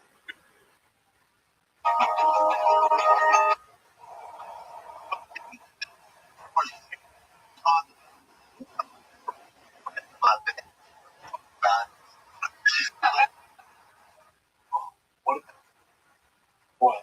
Not even alcohol.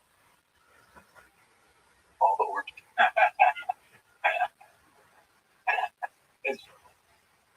it can help. Oh, no chance. I wonder if he'd even think of it. like someone had to be like, oh yeah. Oh, you talking about the fucking hit?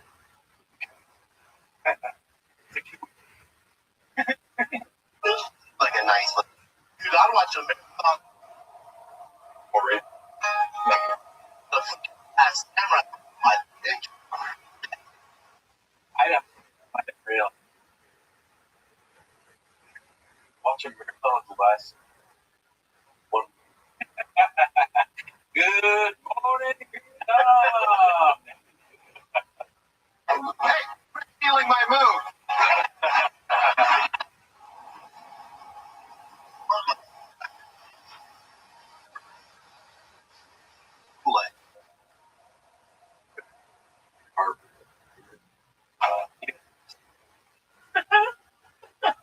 You just like Harvard. That's perfect. Harvard. I thought you was gonna be mad. I just speak face.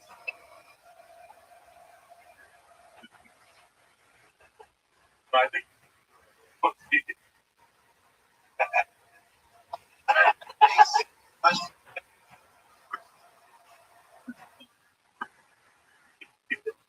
He went to Best and great. For a while. Apparently, Pete's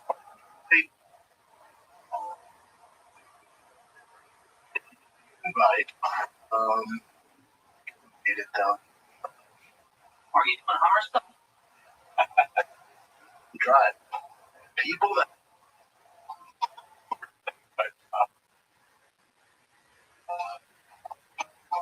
people that 9 to 5 drive that amount. They're probably wherever it's down stuff. I did 3 days in a row.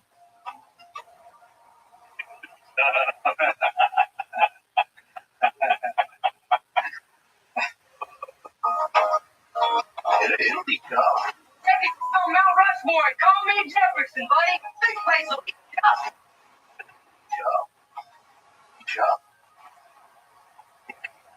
Boston. I was in Boston. So what that?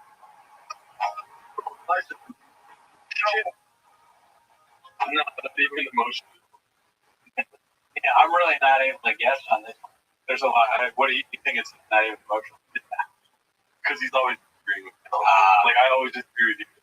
Oh, yeah. Yeah. Well, or no, not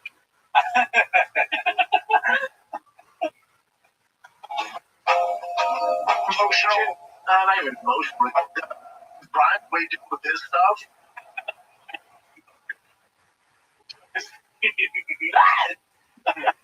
But I'll get emotional. That's the word. It's 5 feet tall, but we'll be honest. And you need this to know. Edit this up.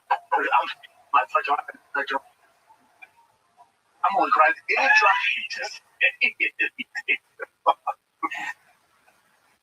Brian's nerve. He raped Jay.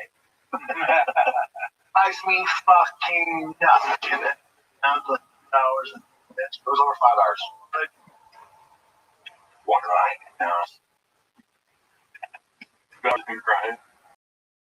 God, I've been at 5. But I think 6. dude, I think about that all the time. I appreciate it. I was working at the car accident in Florida, and dude, if you need, I'm like,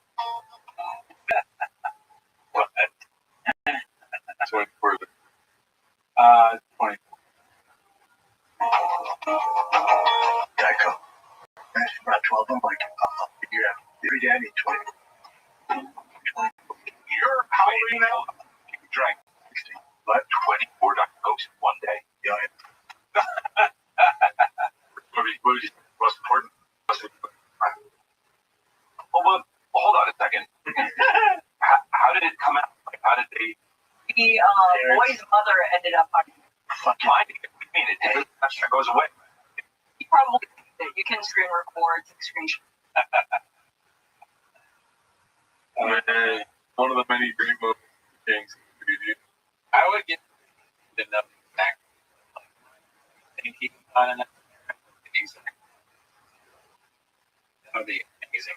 I wish I could. Oh, you know. Oh, yeah.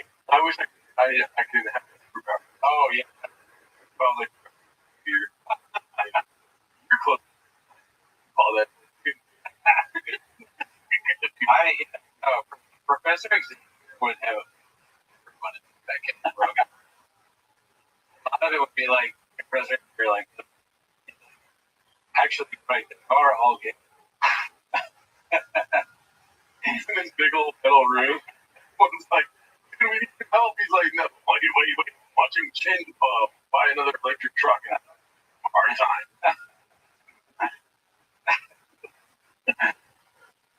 Wow, if he ever found the universe, he would never leave that room. He would just be watching 24/7.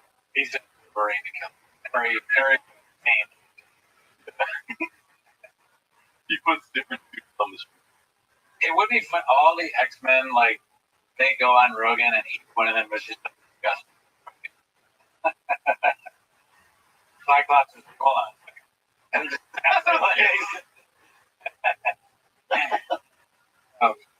Beast would be like, what did you say about the vaccine? Because Beast is like a professor. Probably hate. Who did you have on before? There's giants here. Oh, I'm a Primate teacher asked first.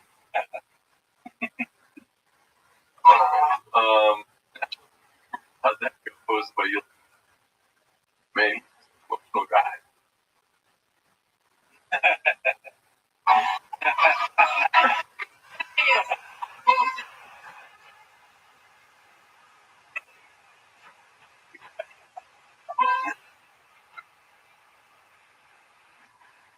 Daddy, we have a real pet in here. I mean, Bethel has yeah.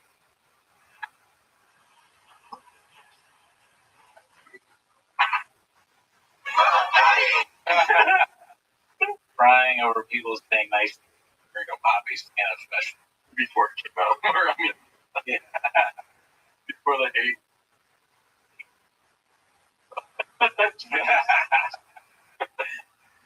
Close my cat up to the house. Chair. You know what's funny? I don't know why I just remembered. Spotify for Timos. Yeah. So I got an email saying that one of the songs is copyrighted. Yes. Which is not even a song that was in the show. And so I was like, oh, cool. I was on the page. I was on the Spotify, and like I was in whatever. And then I was like, all right, let's see what is Spotify. I tried logging back in, like error. You don't want us. I was literally on. So Don't rehash the Spotify. People will Spotify. well, you can get Merman, one of the oh yeah, 2026 Boy Award winner. Wow, that's great. That's it. They're from that. My girlfriend, how deep I was in childbirth, she was going out.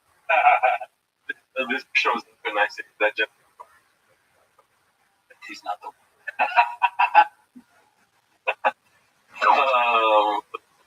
it shows up. Cropped out. Development if it's true. crowd that.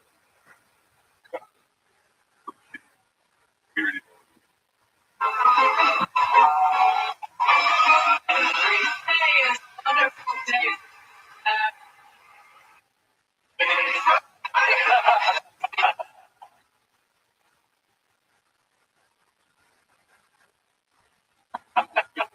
I'm studying the vertical bird. It's a wonderful day. Forget to have a real name. The government. What are we next? Where's the big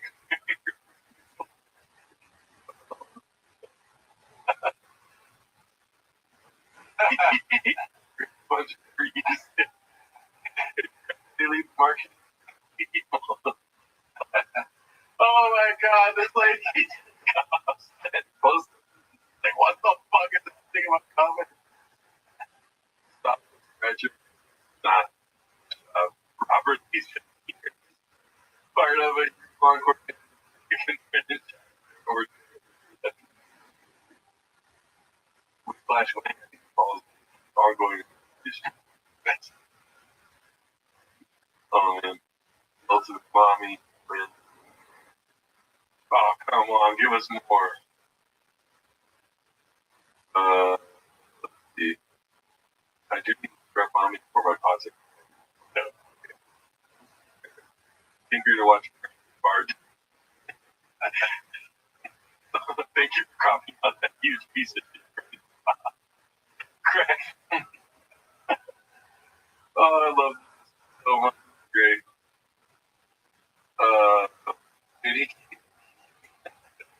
Margaret got kind of left up or what? Last drama. We had one more.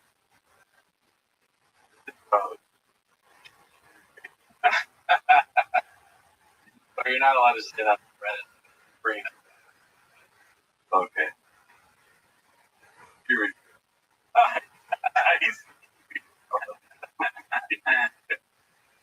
Oh yeah. All right. Well, that was great. Shout out to Scrub Daddy. Just his name is Scrub Daddy. The commercial already posted by you. Daddy, yeah, I just posted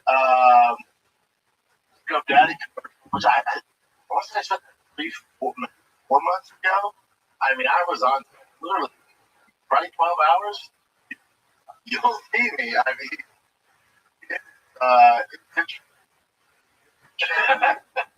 more scenes than that, or did you know you're just? I knew I was just a background character. Like I said, when I got this set, I was like, oh, I still.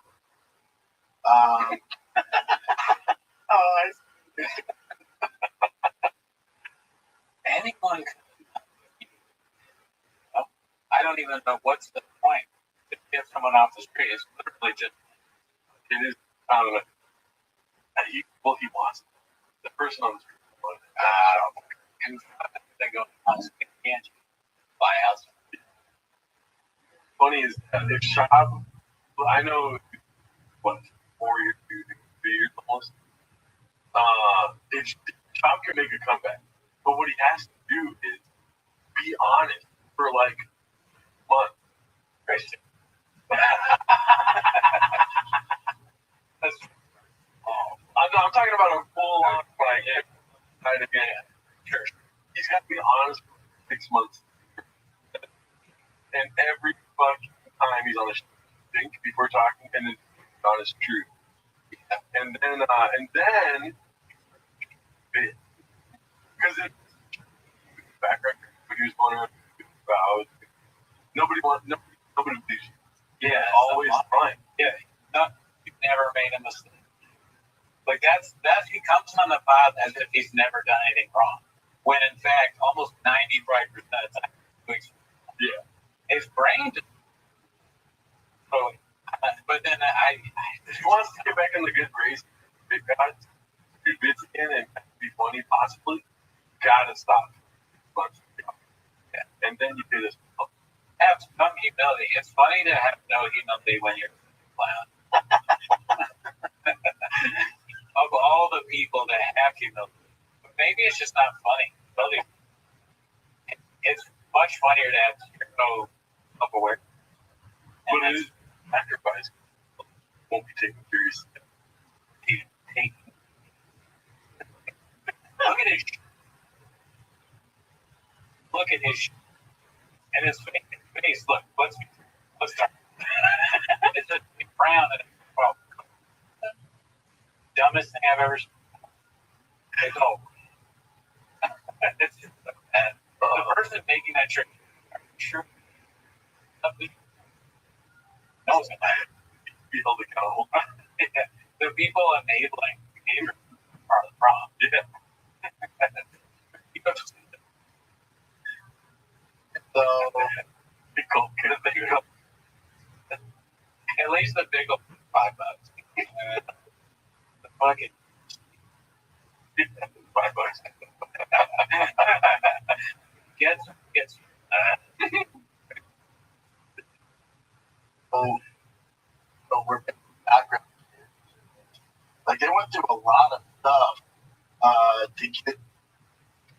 in this commercial. I'm like, oh, I see. They're killing two birds, one stone. People with big phones, big names, from the backgrounds, repost. I get what they're doing. They made the big name Reddit, a lot of Reddit promotion ads. That's awesome. They're like, we gotta get shot at.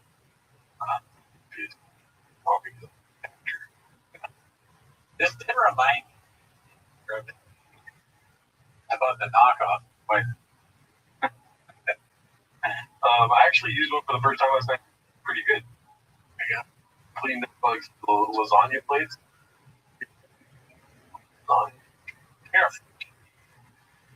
Posted by Brock Lionheart about Democratic establishment get blockbuster. Oh yeah. And just like and get with like Craig Party, blockbuster.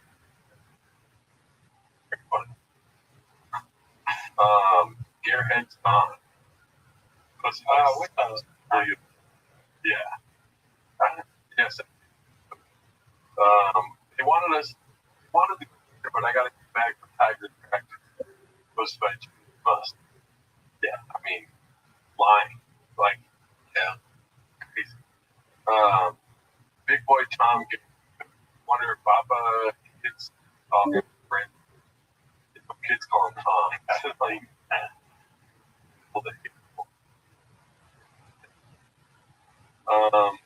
posted by Sorry Phones. Posted by the Homer Pimpston. Anybody else watch the think about slow? I don't think myself.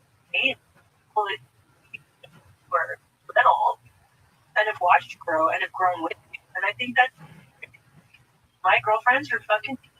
I don't get with with this level of basic bitches. I just can't.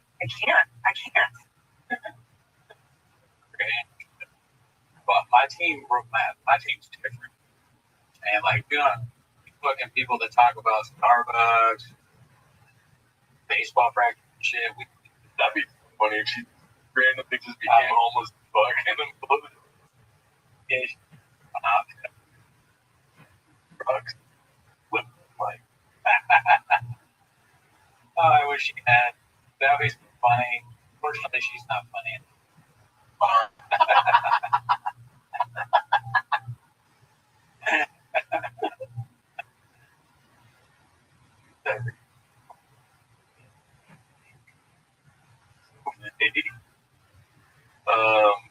This Musk. Anyone else think they had to replace Bob on? Yes. Have they found it? Anyone? One up, but they're like, go ahead. Scrub Daddy line. Tom Gregor cars, but the Toyota Tires stock lab watch posted by you. Give it. Need one of those car monitors. Jared, what's up? Yeah, Chuck, where I think you could do it. Like, Okay, on the whole time I'm keeping the Entire screen.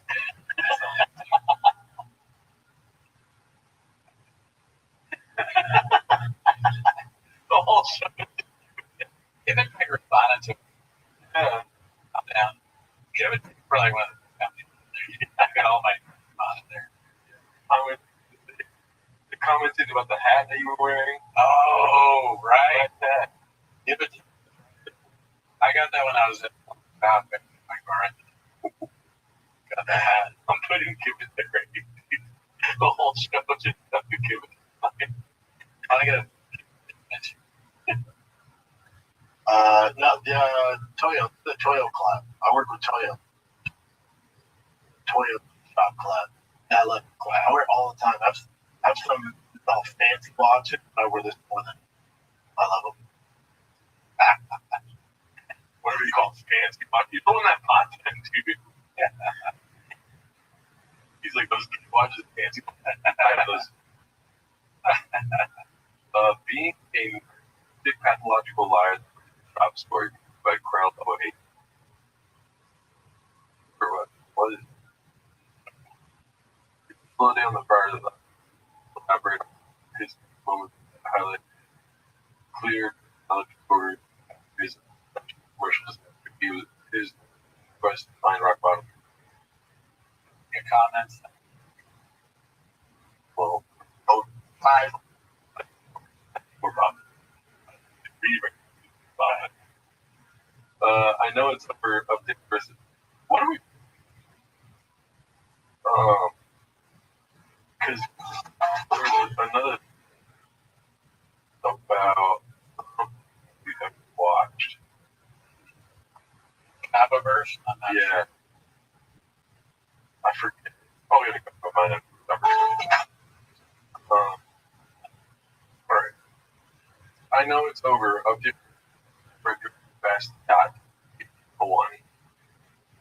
5, 6 years ago, 7 years ago, at the time they called me Rat Pack, and we were the Rat Pack. We were the guys that sold out our names on the marquee. And Rogan, there was kind of there's structure.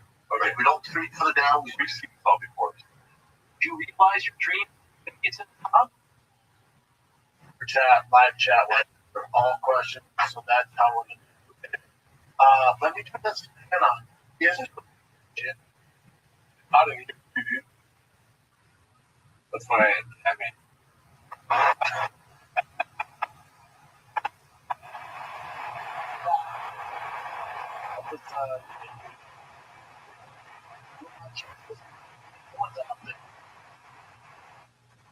That's the part. Baba had a text posted by a fuck ass boy. Fuck it, I'm in for going, but I get all the college partnership. So when you talk along,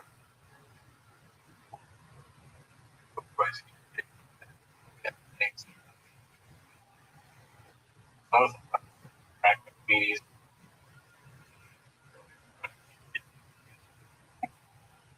For Patreon, Brendan Schaub and Brian Callen are going their ways partners. I wonder if I was probably mining. Talk about. Oh, I don't know if it's for Jeff, but it is fucking weird how they're chapting the world right now. Talk about. oh they never talk about that. I think if they do, then they just what else? Yeah. Or They're also great marketing, right? Brandon walks away from the live to flash. Someone with the chat talking. Flash, like a shit. Bush. Yeah. So bad. Choppy. All right. Back. Chilling. Wow. Get up. We have a first. Probably. All right, yeah, first. Yeah, why would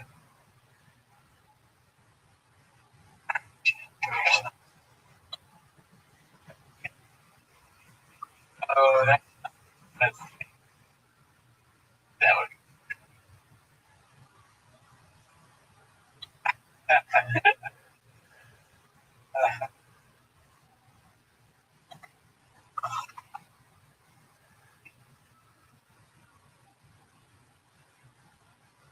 What's up after the show? I've looked into opiates. What's going on right here? How Brandon back.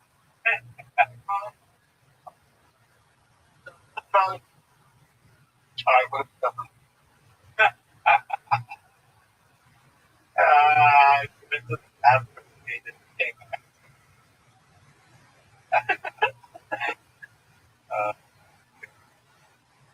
Wow.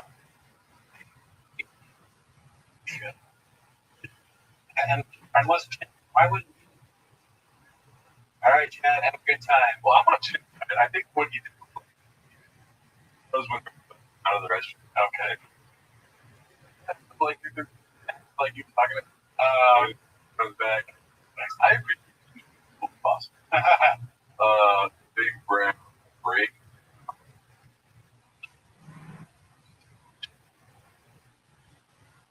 They do live now, so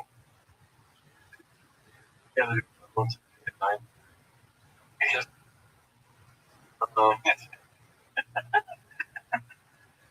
the one.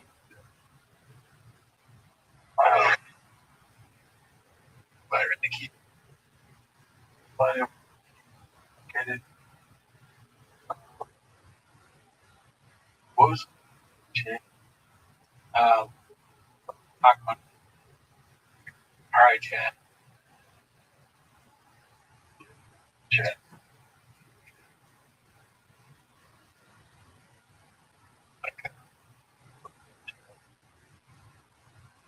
And I always said electronic. I was like, are we talking electronics? Oh, Yeah.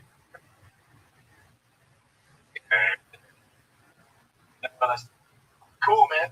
Trying to be cool, not trying to reach out on all these.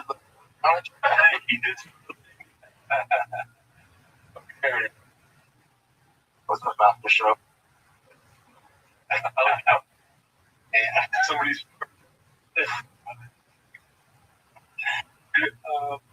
Wrong. Dr. Jen.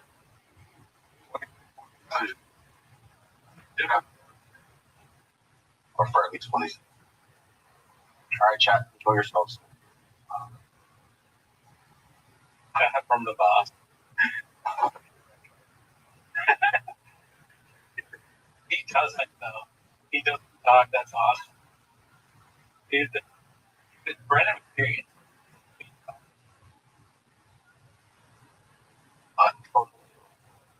That's right.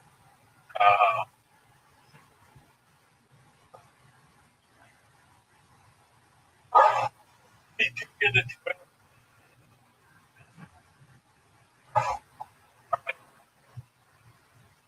that which is What was it? probably the You can hear the coming over. Oh, great. Come after show. Right. Yeah. That's I they're don't know professional shit. what's going on right here now. How wow. Code. She's every my life. Help me. Oh, right. Brandon back. Electronics. Electronic. They weren't talking on it. Truly, question like, no, we were actually talking about OBS. Be words. Yeah. You just Brandon back. Electronics. Electronic. All right, what's up? Oh, we'll get later. What's it? Oh, no. Word. First one, I was watching from how the fuck more.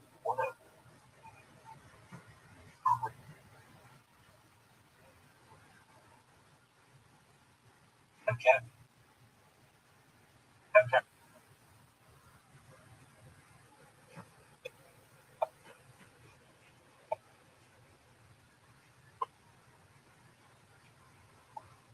Cool. I've never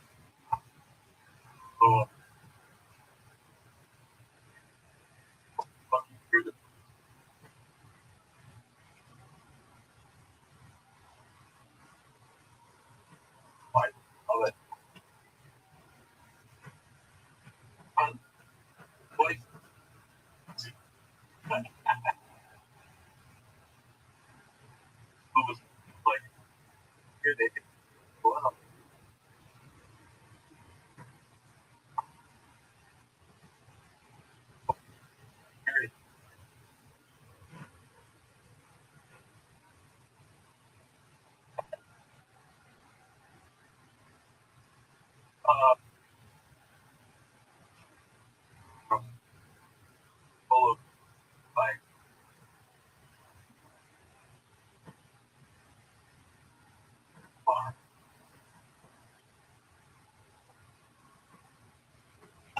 cars.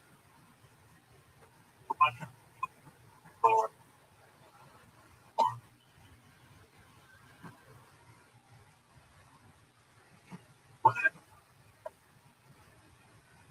That's it.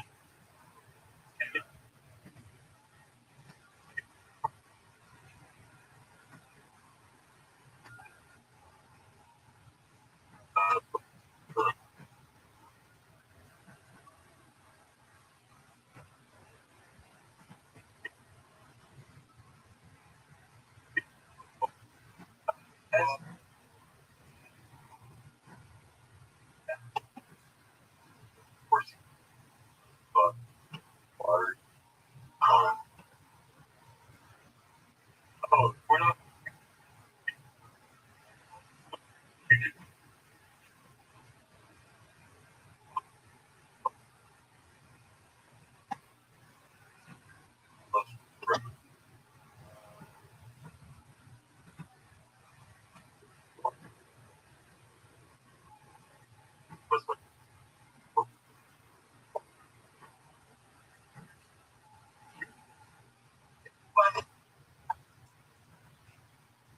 I'm sorry. I. He's not.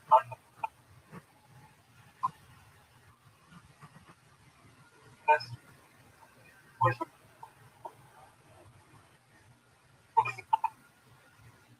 I'm gonna have to be fine.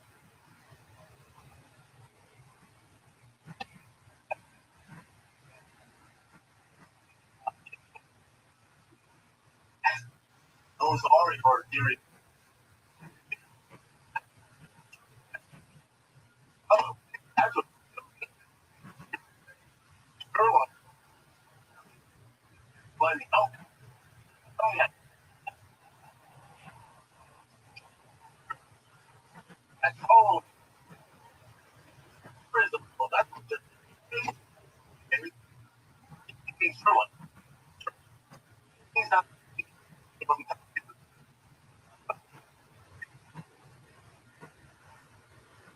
Fuck.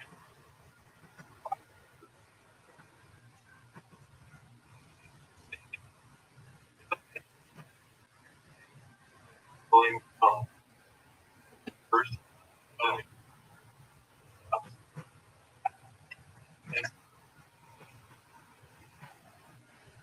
other. Oh, problem. Ladder. Great.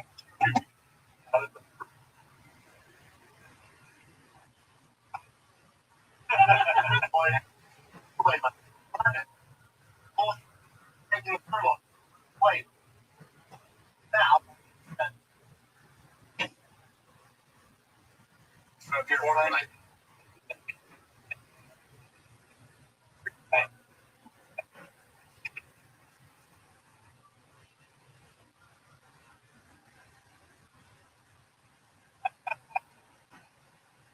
I'm not going to try.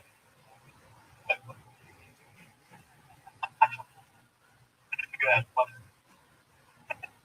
Why did you? I need. Why did you? You're out here fucking. Look at you.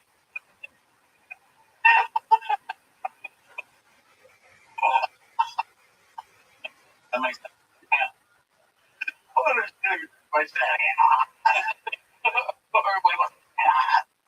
B. Let's say you my car. What's next? Bobby, listen, bro. You get yourself a great community.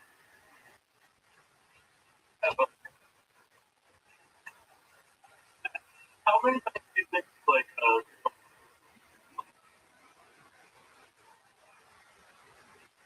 nine?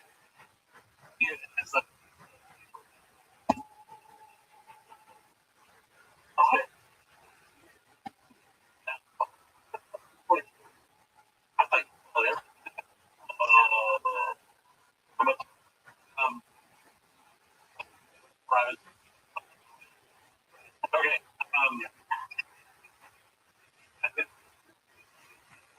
I don't even think.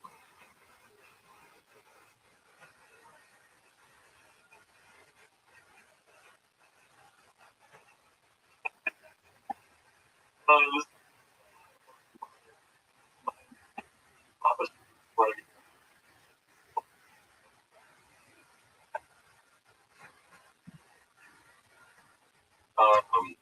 Papa's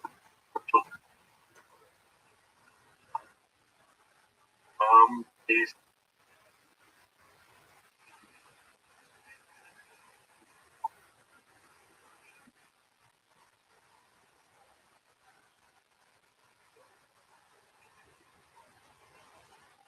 well. I mean, that's like hey, you it's growth. God,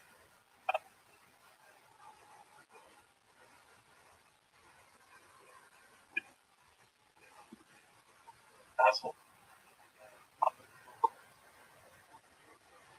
Wow. You're awesome. Oh,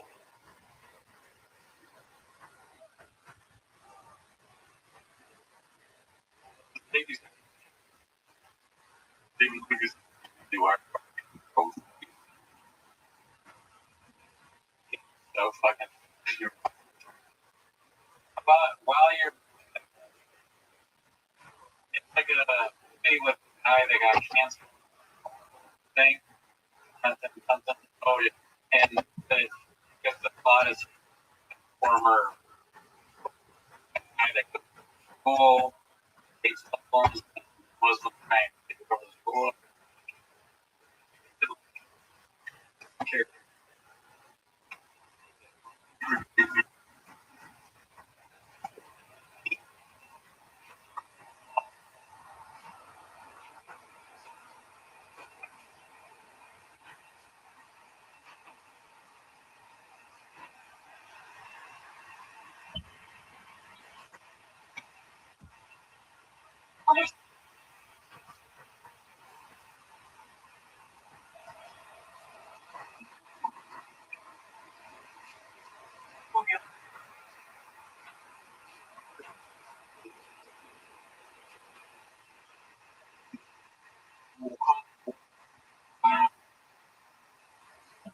For the whole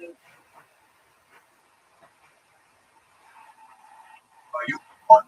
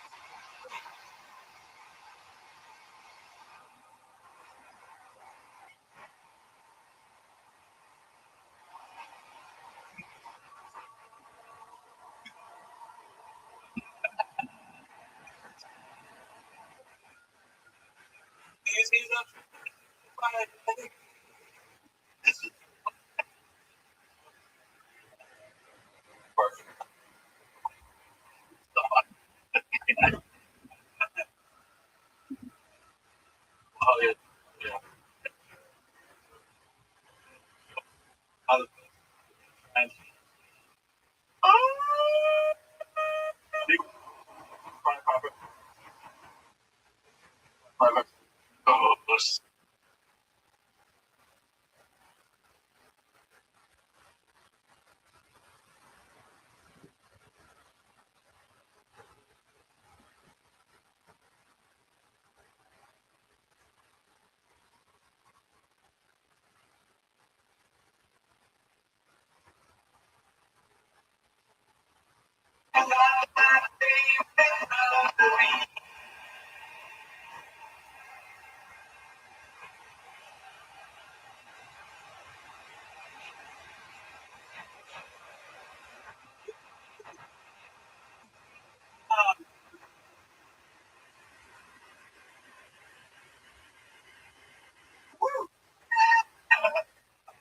Remember,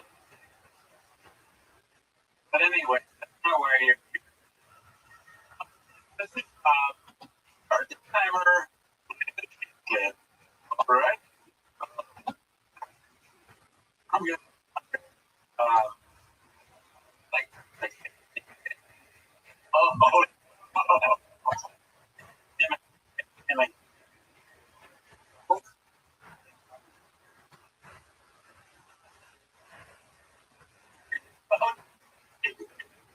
I was listening. Oh shit, what is huh? Love the content. Mars, love the next. Wants to see next. I want us to bring. Wow.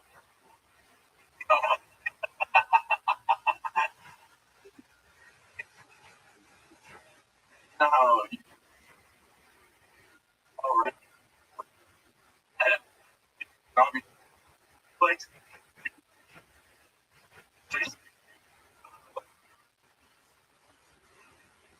yeah. It's I did the bird. That's probably that last bird.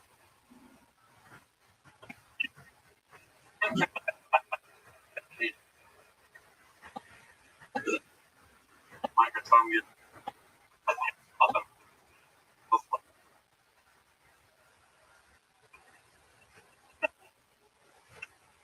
Battle of 941 phone Photoshop wait.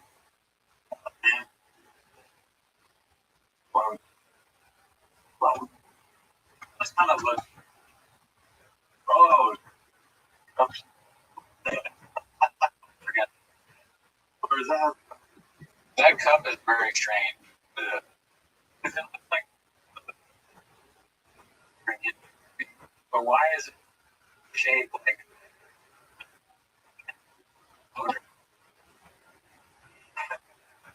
look at oh my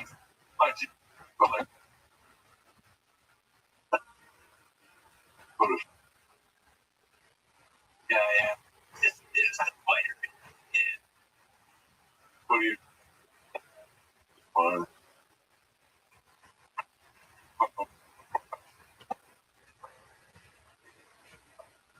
Learn.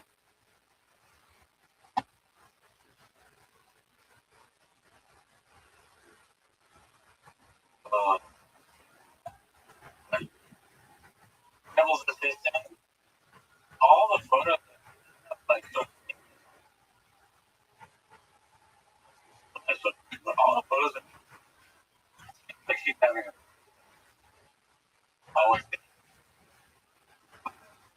one but food hanging like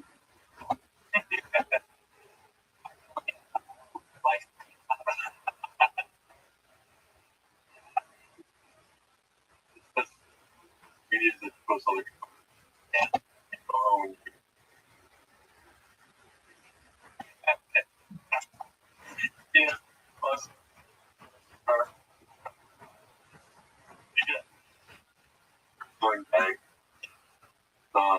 That's the subject, but those you want to look at his own. Really solid.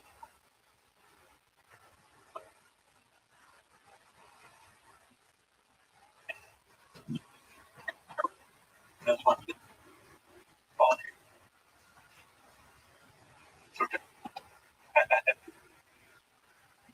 Probably did this. We have a week of not. I'm doing that would be awesome. Thank you. Look over. Like my name.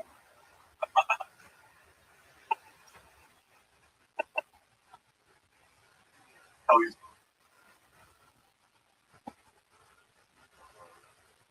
I was. For what? I wonder what that means. I'm a.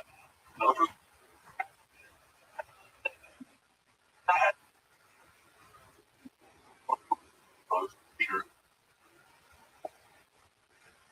Like. How? And that. I was like. I can't see that.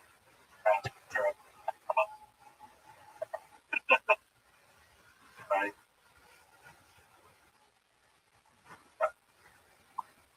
Oh yeah. Or maybe he. I never. Always. Let's do the feminine thing. Before. Not once. Yeah. Wearing short shorts. Where that comes. Oh, the straws. Before he. Before. I wonder if. Saying like my girls, the we look. Or is it not everyone on it?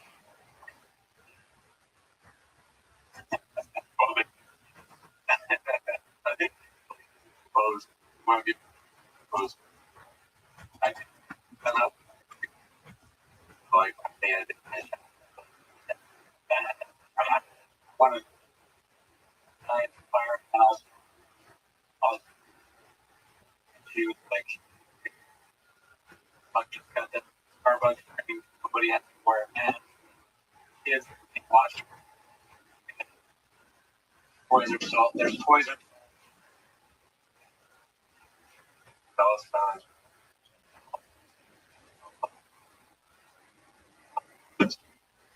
That just got it. Would you anything? Oh, what next morning? It's funny talking. I know. When I last week, what happened? Whatever, you blocked and bot. Fucking bot. You like fucking bot. 38. That's the fucking amount of things were wrong. What I did. What happened? I am white as shit. Yeah.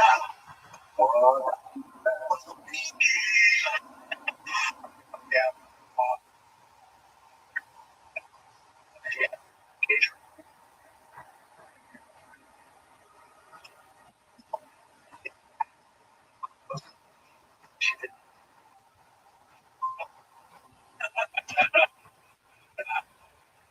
He's in.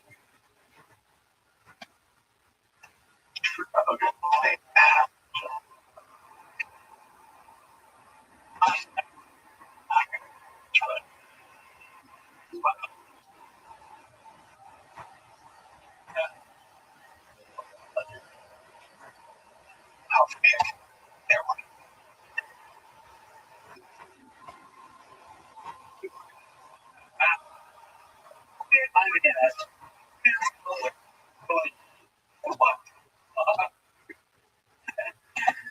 Oh man,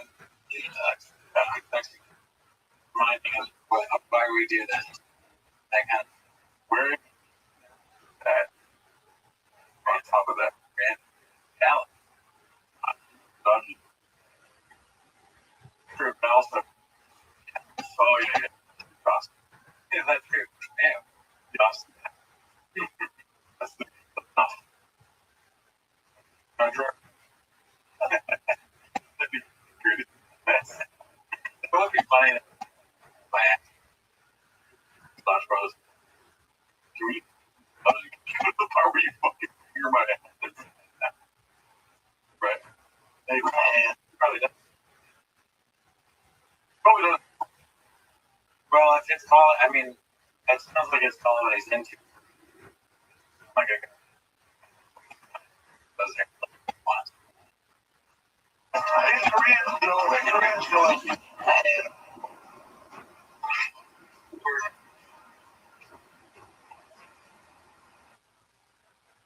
don't remember that. That's crazy.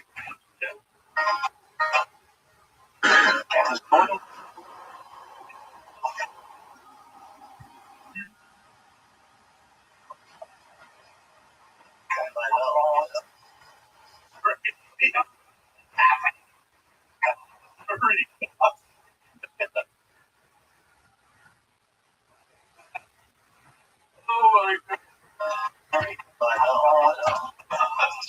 Who? Australia? I like watching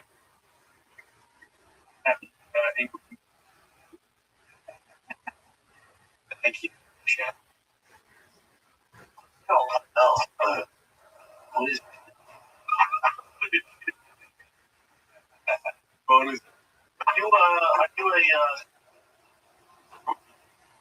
That's not.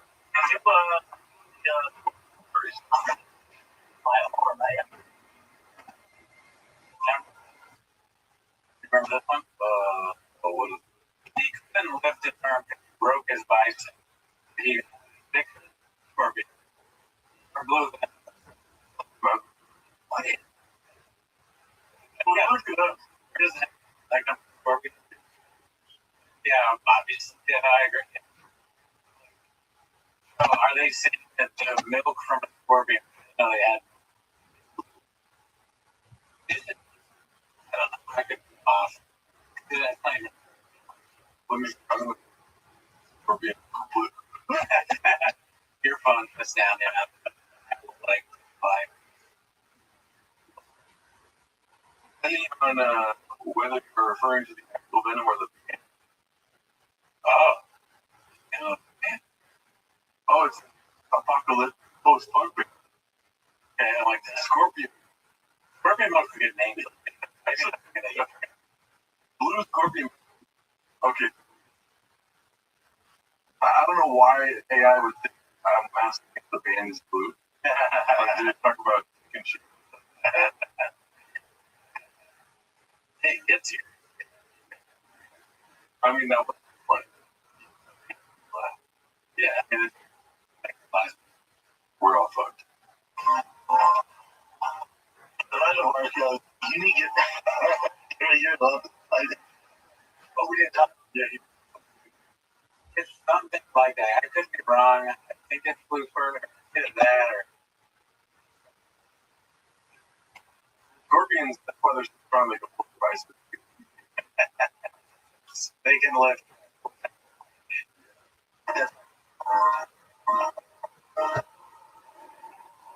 Yeah.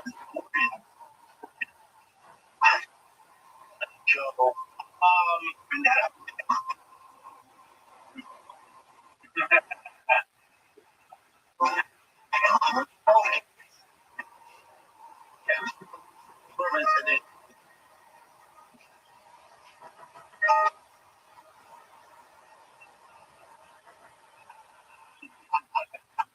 Lift. Nice. What else?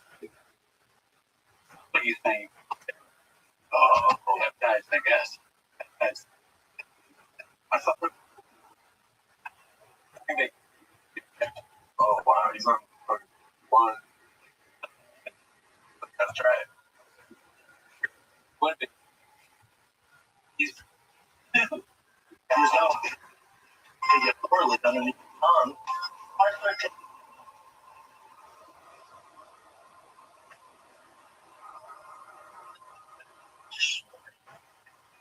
morning? I've been. oh my.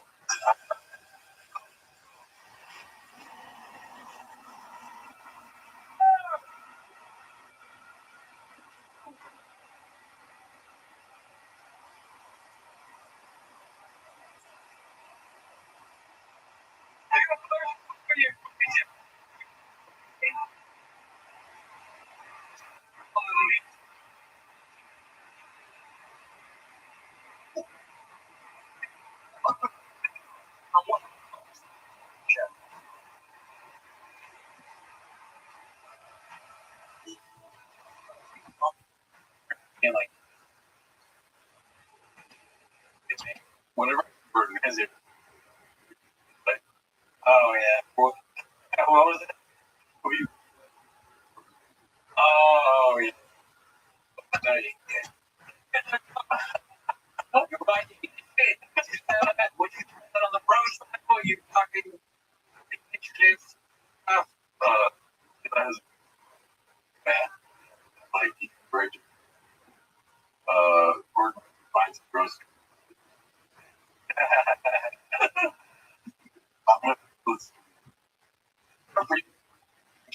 I have no one. I was avoiding a lot of the clickbaity titles.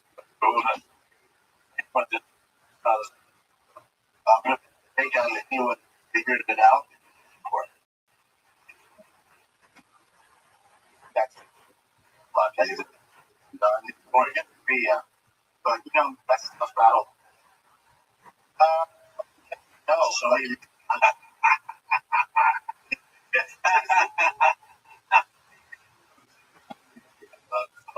I'm back on it. Damn, a little bit because of pain, something, but now I'm like, that's. Yeah, I mean, the thing of like it, obviously, with alcoholism overcome, and he's like, listen, I would love to hear what is my kid. But we have like, you have kids by yourself. You know what I'm saying? Like, I don't know. I'm paying. In life, I'm going to why I think that's what his face shot makes me think like that's an impression of alone in his part. That's funny. That hey, I'm you, Tim. Like, you know what I'm saying? Like, with podcast sometimes, you would enjoy it, but it's not like something you go home. Well, but what's the damn show you watch? That was experience. Some people.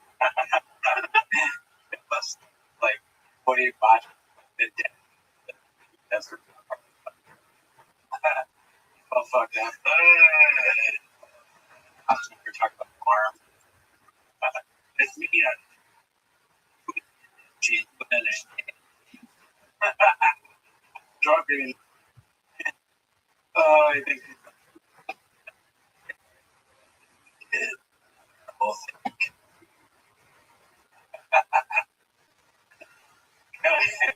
I kind of this it was like my kind of best.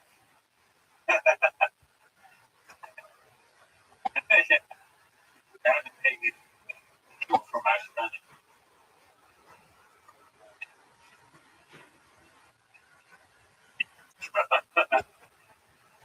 Joy has rise school. Don't run. Are we portraying diving? Watch your children.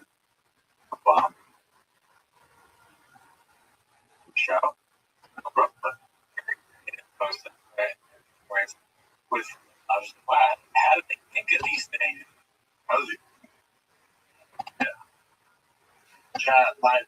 podcast storage problems. Highlight for you. Sent me one. It was like shop. He's like, hold on a second, it's kind of hot in here. He's on the flat fan.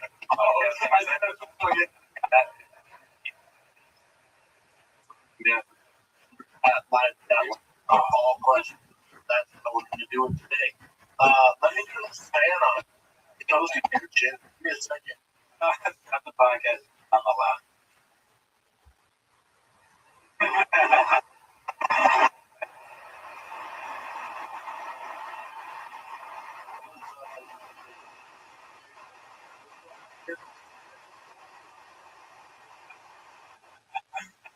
But it was more a lot of Tigers watch. So cute. This is by Ice Bond Band 441. Mothership come down North River with a Yeah, it's like a laser. And then this one was really Like, if you go at that club, the audience is set up great, and there is a man who walks you upstairs. They made you feel big, and guys, AKs shit on the room, anything you need.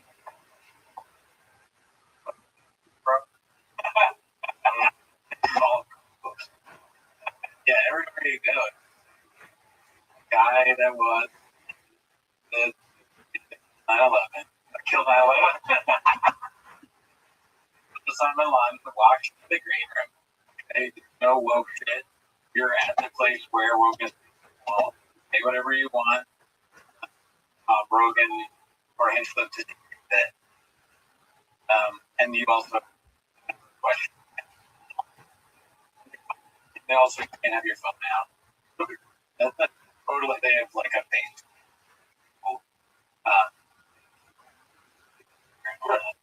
And you get a bunch of probably come back.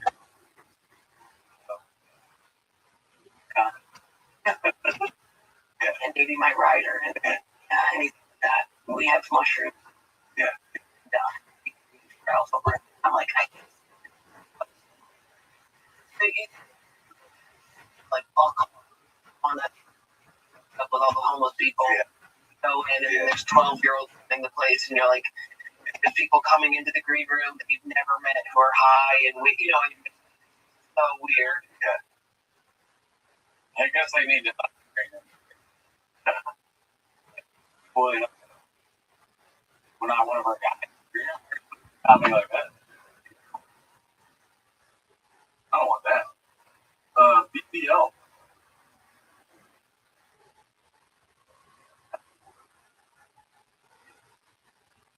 Girls like this. Learn from Terrence Howard.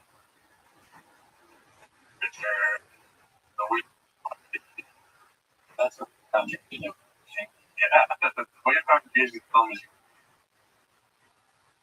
was posted by obviously for his awful numbers on YouTube on why. bought on YouTube. Both to film the content, but all for apps on YouTube channel. Here's the apps. It got I mean,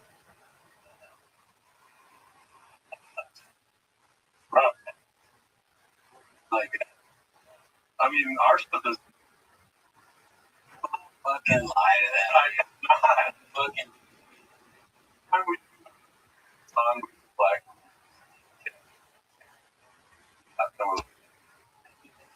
maybe they're probably you're telling me that people don't want to watch like walk in front of a car's parking. I guess he thinks that's a lot. I think AI maybe film AI stuff. I think Papa Cat drink. I fresh off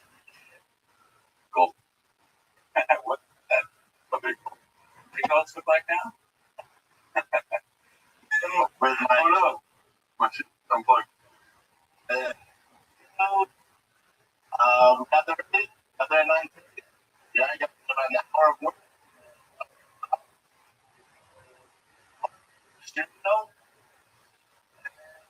all some death right on the wall. Dad, they did about it. Doing like, fellas, workout's over. Please don't do this to your dad. I want you to do it, but I'm up. My back is pretty tight. That's why I'm late. I apologize. Life is like a I'm a guy. Easy to big thing like that. I'm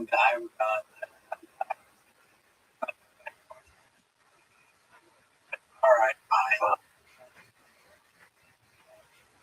Problems.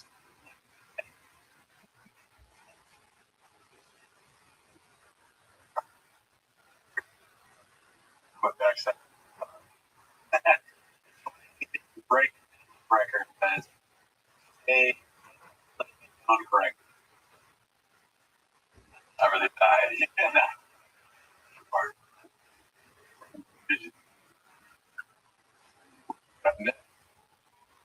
Put by weird short horny guy, the hybrid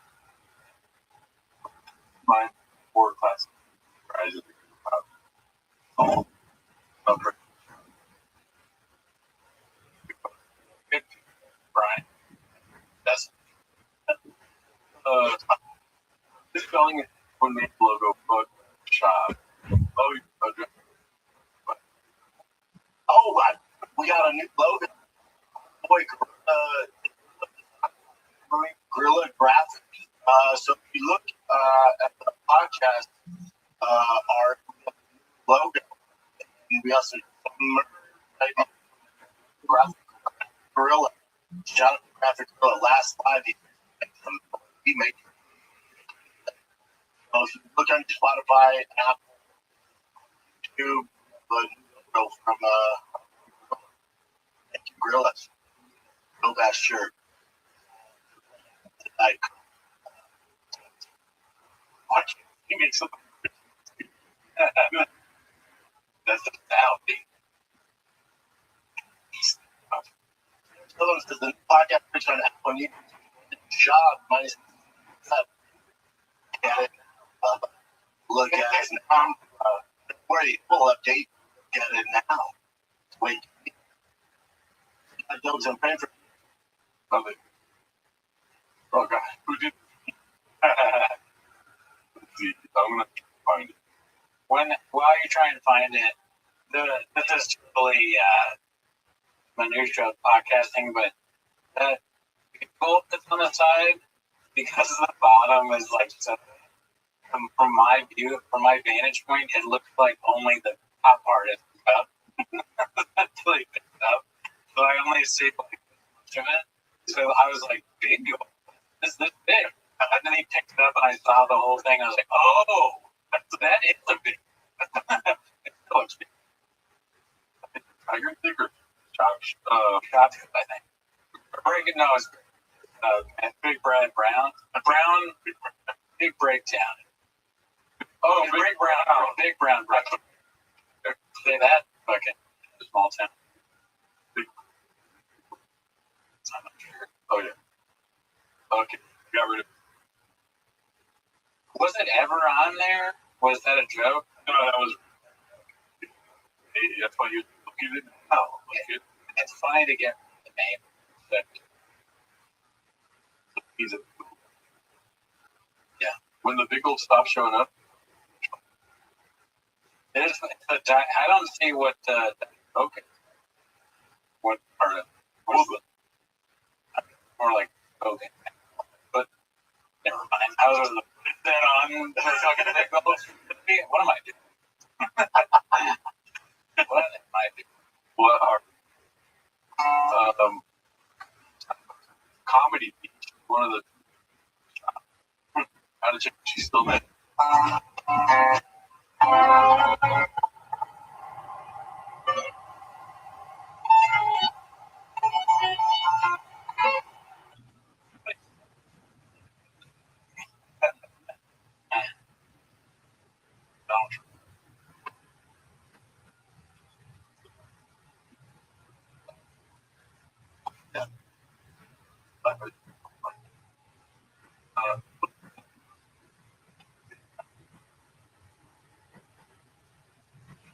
Right.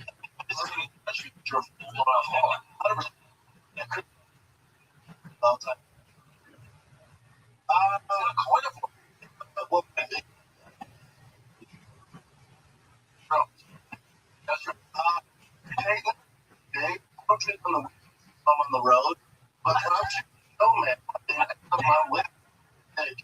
That's it, point up right now. I never get drunk, but getting like okay, like yeah, there's broken. I never watched it work, but I wonder if watch another thing. I say I don't know.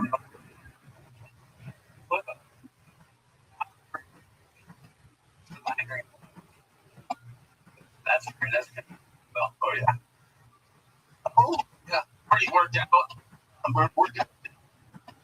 Thank you. When you get drunk, it was like you want to eat that. Because I never get a group I never get drunk. I don't want to go whiskey to that. They got one a day. Monday through. I'm terrible. But I can be. I'm quite cool. Ooh, what a drink. No, you don't smoke it. All right, now. All right, hoorah! I love free. All right. Look it up. Only two person. Oh, now less money. I was talking that way.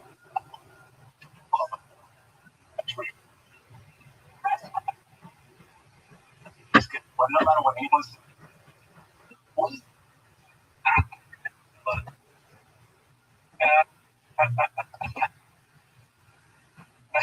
I was because it's fine. I'm celebrating because like one of the reality shows running like and how many times you know about this guys celebration. Oh, that's a cool one. If you want me to tell my kids other boys, you can be cool. We found 9416 more running fire. Oh, firework.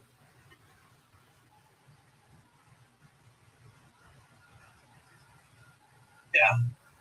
I feel like it's one for the July, but we lose one in. And then that's but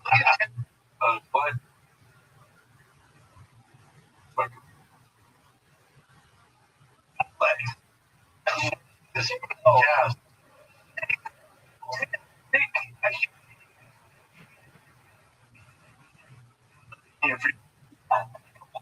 You like it, brother. You're posted. What the fuck? Our freedom, brother. Special horse. Arguably, I say funny. Learning it. fine. And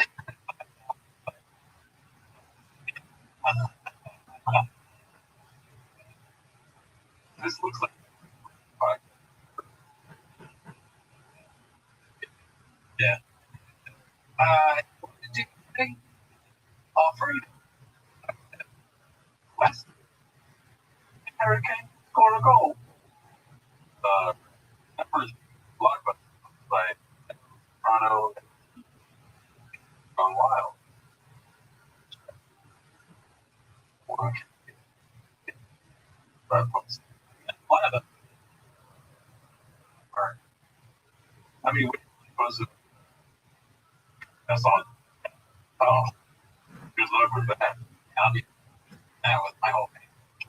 Whole thing. No, this Papa has a problem with the term African American. A lot of blacks in the World Cup. Honestly, watch this one. Any title I had to watch it. Oh yeah, it was a good time. I might get roasted online for this. A lot more black guys. World Cup, I'm like, man, there's a lot of black guys up. But oh yeah, and it's after. Hold on. Our best world and 11 players are black. Yeah, here's my thing. Call them, African. They call them African French. We're the only that does that. The reason that you have so many is because in France, I know what in their I don't have friend out it. Or like a black guy. Oh, I can say they call people didn't say African Canadian. Yeah, right. We're the only ones that why? I don't know. We're dumbasses. It came out of our academia, It actually came out of, I think Marcus Garvey, I think it actually part of it. It didn't those a lot of the guys, like, okay, so for example, call them African or whatever, but we'll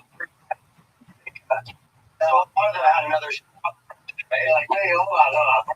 From, I'm making there. France has a lot of Algerian, a lot of Arabic people who France colonized. Morocco. Canada, people call me black. And it kills them. Back the whole anti-black. Also, anti putting that bullshit on that. Black British. I'm making stuff right now. I get wrong. Black Canadian. I mean, I really just World Cup. I'm like, yeah. I thought this on Ecuador, Mexico, like that was fucking last night was I'm sorry, but if you don't think that people of West Africa are a little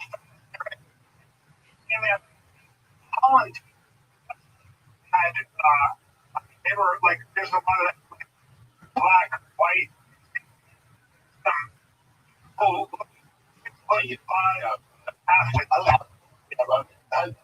it was like we're good.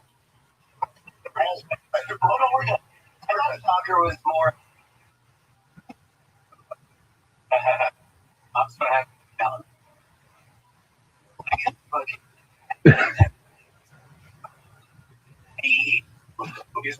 What is it called when you? Sorry.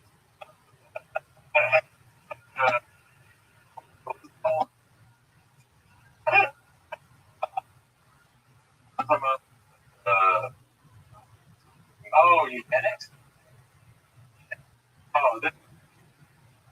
Sure. Believe eugenics. But the MTK is really important. What? And all I'll say is French.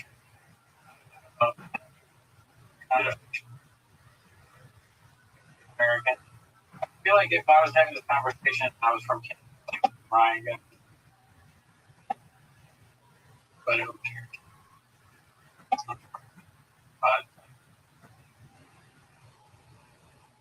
call it sheep. All right. Boy, umpire by Caterpillar Crossing. Oh, look at that. I didn't. Property taxes are higher in Texas, California.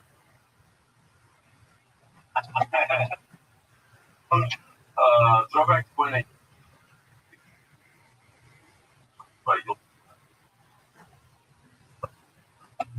Brogan and our boys going to Texas. I started looking. And I don't know if it's about this.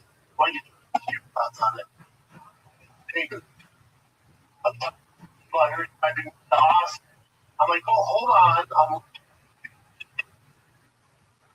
When I was talking, I was I'm like, I should know him. That's not good. There was a shop. There was a shop going. There was a bird show going. I mean, one of our best friends going there. And and you start looking at the property. Holy shit.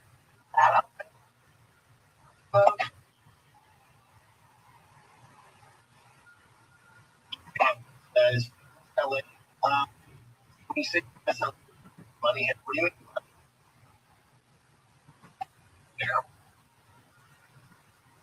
Money. Money. I forget money. What's money? I'm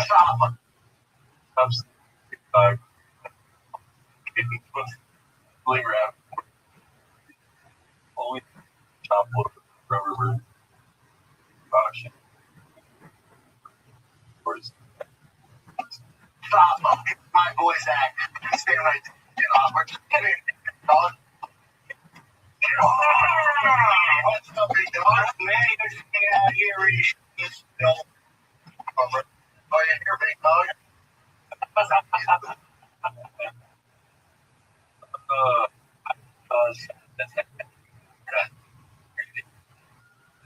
Wow.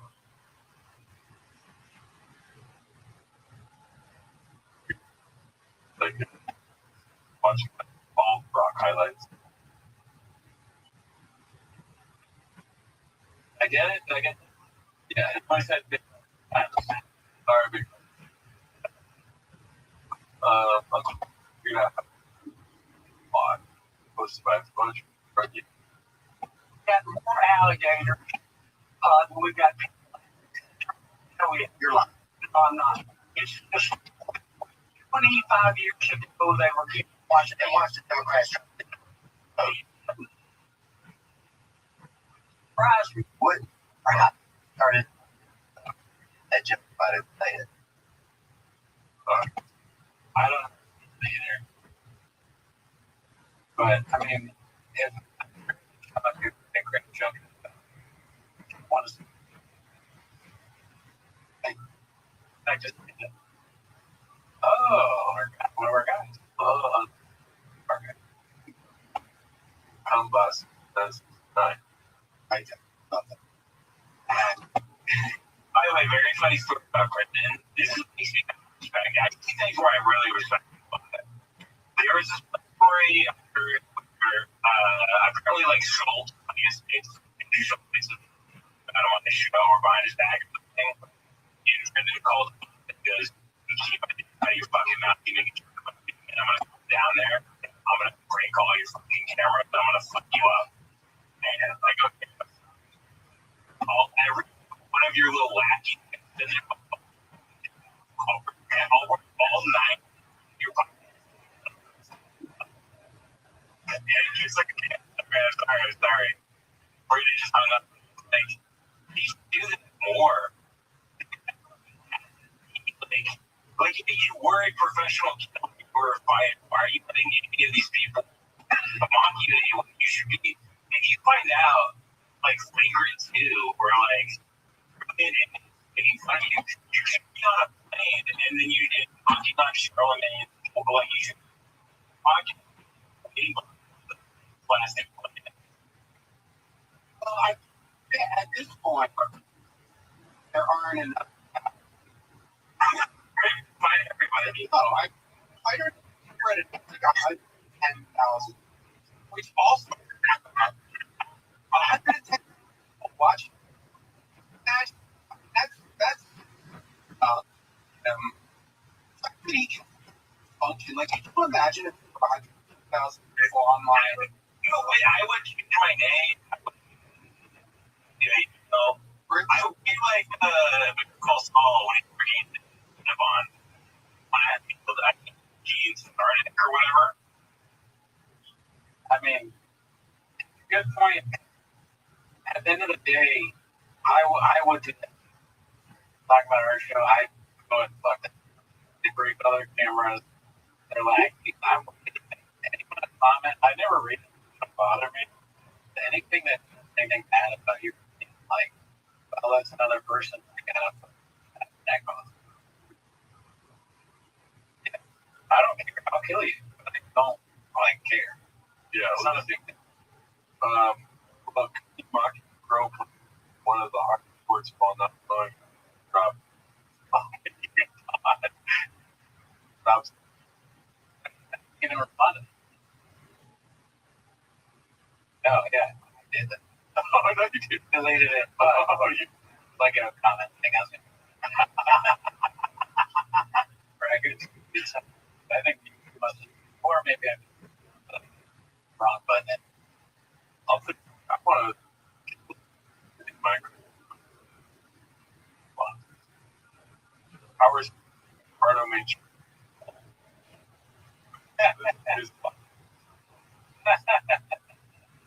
I'm like,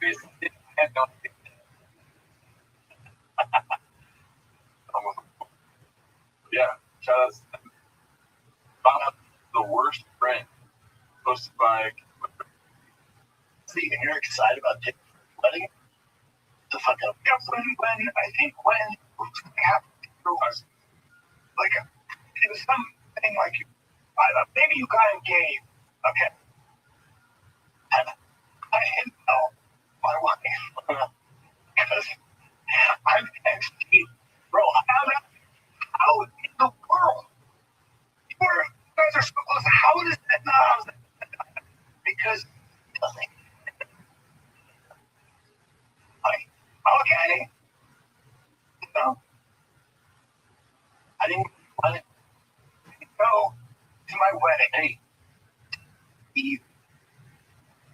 But I didn't think I actually didn't let you know about it. I didn't want you to feel obligated. I think just go. I think I had some. You did, yeah. Oh, I know. Think, if you told me at the end of that day, and I found out you did, I wouldn't, of course not. I wouldn't be all insulted. I'd be like, I didn't.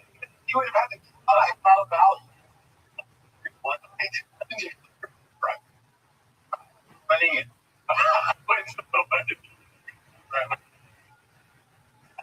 Okay, class. That is great. Yeah, I want to know, like, kind of almost, but where you going? Thomas. Oh yeah. Go road. Man. Okay. Comment. Why is it? Like everything they have seen. And they can't actually hear the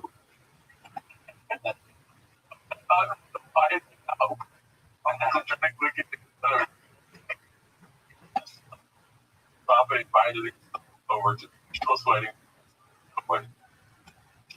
About shit.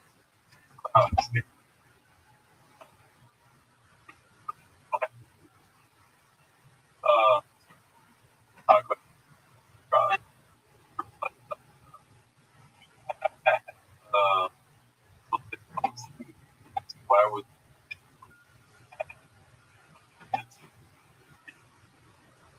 God, yeah. Like the joke, like,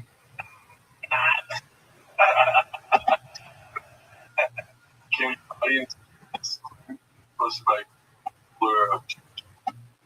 Morocco, rocket.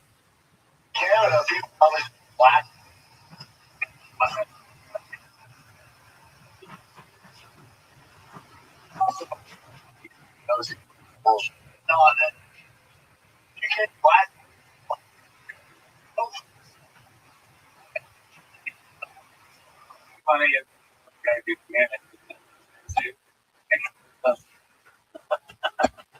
he walks. Oh God! Why are you guys not in the protective gear? Friend, best over there. I've never seen podcast George. I get that big fucking wrong. Well, I'm Canadian. I mean, I get. Watch World Cup. I'm like, what? My God, World Cup. Did you know that? The noise that can switch up for making merch. I can't wait for Rabbi. That was nice. Come on. That was posted by our 500. And that's crazy. Those are my favorite. Ryan, merch. Actually, always brings up. We're all the doc. How did peptides going? Okay, so world full of and yet constant heat. And it is MOT 141. Like some experience are like for whatever. What is that about? BT 141 calls principle. Hadron. Cyclone Warlock. The way you conjure. Right? No. You know what I'm talking about, right, Joe? Okay, so the one I was referencing. Yeah. Life is covered up with the house model, right? By appropriate nine. Okay, ladies, does anyone else feel like when you haven't done in a while and home doing a remodel, you forget to do your makeup? Because I felt like that a little bit today, but it's turned out pretty well. And I'm super stoked for tonight and seeing friends. I feel like I've been swept and looking homeless half the time, 60% of the time. So anyway, here's the look. Please back. Really interesting outside with humidity. So black my hair. So I mean, maybe she's like, yes, watch. That's why she's supposed to. I don't know. Why are you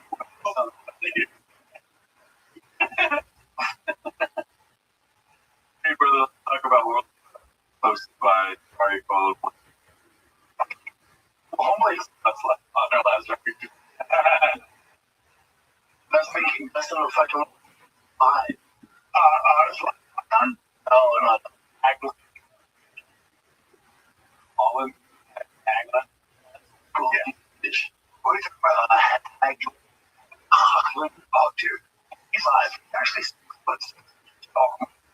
But wait. You know, like, I hang on. Oh, no, all of those guys. Look at most of them now, they're all overseas. I mean, but, well, that's for you. But my point is, it's not like big, like a sports soccer in boxing. And big balls, like, on the world, I have all guys are well, classic. You know why they talk about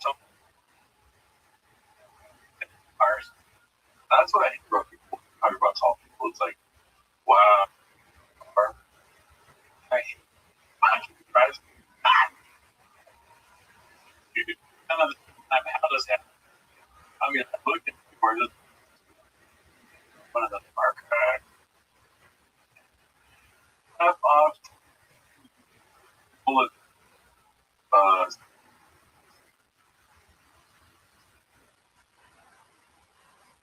Fucking Gamora. I'm a Gamora. The Rogue is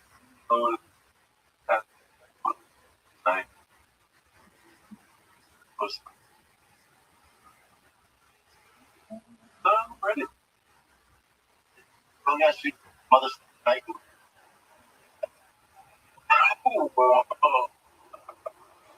Mother's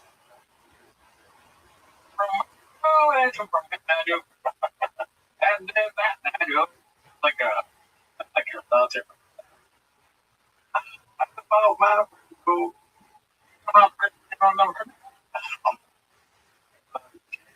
Yes, was spicy. Muscle guy. Just shoot. Muscle guy. Just shoot. Wicked. I think it's funny. Oh my God. Posted by Nothing I think wailing. You know what I mean? But it's like an Ireland vibe. That's the World Cup and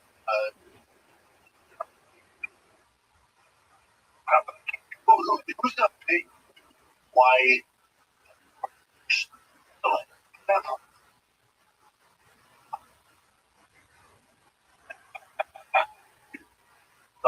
I'm gonna pull the fuck up.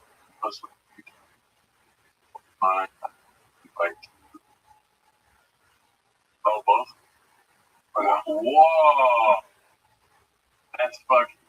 I feel like we're like, yeah, no, those, but be fucking. I mean, finding their problem. I think so. If it is real, I mean, if knows they other parents like whatever, really bring it. Because in Austin and no one fights, no one gets mad. LA is North Korea. Look at cowboy hats and where it's like different. Pull the fuck up. Pull. We're both like my wife. I'm a fuck book. I would do the same thing. Today, me walking out of Starbucks with a massacre. Unlucky. My smile and the straw. I died.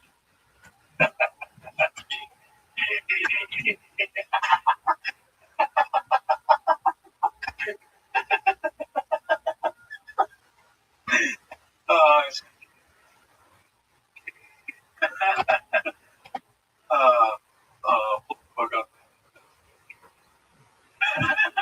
Well, shout out to you for watching. Really, what's it called? I'll be posting another episode. Yes, and next week, Scorpion. No.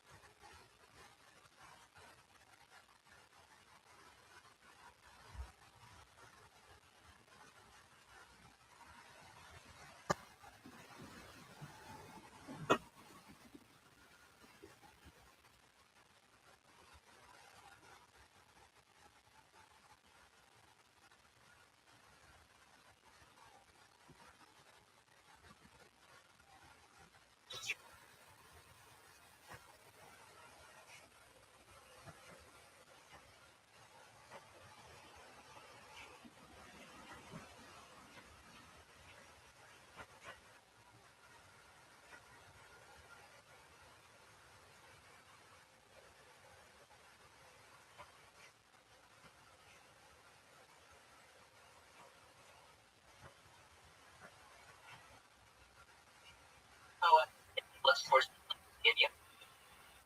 Trying and pictures and IP to carry link yet expand upon. An inherent intent by a good time, which continued to fueling those down. This was thanks largely to its many quality games, but also updated Switch models. Nintendo would release the Switch Lite in 2019 and the Switch OLED in 2021. The Lite would be a cheaper only option, and the OLED would be a more premium version with a high-quality OLED screen. Both provided different entries and upgrades to the Switch and helped buoy sales of the console. Another major factor in the Switch's success actually had nothing to do with gaming or the games. It was the lockdown. Everybody was cooped up at home, not allowed to go out, and bored out of their minds. The broader home entertainment industry saw a huge spike in sales, and Nintendo was no exception, selling nearly 30 million Switches in 2020 alone. The beginning of the lockdown also coincided well with the release of New Horizons. The need for even a facsimile of social interaction as the lockdown went on led to 12 million sales of the game in just 2 weeks, and over 40 million as of 2022. This made it one of the best-selling games on the Switch, the single best-selling game in Japan, and a source of sanity for many. All in all, the Switch has been an enormous success for Nintendo. As of December 2022, the Switch has sold over 122 million units, more than the Wii and original Game Boy, and making it the third best-selling console ever. While sales of the Switch have begun to wane, interest certainly remains in the console, and Nintendo intends to provide continued strong support in the coming years. While the Switch has been Nintendo's latest and greatest offering, their efforts to bring Nintendo to other mediums have been largely successful as well. First and foremost, you have Nintendo's move into the mobile market. The first game released after he bought his mobile push would be 2016's Miitomo. Miitomo was, at its core, a social chat game. You can customize your Mii, play mini games, get new outfits, and answer questions between friends. Upon release, the game was extremely popular, getting millions of downloads in just a few days, and becoming the most downloaded app in Japan. In spite of this warm reception, interest in Miitomo would quickly drop off. This was scuttled in 2018. However, Nintendo's next major mobile title would be far more successful: Pokemon Go. Pokemon Go was developed by Niantic and would be an effort to bring Pokemon into real life. And walk around Sinnoh or Kanto to catch Pokemon, you'd be walking around the neighborhood. Pokemon, Poké Centers, and gyms would spawn at real-world locations, and you would have Pokemon Go there to play. It was a unique system, one that lent itself well to smartphones, and one that would bring people together and then try to catch them all. Pokemon Go would be released on July 6, 2016, and gradually introduced worldwide to put enough overload their servers. In spite of Niantic's slow rollout, the unimaginable popularity of Pokemon Go would overload the servers anyway. Within 1 week, in just the US, Australia, and New Zealand, Pokemon Go would be downloaded 15 million times. By the end of July, it was in Europe and Japan, and had reached over 100 million downloads. The sight of people roaming the streets, meeting up at gyms, and driving painfully slow became commonplace. Pokemon Go had become a worldwide phenomenon. Correspondingly, the insane popularity of Pokemon Go led to insane revenue. Nintendo and Niantic would rake in hundreds of millions, eventually billions annually. The game would be further updated and iterated upon over the years, adding Pokemon from other regions and introducing new features like raids and PvP battles. The popularity and augmented reality features of Pokemon Go led to some controversy, however. People were told not to interact in minefields while playing. Gyms were found in graveyards, and cops chose to catch Pokemon rather than criminals. If anything, the negative manifestations of Pokemon Go are a testament to its sheer popularity, and Pokemon Go remains a popular, profitable, and well-supported game to this day. Pokemon Go would not be the only mobile success for Nintendo, and they would continue releasing popular mobile titles in the following years. Nintendo's mascot, Mario, would have a mobile entry in late 2016, Super Mario Run. It's essentially new Super Mario Bros. With auto-runner mechanics, and made the bold move of being a one-time purchase. Mario Kart would get a mobile version and Mario Kart Tour. Tour was your standard Mario Kart fare, but with a microtransaction system so greedy and abysmal that they actually got rid of it. You'd also see a mobile game based on one of Nintendo's less popular IPs, Fire Emblem. Fire Emblem Heroes would be a gacha game, one where you swipe your credit cards to get PNGs of cute girls, then play a little SRPG. Given how popular and profitable gachas are, along with the addictive elements inherent in the genre, Fire Emblem Heroes is one of the most profitable mobile games. It's worth noting these mobile games are the core of Nintendo's business. They make up maybe 5% of revenue and aren't the main focus of developers. Nonetheless, they have been a successful and profitable offering from Nintendo, and are a solid component of their efforts to expand the brand. Nintendo's expansions would lead them outside the sphere of gaming as well, namely with amusement parks. Nintendo partnered with Universal in 2015 to develop an amusement park based on favorite series. They began construction of the first Super Nintendo World in Osaka in June of 2017 and completed in 2020. However, the lockdown delayed the official public release to March 18, 2021, and the park would be marked with Japan on-off lockdowns in the months to come. In spite of the delays and early issues, the general response to Nintendo World has been positive thus far. The aesthetic of the Mushroom Kingdom and you have Mario Kart attractions, mini games, and you can purchase an overpriced wristband without a question IRL. Nintendo has also developed a Super Nintendo World and are currently constructing additional parks in Singapore and Orlando. These are extremely popular, just as they are stock versions, and Nintendo's remain successful. Finally, Nintendo's last major expansion has been in the field of film. Back in the 80s and 90s, Nintendo was producing movies, but these films were either Japan only or terrible. Steering clear of full-on films in the 2000s, in 2018, Nintendo announced they had partnered with studios to produce the Super Mario Bros. Movie. The Super Mario Bros. Movie, while clearly meant for a young audience, is nonetheless a cogent film, and a solid love letter to Mario and Nintendo. It has unsurprisingly performed incredibly well, eclipsing $1 billion at the box office the same month it was released. This runaway success has validated Nintendo's moves into film, and according to Miyamoto, more Nintendo movies are sure to come. And that brings us to today. Nintendo currently enjoys a comfortable, profitable, and enviable position in the games industry thanks to their recent string of successes. The general philosophy of Nintendo has become more savvy in recent years. They rely heavily on innovation now, but are more willing to follow trends that are appropriate, popular, and profitable. Realistically, the only noteworthy issue Nintendo currently faces is regarding their treatment. Nintendo could be generously described as statistically litigious and are actively antipathic towards the most diehard Nintendo fans. The spirit of Yamauchi and his disdain for piracy, along with the geriatric perspective of Nintendo, soured their public image over the past. That being said, the people most mad at Nintendo are the terminally online. The company has a pretty good PR team, and Nintendo fans are ever so eager to forgive their favorite multi-billion-dollar corporation. All in all, Nintendo is likely to continue pumping out quality games and consoles, creating experiences that inspire and elevate, and entertain the world for another 100 more years.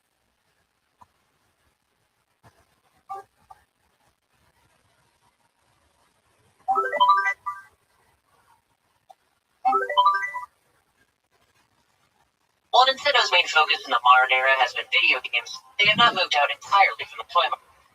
There's of course an abundance of merchandise for Mario, Zelda, Pokemon, Pikmin, Animal Crossing, etc., etc. But they have continued to produce Hanafuda cards. Hanafuda obviously isn't as popular as it was a century ago, but Nintendo nonetheless works to keep this traditional Japanese game alive, and typically adorns their modern Hanafuda with Nintendo characters. Furthermore, while Nintendo doesn't produce their classic toys outside of promotional events, it's a reference that pay homage to them in their games. Pikmin 2 is one of the best examples, where you see old products like cards, the Game & Watch, and the Love Tester as collectible treasures. You see Nintendo toys from WarioWare series and Splatoon. They're fun little Easter eggs that pay respect to the products that make Nintendo, and something to look out for in future titles.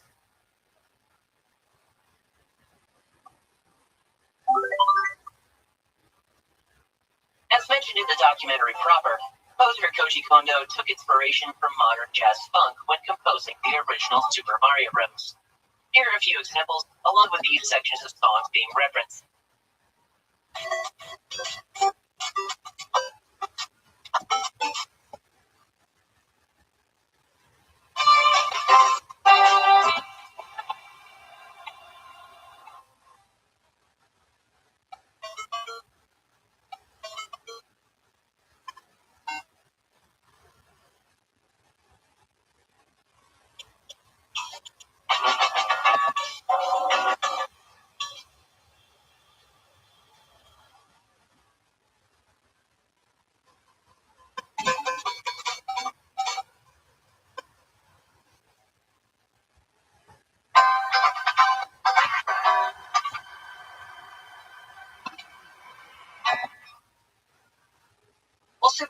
was Nintendo's most prolific and influential OST.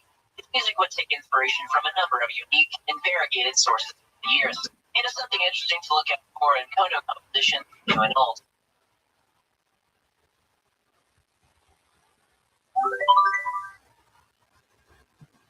Nintendo is a multi-billion-dollar company.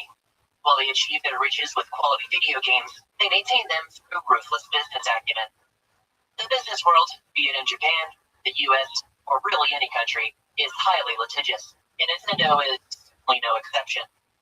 While Nintendo wasn't racking up lawsuits while producing cards and toys, they would begin to see major legal challenges starting in the 80s. Upon the release of the original Donkey Kong, Universal Studios would mount a legal challenge against Nintendo, claiming Donkey Kong was copyright infringement on King Kong. Universal was bullying third parties who promoted or produced Donkey Kong, and if the lawsuit was successful, Nintendo's first arcade success could have been their undoing. Fortunately, at least for Nintendo, the Universal copyright case was tremendously flawed from the very beginning. First and foremost, if you want to sue an entity for copyright infringement, you naturally need the copyrights on the infringed work. Universal would proclaim they had an exclusive copyright for King Kong, even though they didn't own the full copyright. They knowingly did this as well, blatantly misrepresenting their claim on King Kong just to try and milk Nintendo and Co. Furthermore, no reasonable person would confuse King Kong with Donkey Kong. The only real similarity is a monkey with Kong in the name. Nintendo would not only beat the lawsuit and appeal, but Universal would be forced to pay fines and Nintendo's legal costs for this bad faith abuse of justice. While the case against Nintendo for Donkey Kong was absurd at its face, the company would eventually receive much more legitimate suits, namely for price fixing. The ridiculous popularity of the NES in the late 80s gave Nintendo a stranglehold of the video game industry, and Nintendo would gleefully throw their weight around. They would impose harsh terms and reduce stock on retailers that could sell Nintendo products at Nintendo prices. This was a violation of antitrust laws, and Nintendo would be charged by the FTC for price fixing in 1989. Rather than fight a case they couldn't possibly beat, Nintendo just opted to settle with the FTC. They would pay about $5 million to 39 states and have to offer $25 million in rebate coupons for Nintendo consumers. The latter penalty really wasn't one. If anything, it boosted sales as consumers redeemed their compensation. While the lawsuit wasn't a huge penalty, it at least prevented further price fixing for Nintendo and put them on a more level playing field. Nintendo wouldn't just be on the receiving end of the law either. They would mount legal challenges against anything that infringed on their copyright or prevented them from making boatloads of cash. Nintendo, along with other game companies and publishers, would successfully lobby the Japanese government to effectively ban video game rentals in 1984. While piracy and hacks were genuine issues at this time, the cynical purpose of the move should be obvious. Forcing consumers to purchase games directly, rather than rent them from third parties, would be much better for Nintendo's bottom line. Nintendo wanted similar policies in America, but unlike in Japan, their lobbying efforts ultimately failed. American publishers got protections for software rentals in the late 80s, but video game cartridges were exempt due to the difficulty of actually copying. Nintendo, bitter that they couldn't just get their way, would try to sue American video game rentals either way.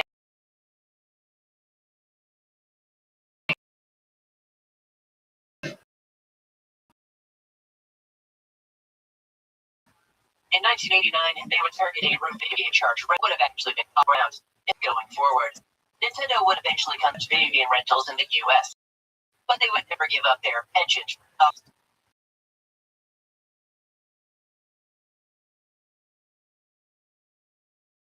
From flat-out ignoring use laws to Shadow Realm, Nintendo's stance could be described as highly aggressive. It's easily the most infamous aspect of current Nintendo.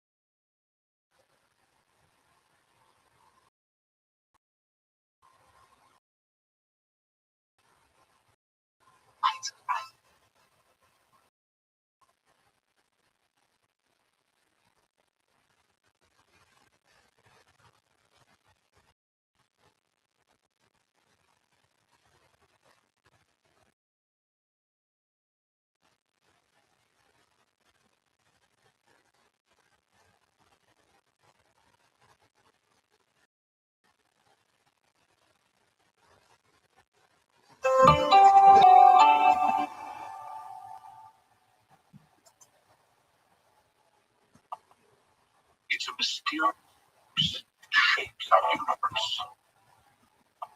It feels it's far stranger from everything. One man's brilliant tamed gravity. Unexpected. Albert Einstein discovered time and space are shaped by rid have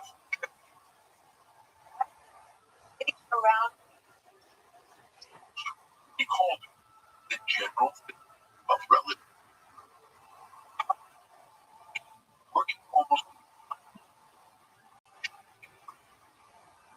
about the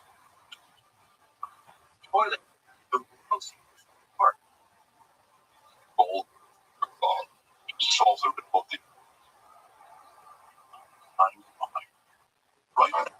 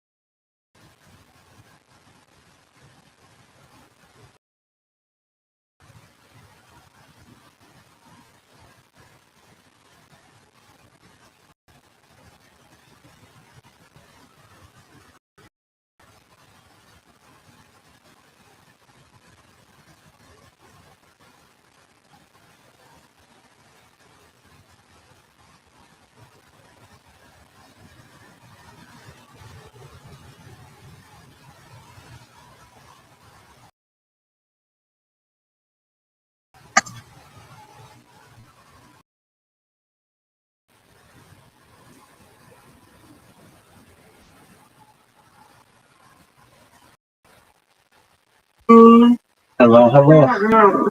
How are you? Can you hear me? How was your day? How was the neurologist? And it was good. I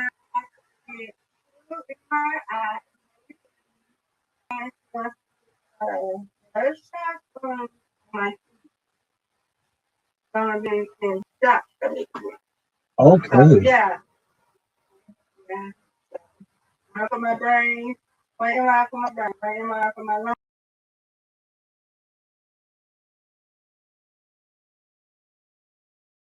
From the back, from the and then my neck, and then the insurance company they do that. They call me and set that up. Hey. And I go back to follow up. All right.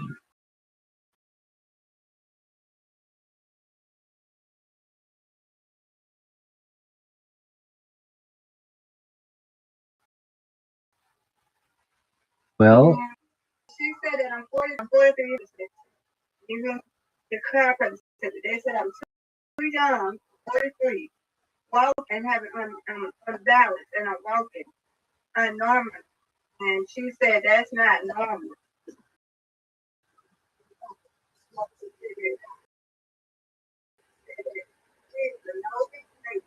People that that's the yeah, she said she's very nosy and she wants to know and then what's the problem with her. She said that's what's going to happen. It's going to get all in my business. Yeah, so you got to see what's going on. all right. Well, if that's how it is.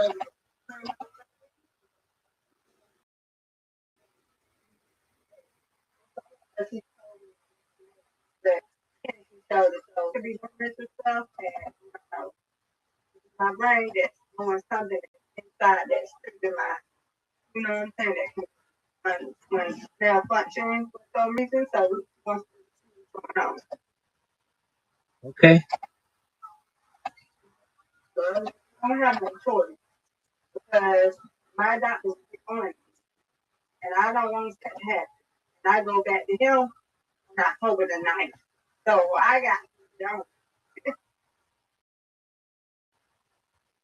So I'm dealing with God. He said that I can't do where I never have. That's what I can't burn. So, well, you shouldn't burn. Okay. Told me I cannot lift nothing under 5 pounds and can't get on no if I don't get on right. But a step. But a step is it. But she said I can't get on no ladder. I can't.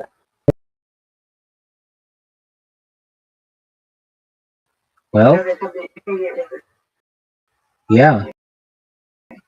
Okay. Well, you basically, and you just Relax. So, yeah, it's my so I can relax. okay. That's good.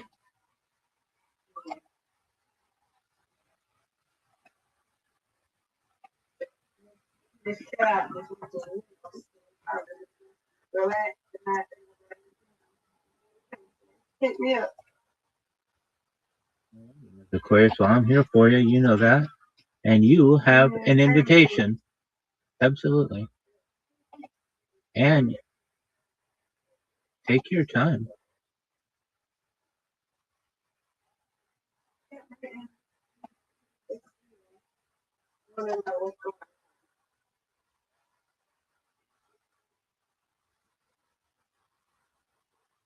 How was your day?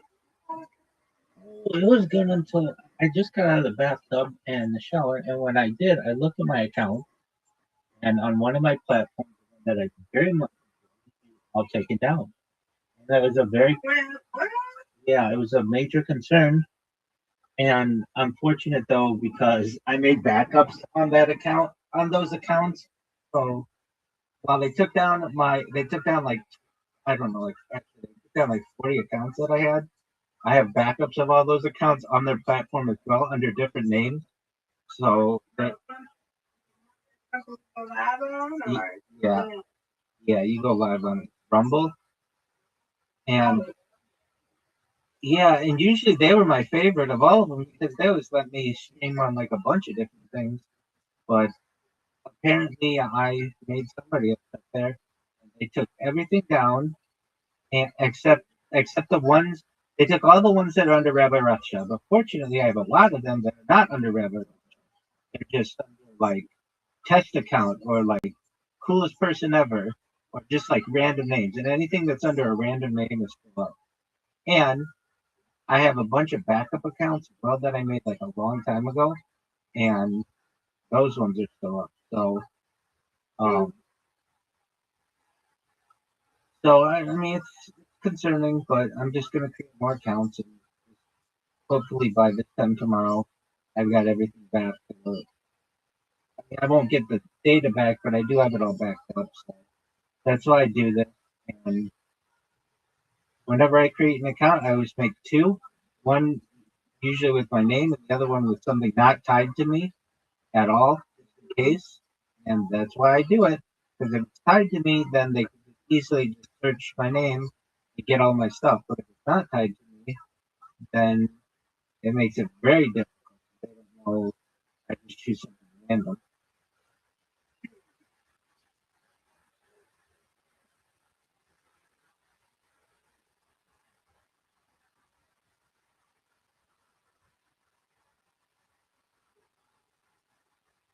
But aside from that, nice relaxing bath.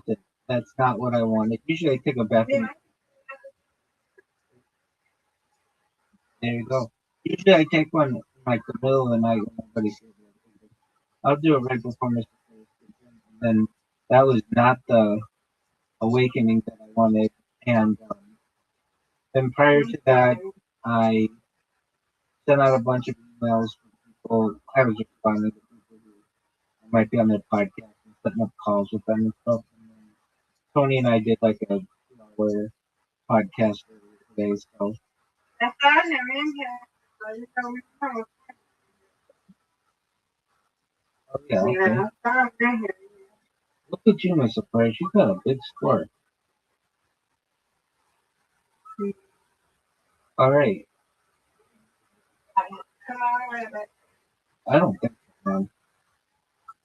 Okay, that's one. See? Don't never. Nope. Never. Greatest comeback in history. Greatest comeback in history. Wow, I was not expecting that. Not expecting that. Not expecting that one. Okay. You win, I win, I win. Reload. So just okay, I got you. Okay. I know. I always have that in the back of my head, but I play it off like, oh, this is impossible. But because that was a big one, I had to get 2 strikes in a row. If I didn't get 2 strikes in a row, I got you.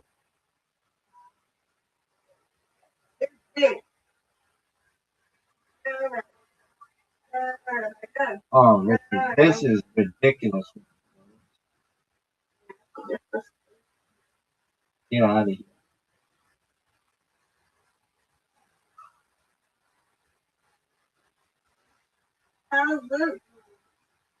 He's doing well. He's gonna be in a movie.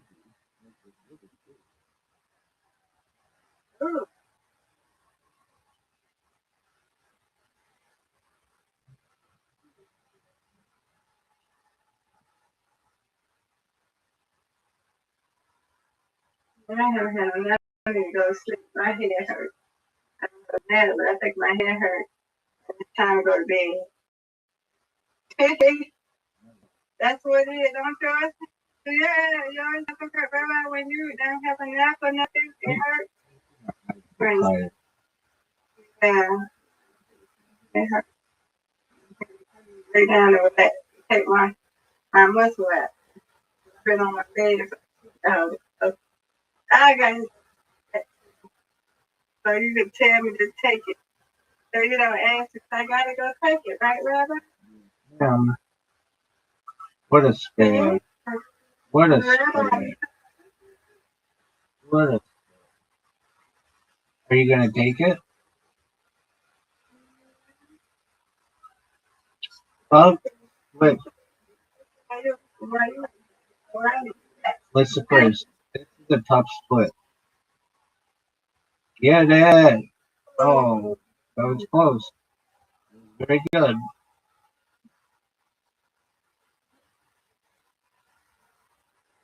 Okay.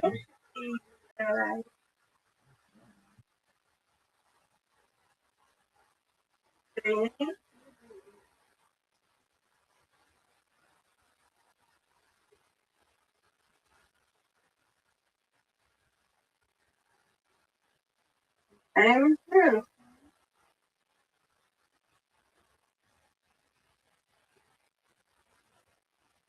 Hey,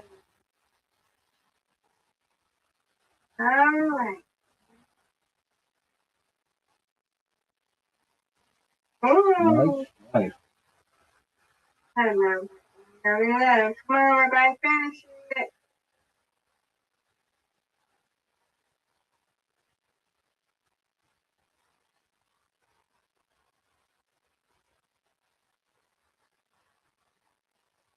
Okay, I gotta take it. I gotta take it. Oh, Lord. I win, you win. Undefeated in bowling, undefeated in friendship. Yes, ma'am.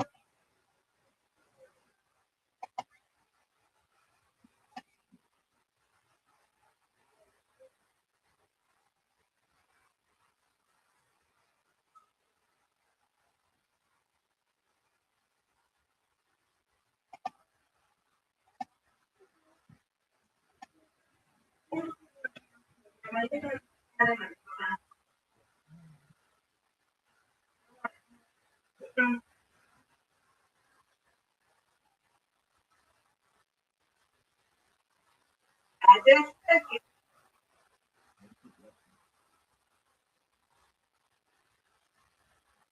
Nobody don't be on me. And I don't want Rabbi. Rabbi getting on me. I'm not taking on me, so I gotta take it.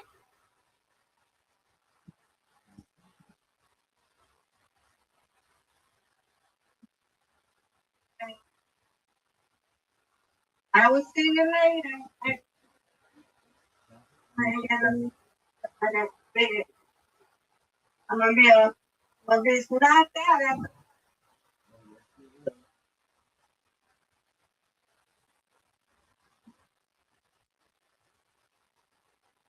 Okay. All right. See you in a while. Happy hitter. Excellent. See you tomorrow.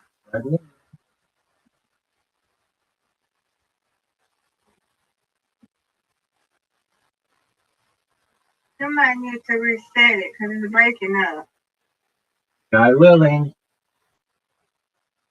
I was lagging. I know I'm doing something.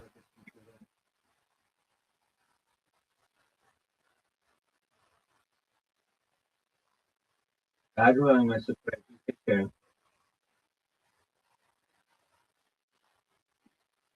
Okay.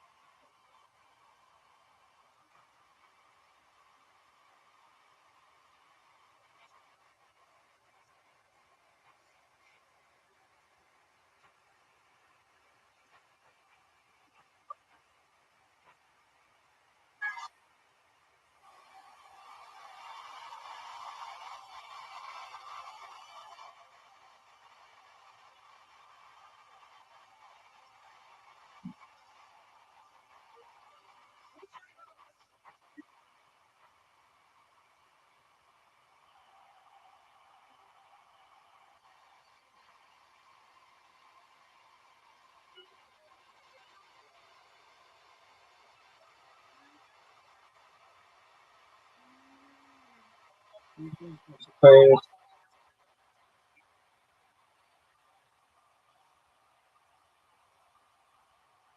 God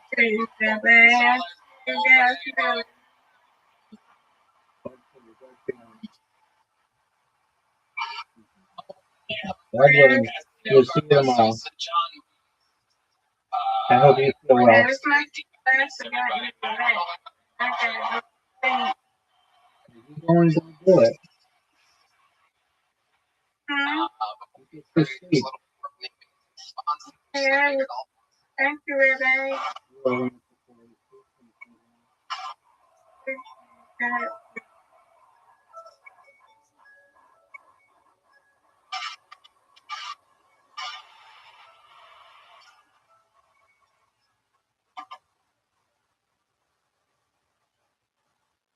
I gotta ask, Houston, Texas, are you guys ready to show?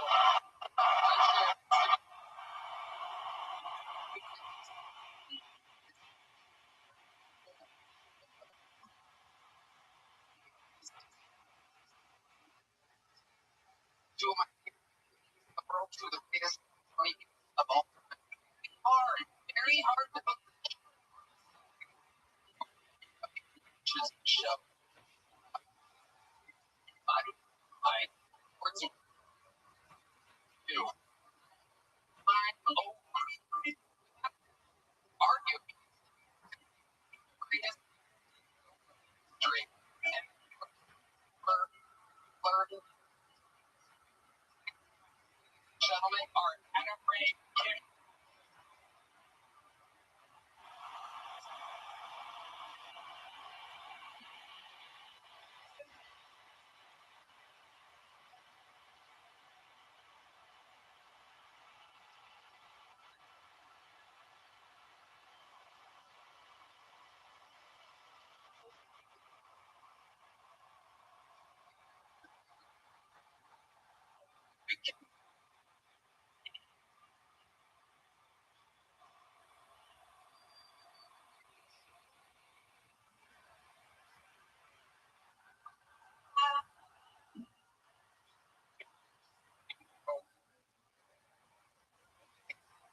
And jump.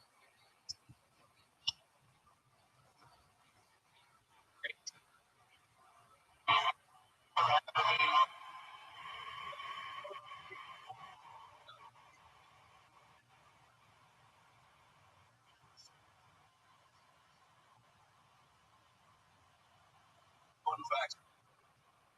Yeah. No stop. Good for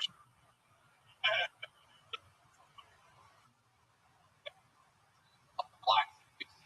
What I thought of probably.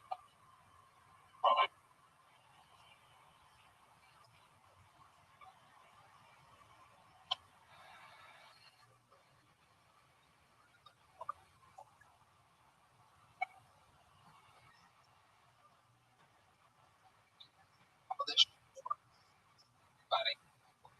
Okay. Interrupted. Wrap it up. Not that gay part of Houston.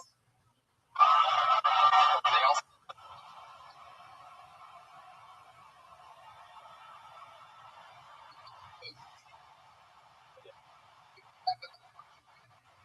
trust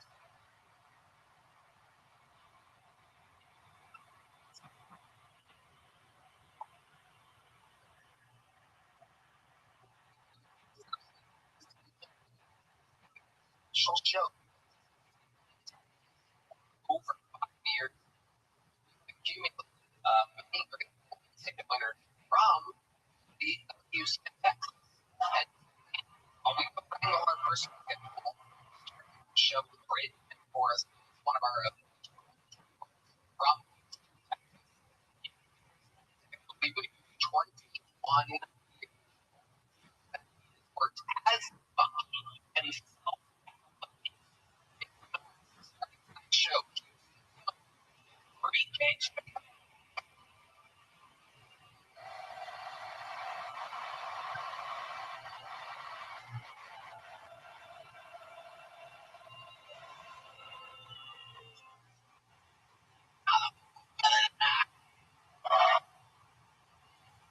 I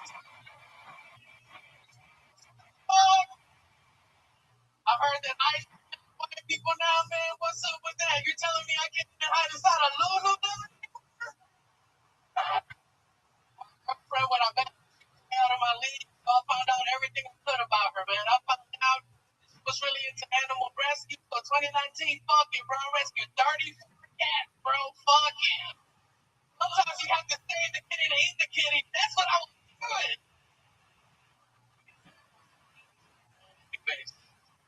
I have an Australian Camel dog and dealer at home. I like to use that dog for small talk with older white guys and like a tractor supply. I tell them I have a blue healer and they're like, oh my friend, yeah, blue healer. Intelligent dog, hardworking dog. Beautiful. And slowly they remember that their granddaddy was like him. End of the conversation.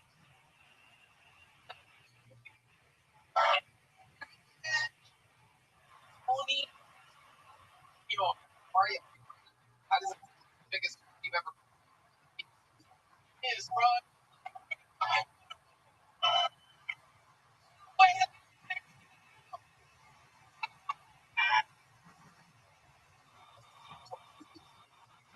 Was a beautiful place where everybody's the N word, no matter what the you are. That's why whenever like awesome doing comedy, I had to like train myself. Every time I wanted to say the N word, I was sweating with rubber bands, get my leg or something. But yeah, that's my hood. That's where I grew up. And yeah, I know all the different areas that well. I know I was able to shook plant like a bro. Here, bro. What? Why? A lot of straight guys pussy. Oh, yeah, that's not what's making you fat.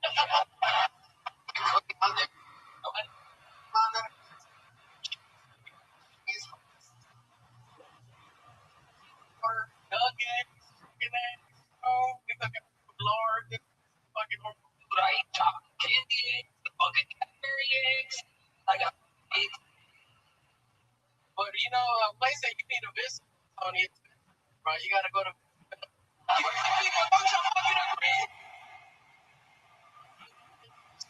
Best neighborhood. But the real you're stuck in making business, might as well get you.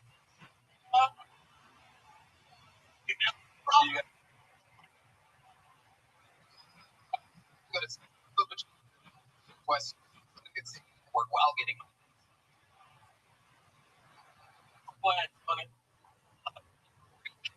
such a fun ice white people I love that ice shit got me terrified, Tony. Yeah, it really does, because I have something called the DACA status, which means that I'm a celebrity immigrant, you know, there's only 2,500 of us. I don't think you should be saying that. Fuck it. I'm prepared for the consequences, man. That's why I'm trying to camouflage myself. I don't even drink Modelo's anymore in public. Okay? I'm drinking Bush Light, bro. Like, like that.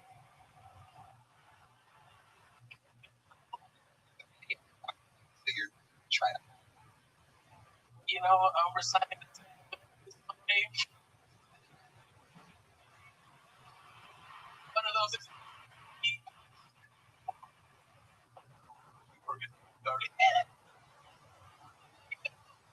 bro.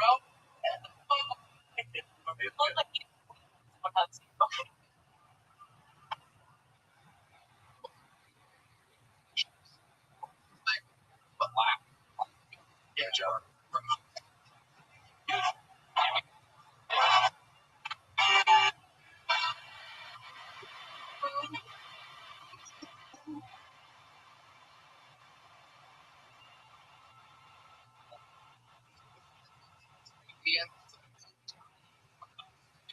To or trip up here.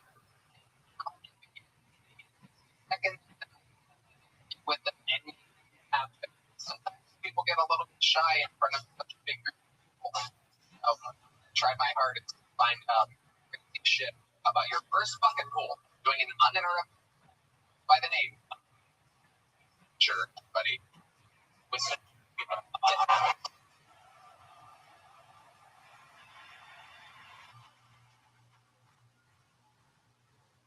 So I was making out with my girlfriend last week.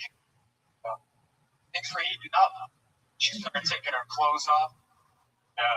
She was like, Max, you look like a kid in a candy store. I said, babe, it's not you. I look like a kid in any store. Yeah. Just kidding. I don't have a girlfriend. I can't keep a girlfriend, all right? They don't feel safe with me. Because I'm gluten-free. I mean, I can't even fight off a little Debbie. It sucks, right? Like someone brings donuts to work. I can't have any. Apple fritter, straight to the shitter. Being gluten-free is so depressing. The only time I even think about using a toaster is when I'm taking a bath.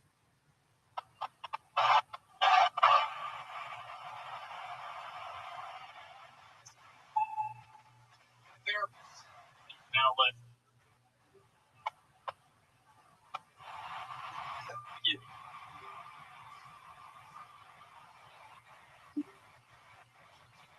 How old are you? I'm 20.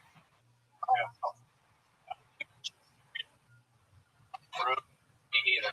What do you want? What? How long have you been doing?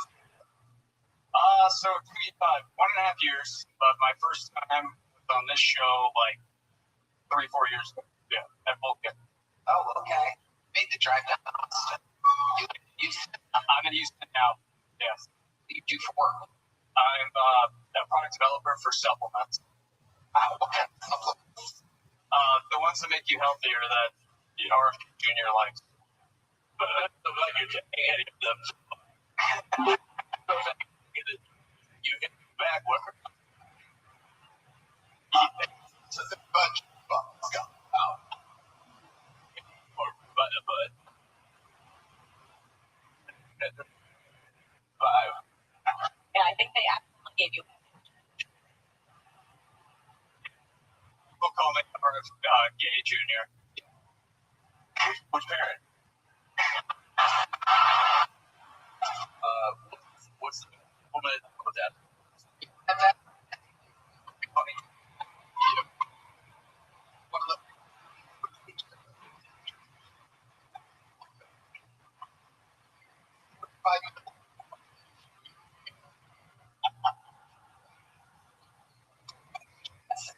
Well, Plus, what's going on in last around the. Well, girls have been hitting on me lately with their cars. Yeah. I think girls are so dangerous when they drive. They're too busy trying to look hot. And I saw this one chick who went 100 on the freeway, putting on mascara, swerving all over the road. I mean, hey, at least you died a bad bitch. And there you snuck in a little chip. I'm excited. Hey, buddy, you should.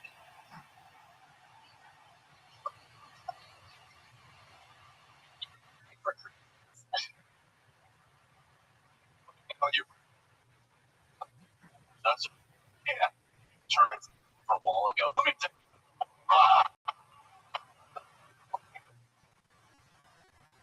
you got Joe. What? Have you your girlfriend? No, not right now. No. The last time you the chick that one. What did you? I think it was. No, I can't say that one. Yeah, you can. Like, kind of a. No, I was like, but that's right. Okay, so last or whatever. It was last year. Here's what happened. Just a random duty. Reason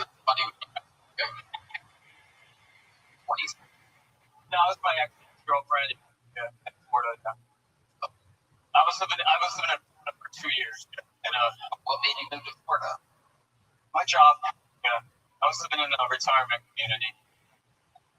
The weather was great. It was in the 70s, just like the people.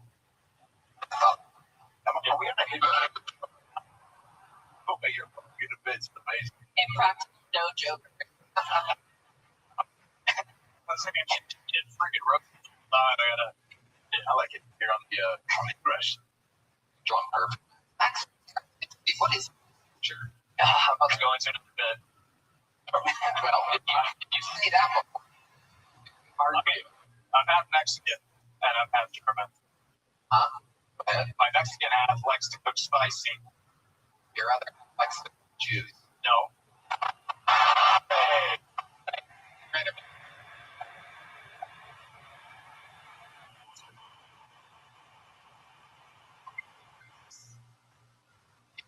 My German half, okay, so my Mexican half likes to cook spicy. My German half likes to turn that bathroom into a gas chamber. Yeah, you should get my Yeah. It's the most unholy noise I've ever heard. what happens when your blood stops flowing.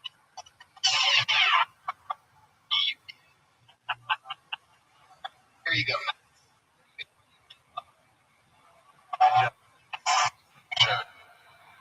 Okay. Long, buddy. Far away.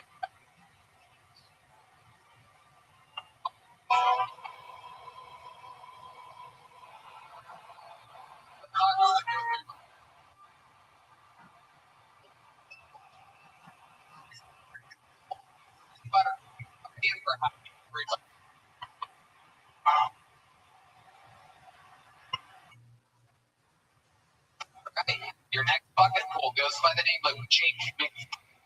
What happened? Gonna meet for Jake. Jake.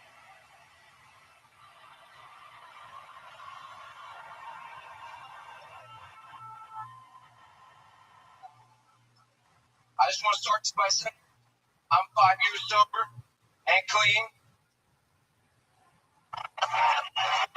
From white pussy. Yeah. Wasn't a hard choice. White pussy tastes like nickels.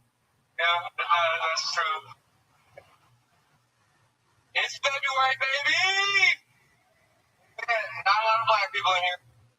That's crazy. Yeah, it's February, and as a black man, I'm here. Black man, I'm doing my part. Yeah. I'm out there doing it. Yeah. I've been eating black pussy. Yeah. And I was actually recently eating some black pussy just a couple days ago. And I was down there eating them thick thighs. You know how it is. And I was down there doing my thing. You know? Hey. But I was running out of air quick. All right? I come over here. I go, she grabs me by the back of the head and goes, no, reparations, bitch. I was like, what fucking, motherfucking, yeah.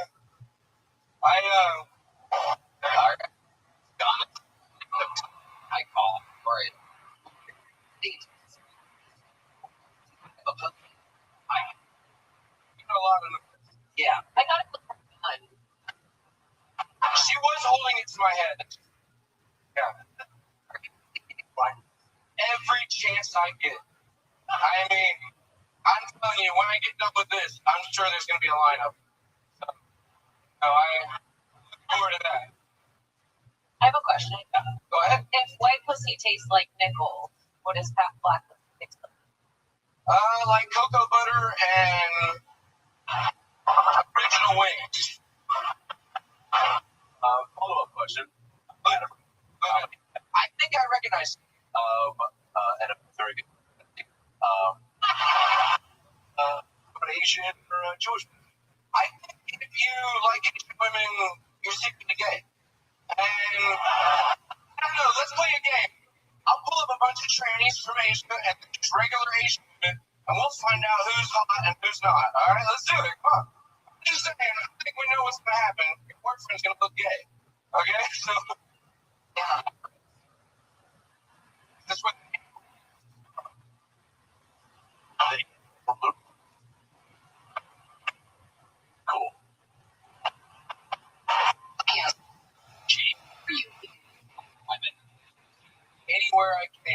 Like, give us where it's actually. Man, I do a lot of stuff. Like, I'm a black comedian. Okay, why do you keep saying that? I am. I'm a black comedian. I was banned from all one comedy rooms until like 6 months ago. Why? Ginger. I am a ginger. Man, you really want to know? No, we're all right. Jay, I'm asking you, dude. Yes. Why? No, that is. Jay. The answer to the question. Look at the red circle. See right here? Of the red circle. Black people love to run. Yeah. I'm not that black. Honestly, I pulled a gun on a guy. Okay, tell us more about that, Jam. Okay. I was at a comedy show. It was a black comedy show. You don't have those in Austin, but in Houston, it's when you go to a place and everyone black. You know what I mean? Yeah, here we all did comedy in LA for a couple decades. Right. Okay. So you do. Okay. And I was about to leave, but one of my buddies who had went on the show, he actually didn't get on the show.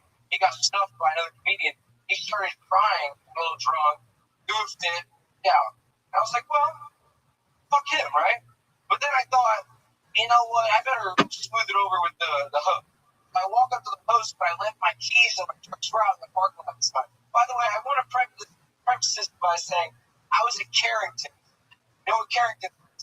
That's the hood. Jesus. That's the fucking hood. Find that place. Right. So, free. Oh, you really want that's about the one. So I was talking with the comedian and the host, and another comedian started talking shit. I told him that he was being disrespectful, and he said, "What are you gonna do about it?" Take them glasses off. And he walked around his car, and I said, "Are we fighting or what?" And he said, "Oh, I'm just gonna shoot your ass." Street. It was a black guy. Crazy. When I pulled a gun on him, his hands in the trunk after he popped the trunk to grab a gun. He closed the trunk.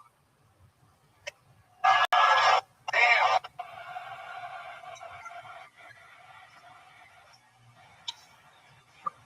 Like how hard it is for a woman to come.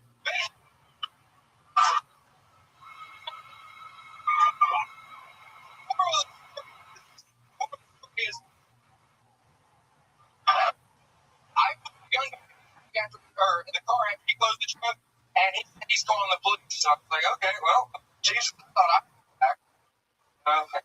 He's not. This thing where you keep calling yourself black. I'm light-skinned. Why do you call my black friend right now? And you're not black. My handman. Would work and stuff like that? Well, maybe you are work if they could.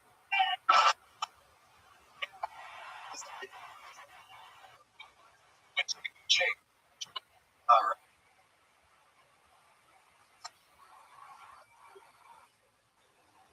Black. Joe. Jake.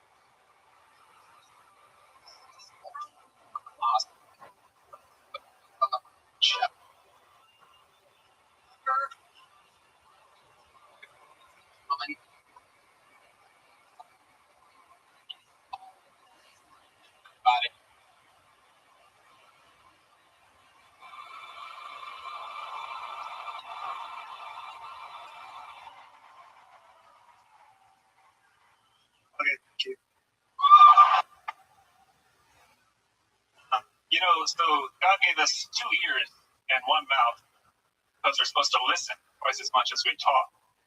But He also gave us 10 fingers, so we're supposed to be finger blasted like all the time.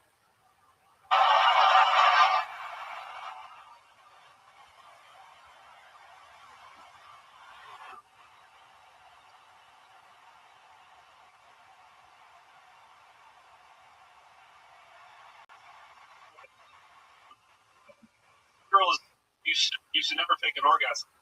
No, I don't care.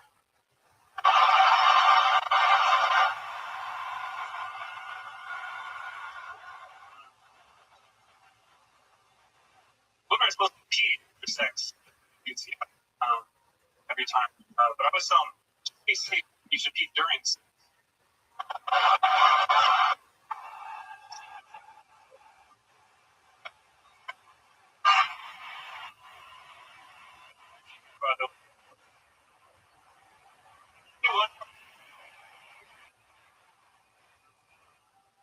My girlfriend says I don't make enough eye contact. It's not even true. I make a lot of eye contact to myself. In an artistic way, just like pretend by my evil.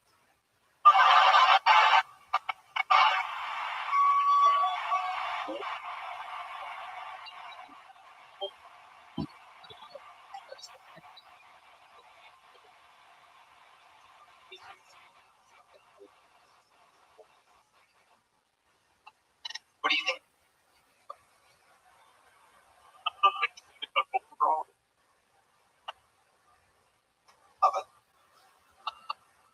Tell us what keeps from Northwest by the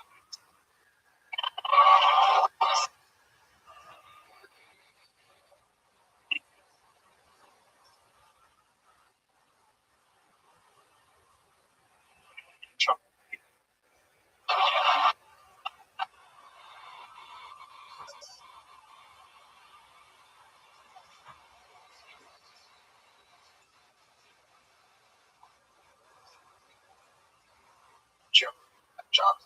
Well, I used to work in the gallery. Express Galleria.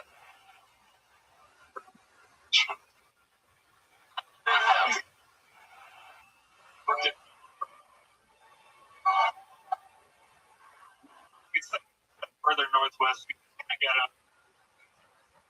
Yeah, they moved me up.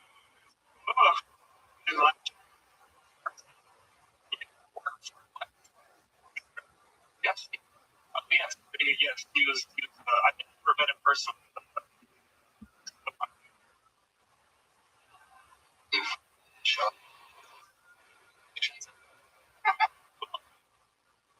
Like, there would be like stabbing every week, and we had the only store that didn't even close.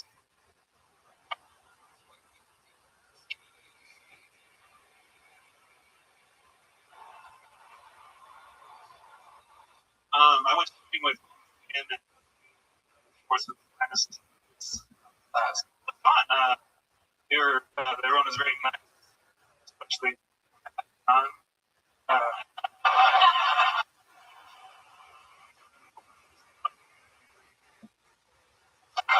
they were like, "You're our friend, right?" I think They are. And I have one already.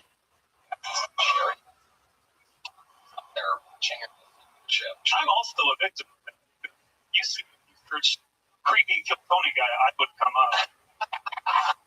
To be honest, I'm on edge right now. And when he came out, I was like, "Whoa, you look like a nice fucker." Like, just strokes one's cheek. Yeah, I'm a groovy girl, but I would. You look like when you.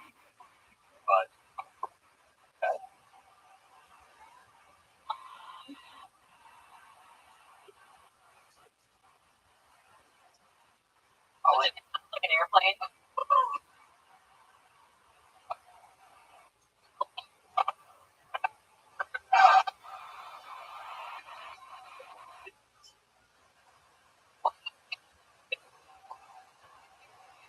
Large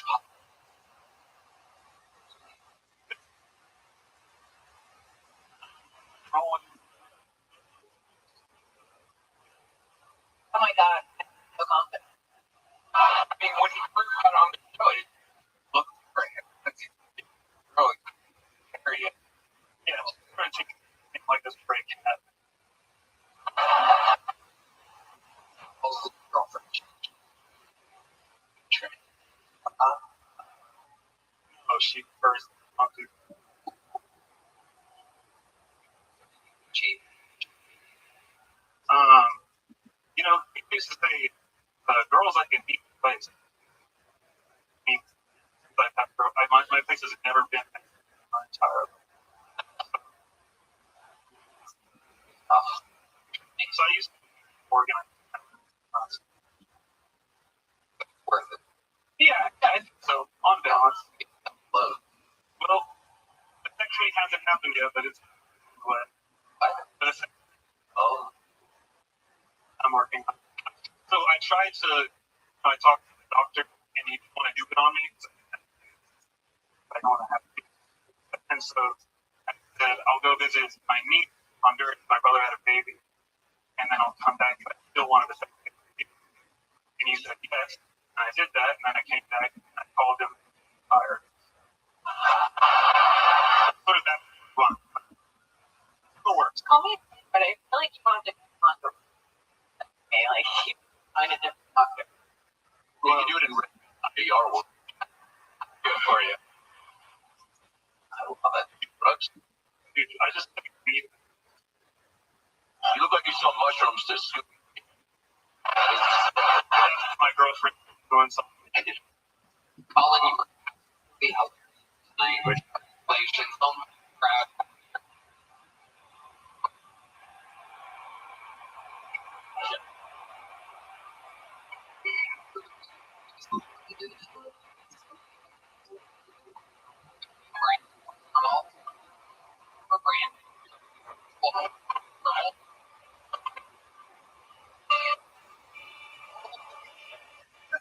We're doing it. Actually, I gotta tell you, I'm a big ass. My wife, I'm such a big fan of Kill Tony that we role play Kill Tony in the bedroom, right? So sometimes, like, I'll be hitting it from the back, like, oh yeah, we're really doing it, baby. We're really doing it. Sometimes I like I'm one of the black guys that go on Kill Tony. I'm like, oh yeah, we're really doing it, baby. But my favorite people who come on Kill Tony are the Asians, right? So sometimes I'll be back there going, oh yeah, we're really doing it, baby. Right? Oh, but it goes both ways, right? So sometimes he's like, I want to be Tony. I'm like, all right, you can be Tony. So I'll be eating her pussy, right? And they still go, we've done this 1,000 times. You still can't hit the fucking buttons, right? Like, what the fuck? Fucking weird, man. Fucking right? Everybody up for Abraham? My time.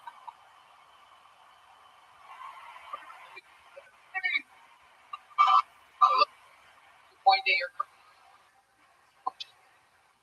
We pay big money. We're right in the front row.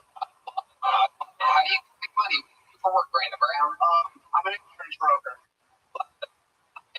How long have you been on that for? I've been it for about 4 years now. For one of the toughest insurance brokers I've ever seen. Incredible. Thank you. Repo insurance going on. Guys, if you gonna get some protection for your fucking family or what? Yes. Word. Like rope stuff. And that's a compliment.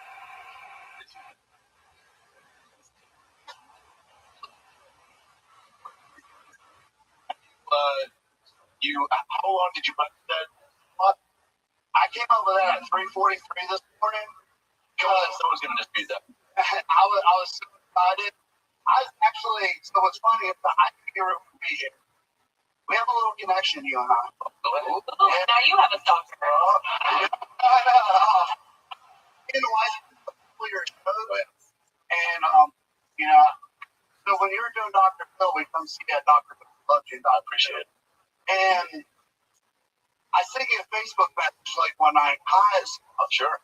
and I try to respond to everybody to get back to you. me and my girl were like, I was like, I wonder if we can get married on Dr. And you and I went back and forth and a shit ton of messages, and my Facebook got hacked. And I could never get a hold of you again. And like we were like, you're just like, I'm ordained. Like, yeah, let's do the shit. Yeah, look it up, Brandon Brown in your phone. I'll take your word for it, player. But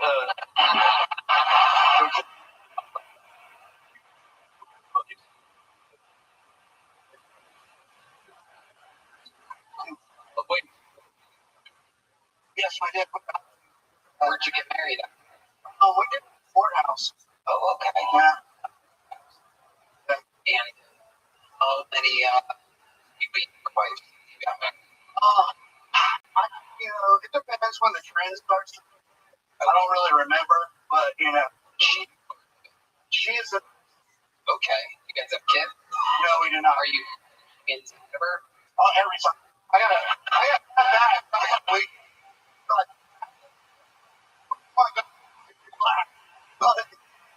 He tends to make her be. Oh, I'm very good. Do you have any special moves in the bedroom in your life? Back? She's gonna kick my ass. Or I'm saying. So I got very extremely lucky. I got hurt in Afghanistan. I took an armored plate to the left side of the dick. So like my dick is hard, and like I can go forever without putting it feeling right. So yeah, I know it's just tired. And I'm like, I'm not here with that. But that's only when I'm trying. You finish? Yeah, I'm so calm. You don't have a deal? It's only on like the left side, like my dick has feeling, but like I have like half the feeling that I have before. So like I go 3 times long. the question was, what's your favorite TV show? And I don't know how we got on this tangent. you're not gonna lie. So that hold it for a. Yeah, we can find it. Oh my. Okay. Like,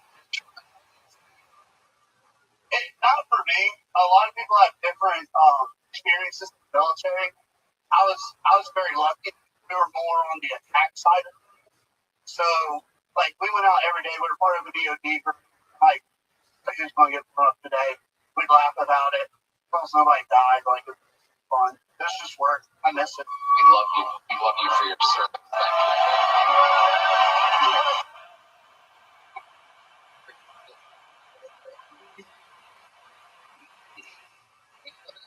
Where are you from on the other planet? Oh yeah. So my favorite is right. This made me think of you too. I think it's about 4:02. I came up my bed. So I was sitting there like, what the fuck am I? Tony.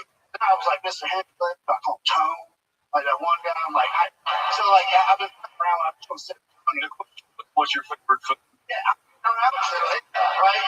So we would deal with a lot of people who blew themselves up being on a DOD team. And I had the magic ability. I would always find, like, we'd be walking around looking for body parts and shit. I have that ability too. You define it. Like,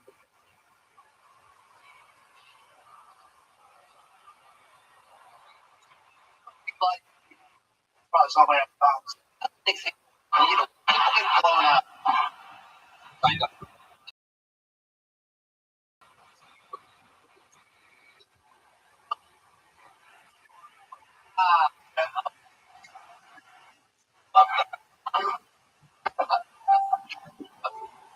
Brown. So much fun. Congratulations. But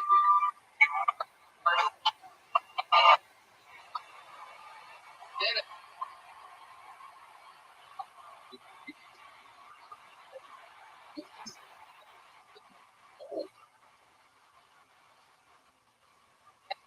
Fucking why did he fucking teach school everybody?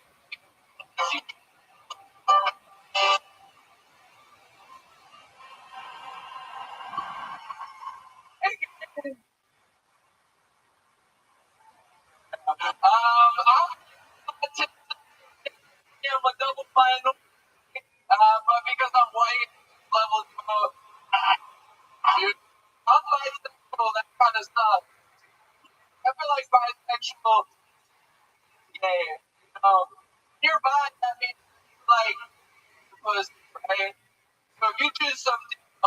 pussy. That's gay. That's already gay. Fuck. Bitch. God. I mean, like,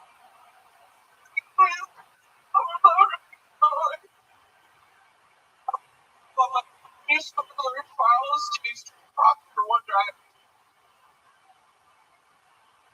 Got it. Just want to pay it.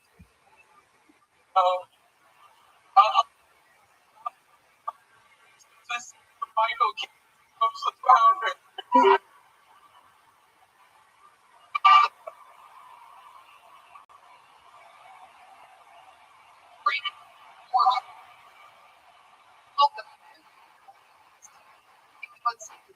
Coming up on my 13th of April.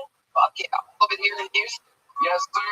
I love it. What part of town do you live in? I'm open right now, but I was on the show before and mentioned I grew up in the Buffalo Acres home. It's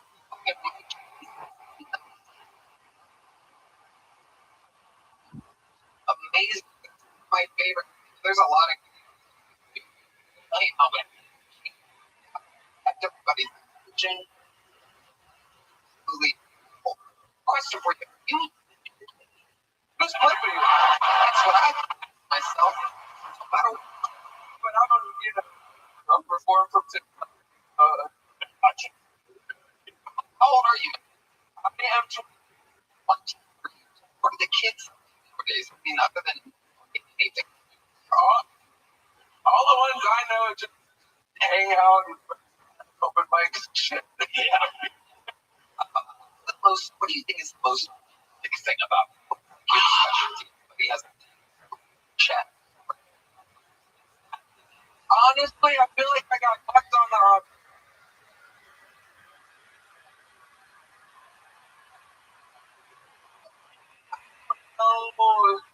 being able to have like one of the vibrant brains, shit. I ride my brains.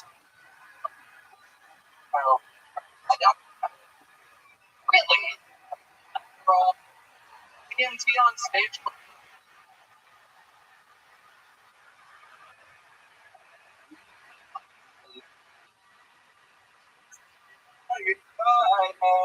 What was it cool? I was doing open.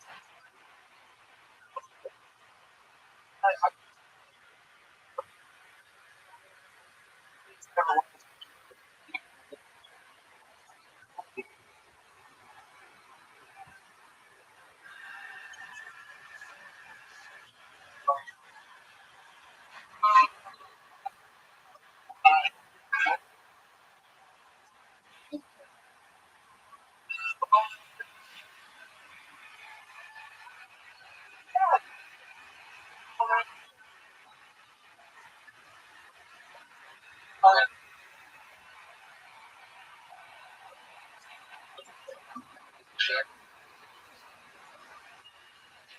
Boy.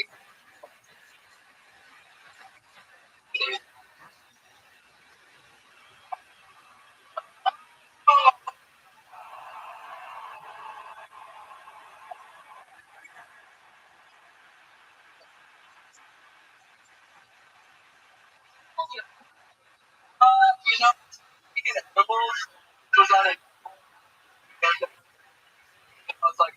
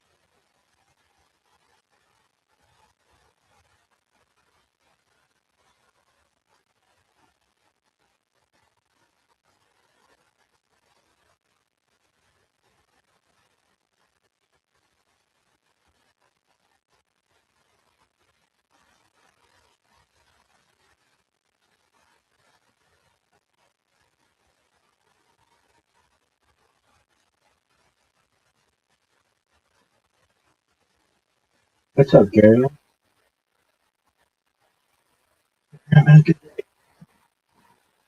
Answers, great interview, great set, right?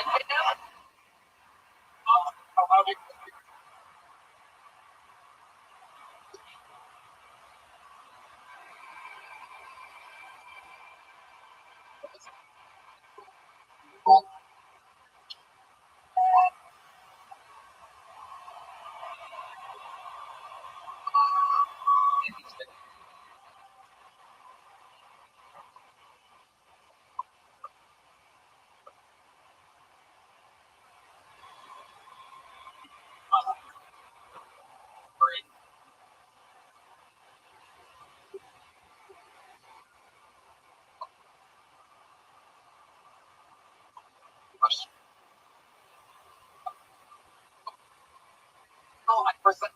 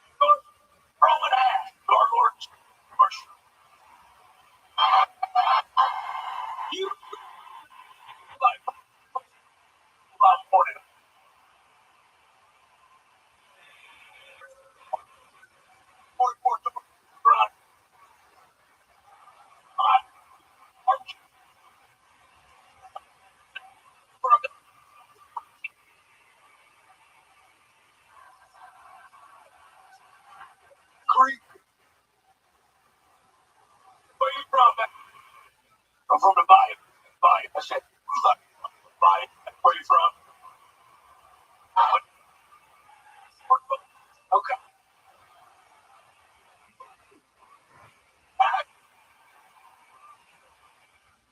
Go make push box.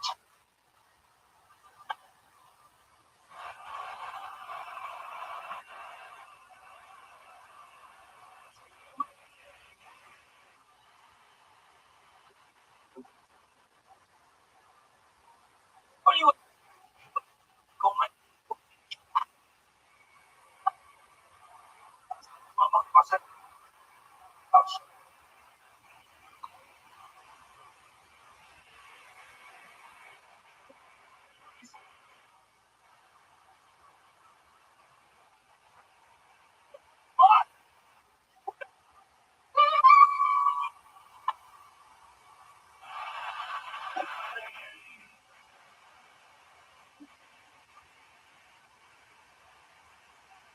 pussy fuck.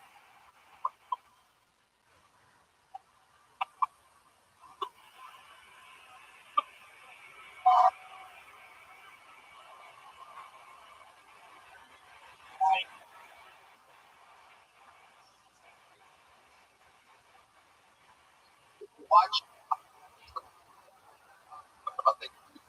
Road.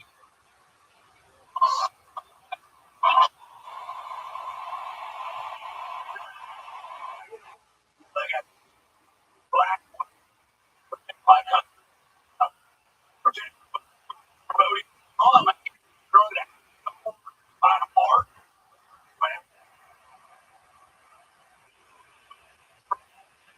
On it. I'm on the first flash.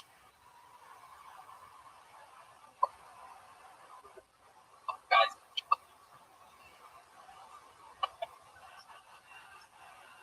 Wow. Girl. Louisiana.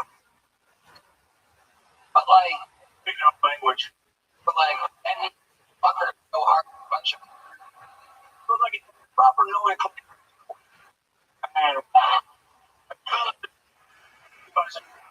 no starting. You want it? So what the fuck was stop pushing?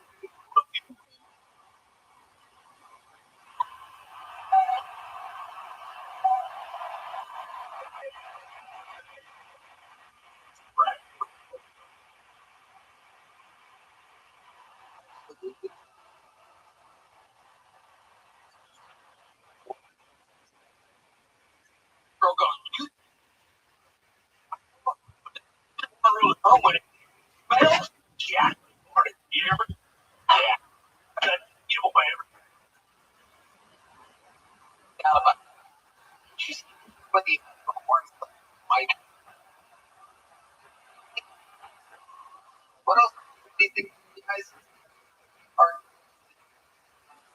must?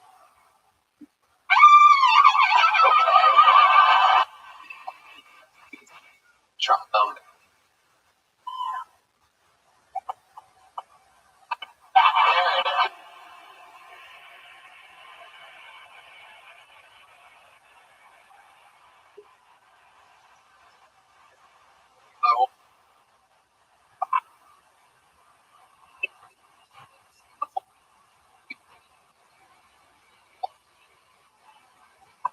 Like that. Like, where? All right.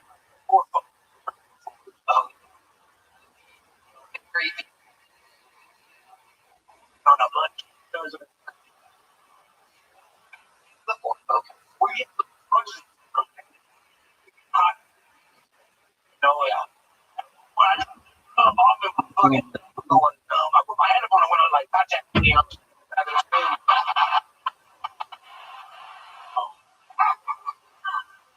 oh, but for you, man, I should bring it down the road in a little trailer, like a Colonia down there. The road, a little.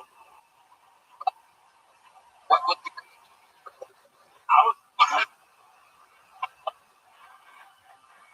the? I was 12 and you know, being a black person, you had Joel. What all this? It's pussy pop. I told my mama, he drove down there when we got in the window. He said, I'm gonna let you go first, ladies and gentlemen. And I didn't do it about it. I have no idea what I'm doing. About 15 minutes go by, I feel a chip on my shoulder. I turn around, this black man naked, but just a foot of dick on him, you know. Look like when you fucking kid all in the rivals. I mission that is done and start fucking. Right. And I know what to do. And he, I was just, they're kind of flimsy, you know, and he's fucking up against the wall. It fell through the little plywood wall shit. Her knee in the room. And then she starts hollering in language I don't understand. Fucking, I went in and I asked my mama's Jeep off it. Shit. My mama took me home. They took it back. They called everybody. No, goddamn. Real black pedophile. Fun fact. Pedophile and black people do not.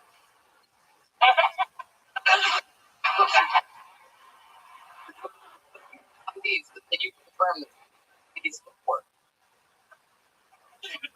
Really? Yeah, Joe. Have you ever heard of these? Yes. No black people. Neither. It was like a back. It's still so much. Oh. Only kind of black people get her first.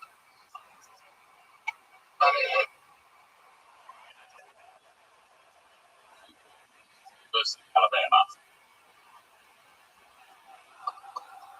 Watch Bro. Chef of you. No, baby. I'm all right. Wait, hostage for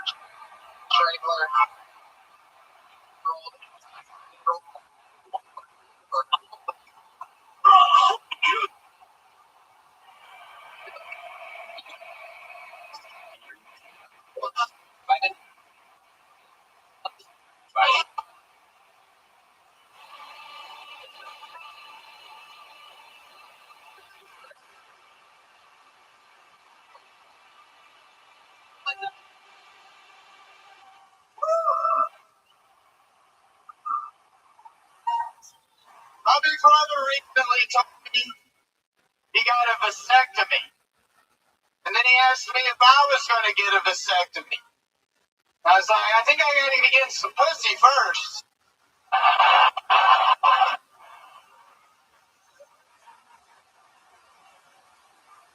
For me, people ask me if I banged my cousin. I'm like, no. She was homecoming queen. She was way out of my league. Plus, I had a big brother, like 6 cousins. My family had some real stiff competition. Growing up in Kentucky, sometimes people think I was brought up Baptist, but I was actually raised Methodist. Then in my 20s, I became a crystal Methodist.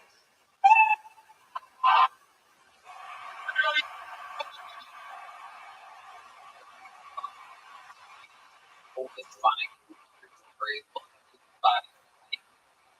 Fantastic. Thank you, everybody. Shirley!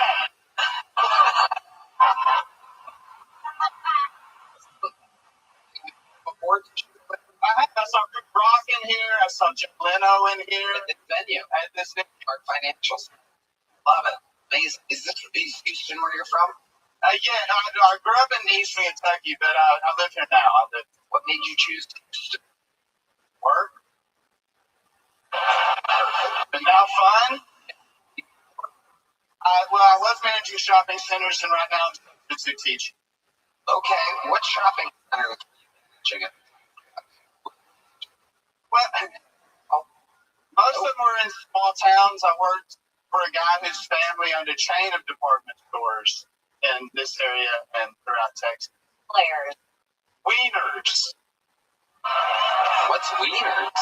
Wieners. I know some people out there are familiar. Stop saying that. Make me hard. Everybody has their school clothes growing up. Really? Yeah. You guys got close to Wiener?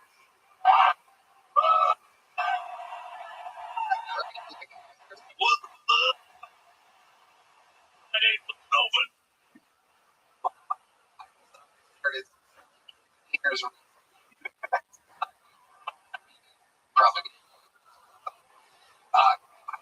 I loved your business. Did you really? Yes, I'm 13 years not doing it, but yes. How did you end up starting? Explain to me. How does one start? Being very distracted. Where I start. And then what you mean? Well, thinking about other things. Having to cram for a test. And then taking Adderall.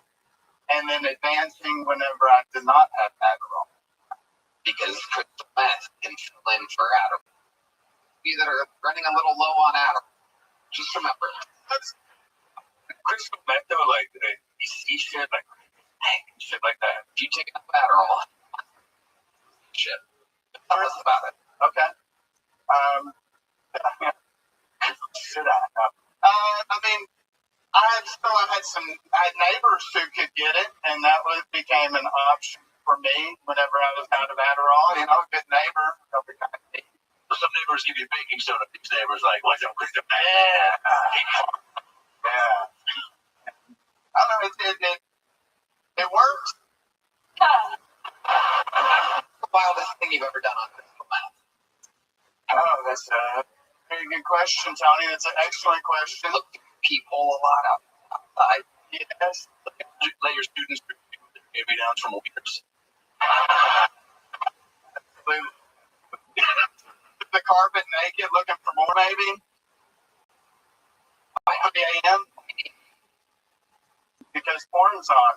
Oh, what kind of porn you watch? Wild porn you watch? Great question. Porn? Straight porn.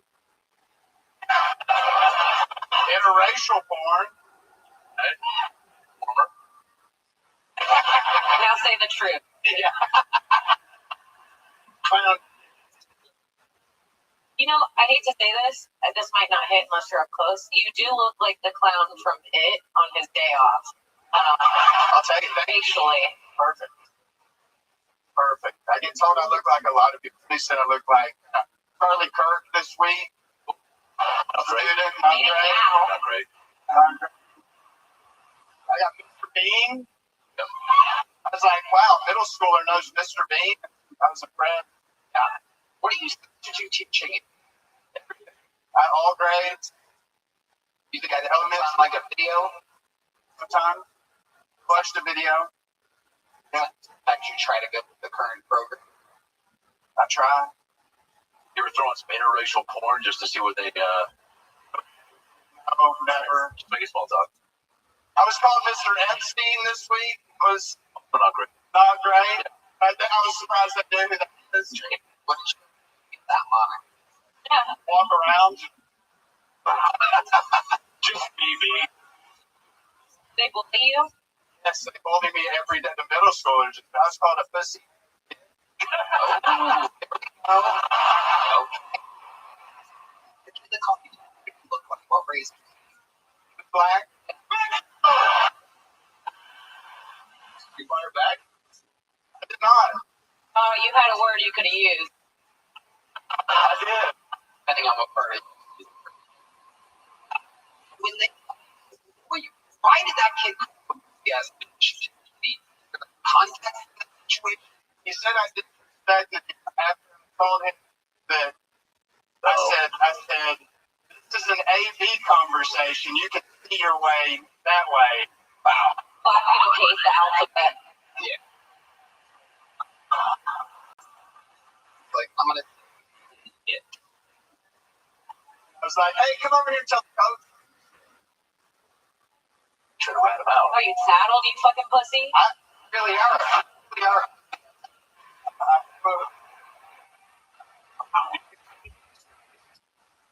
Not too big of a pussy to say it. Okay. You are Christian, but I would like to see you, or you snapped on one of the kids. Like, for every Christian tweet, Apple dude, it's a streak of rage. Feels like it's building up with you. You seem like the kind of, you might be the first ever teacher that shoot. Only a matter of time. For those of you who keep track, no teacher, almost 85% trans people nowadays shoot. So it could be odds of fire that would be.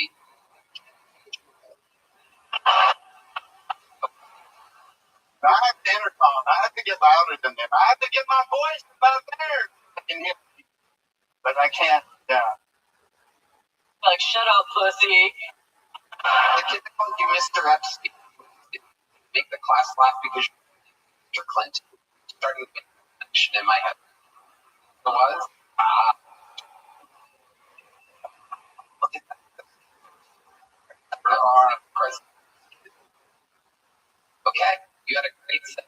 Oh, we love you. Big joke, but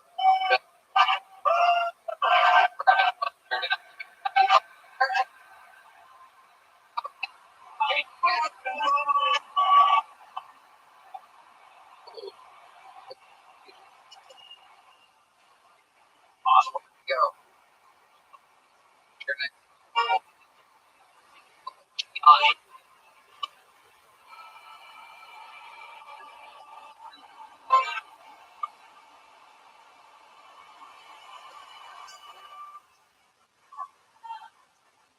Are we doing that you said? Awesome. My name's Vincent Money. I'm actually coming from Miami for my birthday. So I don't know if we got any folks from Miami or Miami. I know the strippers are amazing. I love them too. I'm fairly young. I moved to Miami when I was 16. Dating was actually really hard. 16 and 18, early 20s. Miami's not a place for somebody like me. But I guess I got a taste. It's the strippers and hoes, so I think I did it right. I'm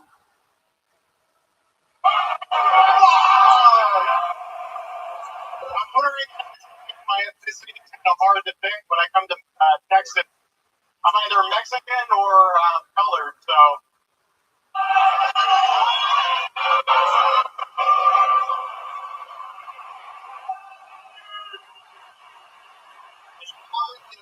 This is my first time. Fuck.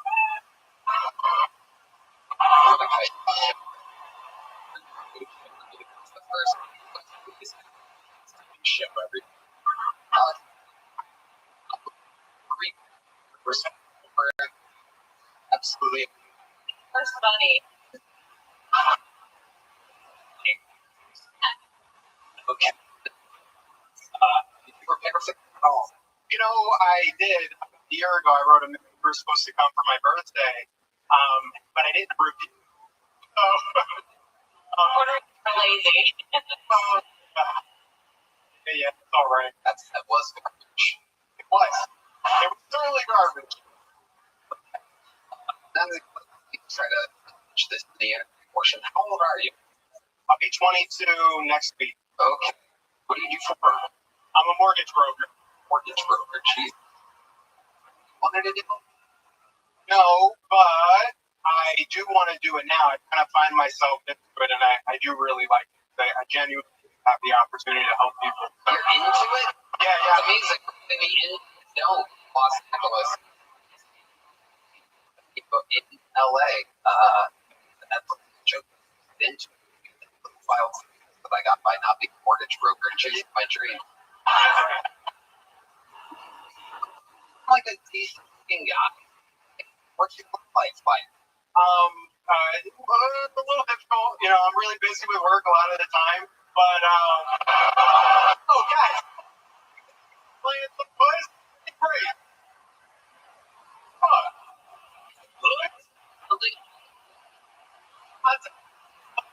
honestly, Miami's a tough place to generally find somebody. It's literally like it's always hot. It's like everyone's Oh no, I love it. It's great for me to have a good time, but in terms of but you're trying to settle down. I would appreciate a girl. You can't find them. Miami's tough. Okay, you just keep saying Miami's tough. Well, especially for me, guys. I moved to Miami when I was 16, so Did you move to Miami? Like it's me and you. Don't be gay about it. all right. Did you find Miami? Where are you going to try to find them, or what are you doing? Like on the apps? No, I don't like the apps. No. Usually it's strip clubs. Focus over here. Go figure. Oh, you're finding what a strip Well, you know, you can find a good one. you ever found a strip club? Yeah. My mom actually works at a lot of the major clubs. There's strip club. What's your mom do at the strip club? Well, she does not strip. I want to make that clear. She, I call her. One redeeming. When I get the 5 shoot balls on her. So she's Guys. Finger. Plus one fact about you where your entire life went over the entire text. There has to be you've done accomplishment thing looking to the price looking for advice 101. I grew up in a funeral home. Oh, you grew up in a funeral home.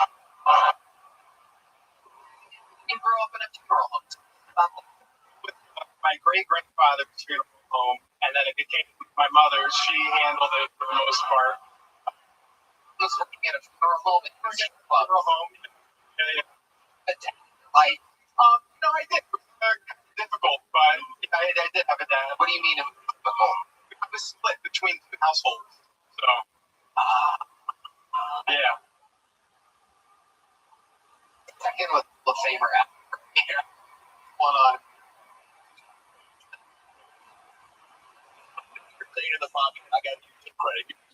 Not like, fine, returning and running out. People.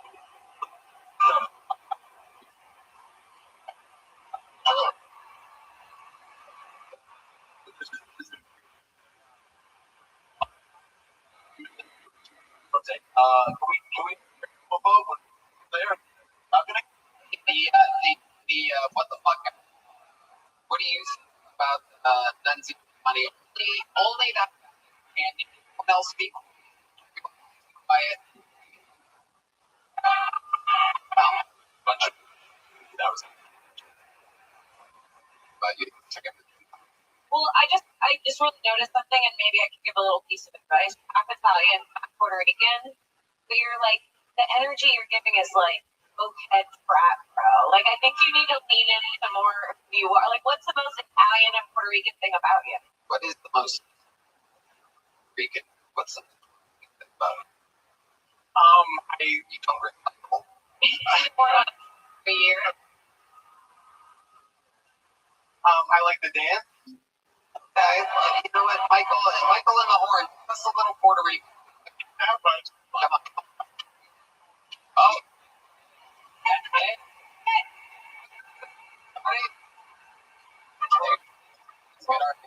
That's enough.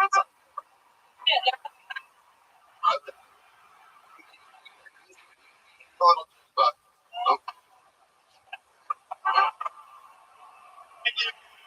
and you're gonna move.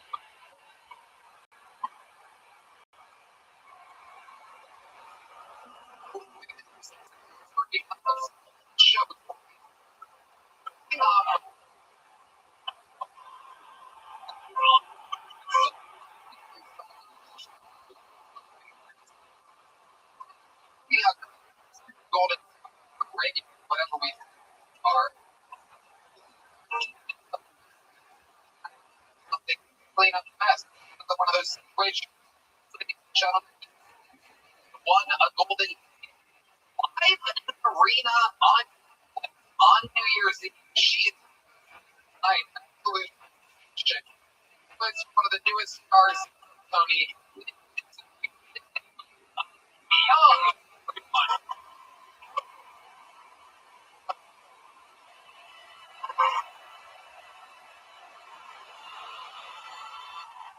What's up?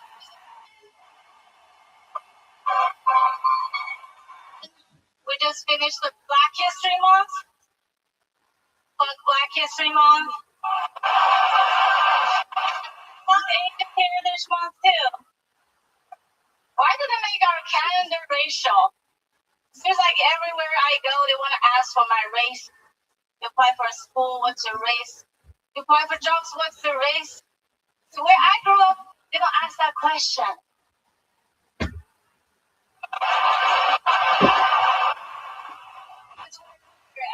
Keeping our bloodline pure.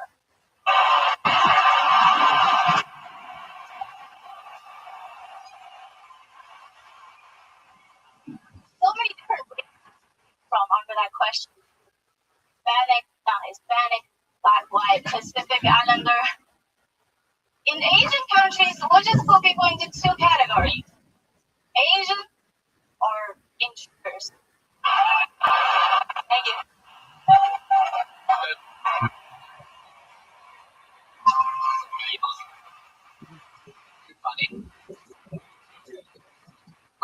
Here.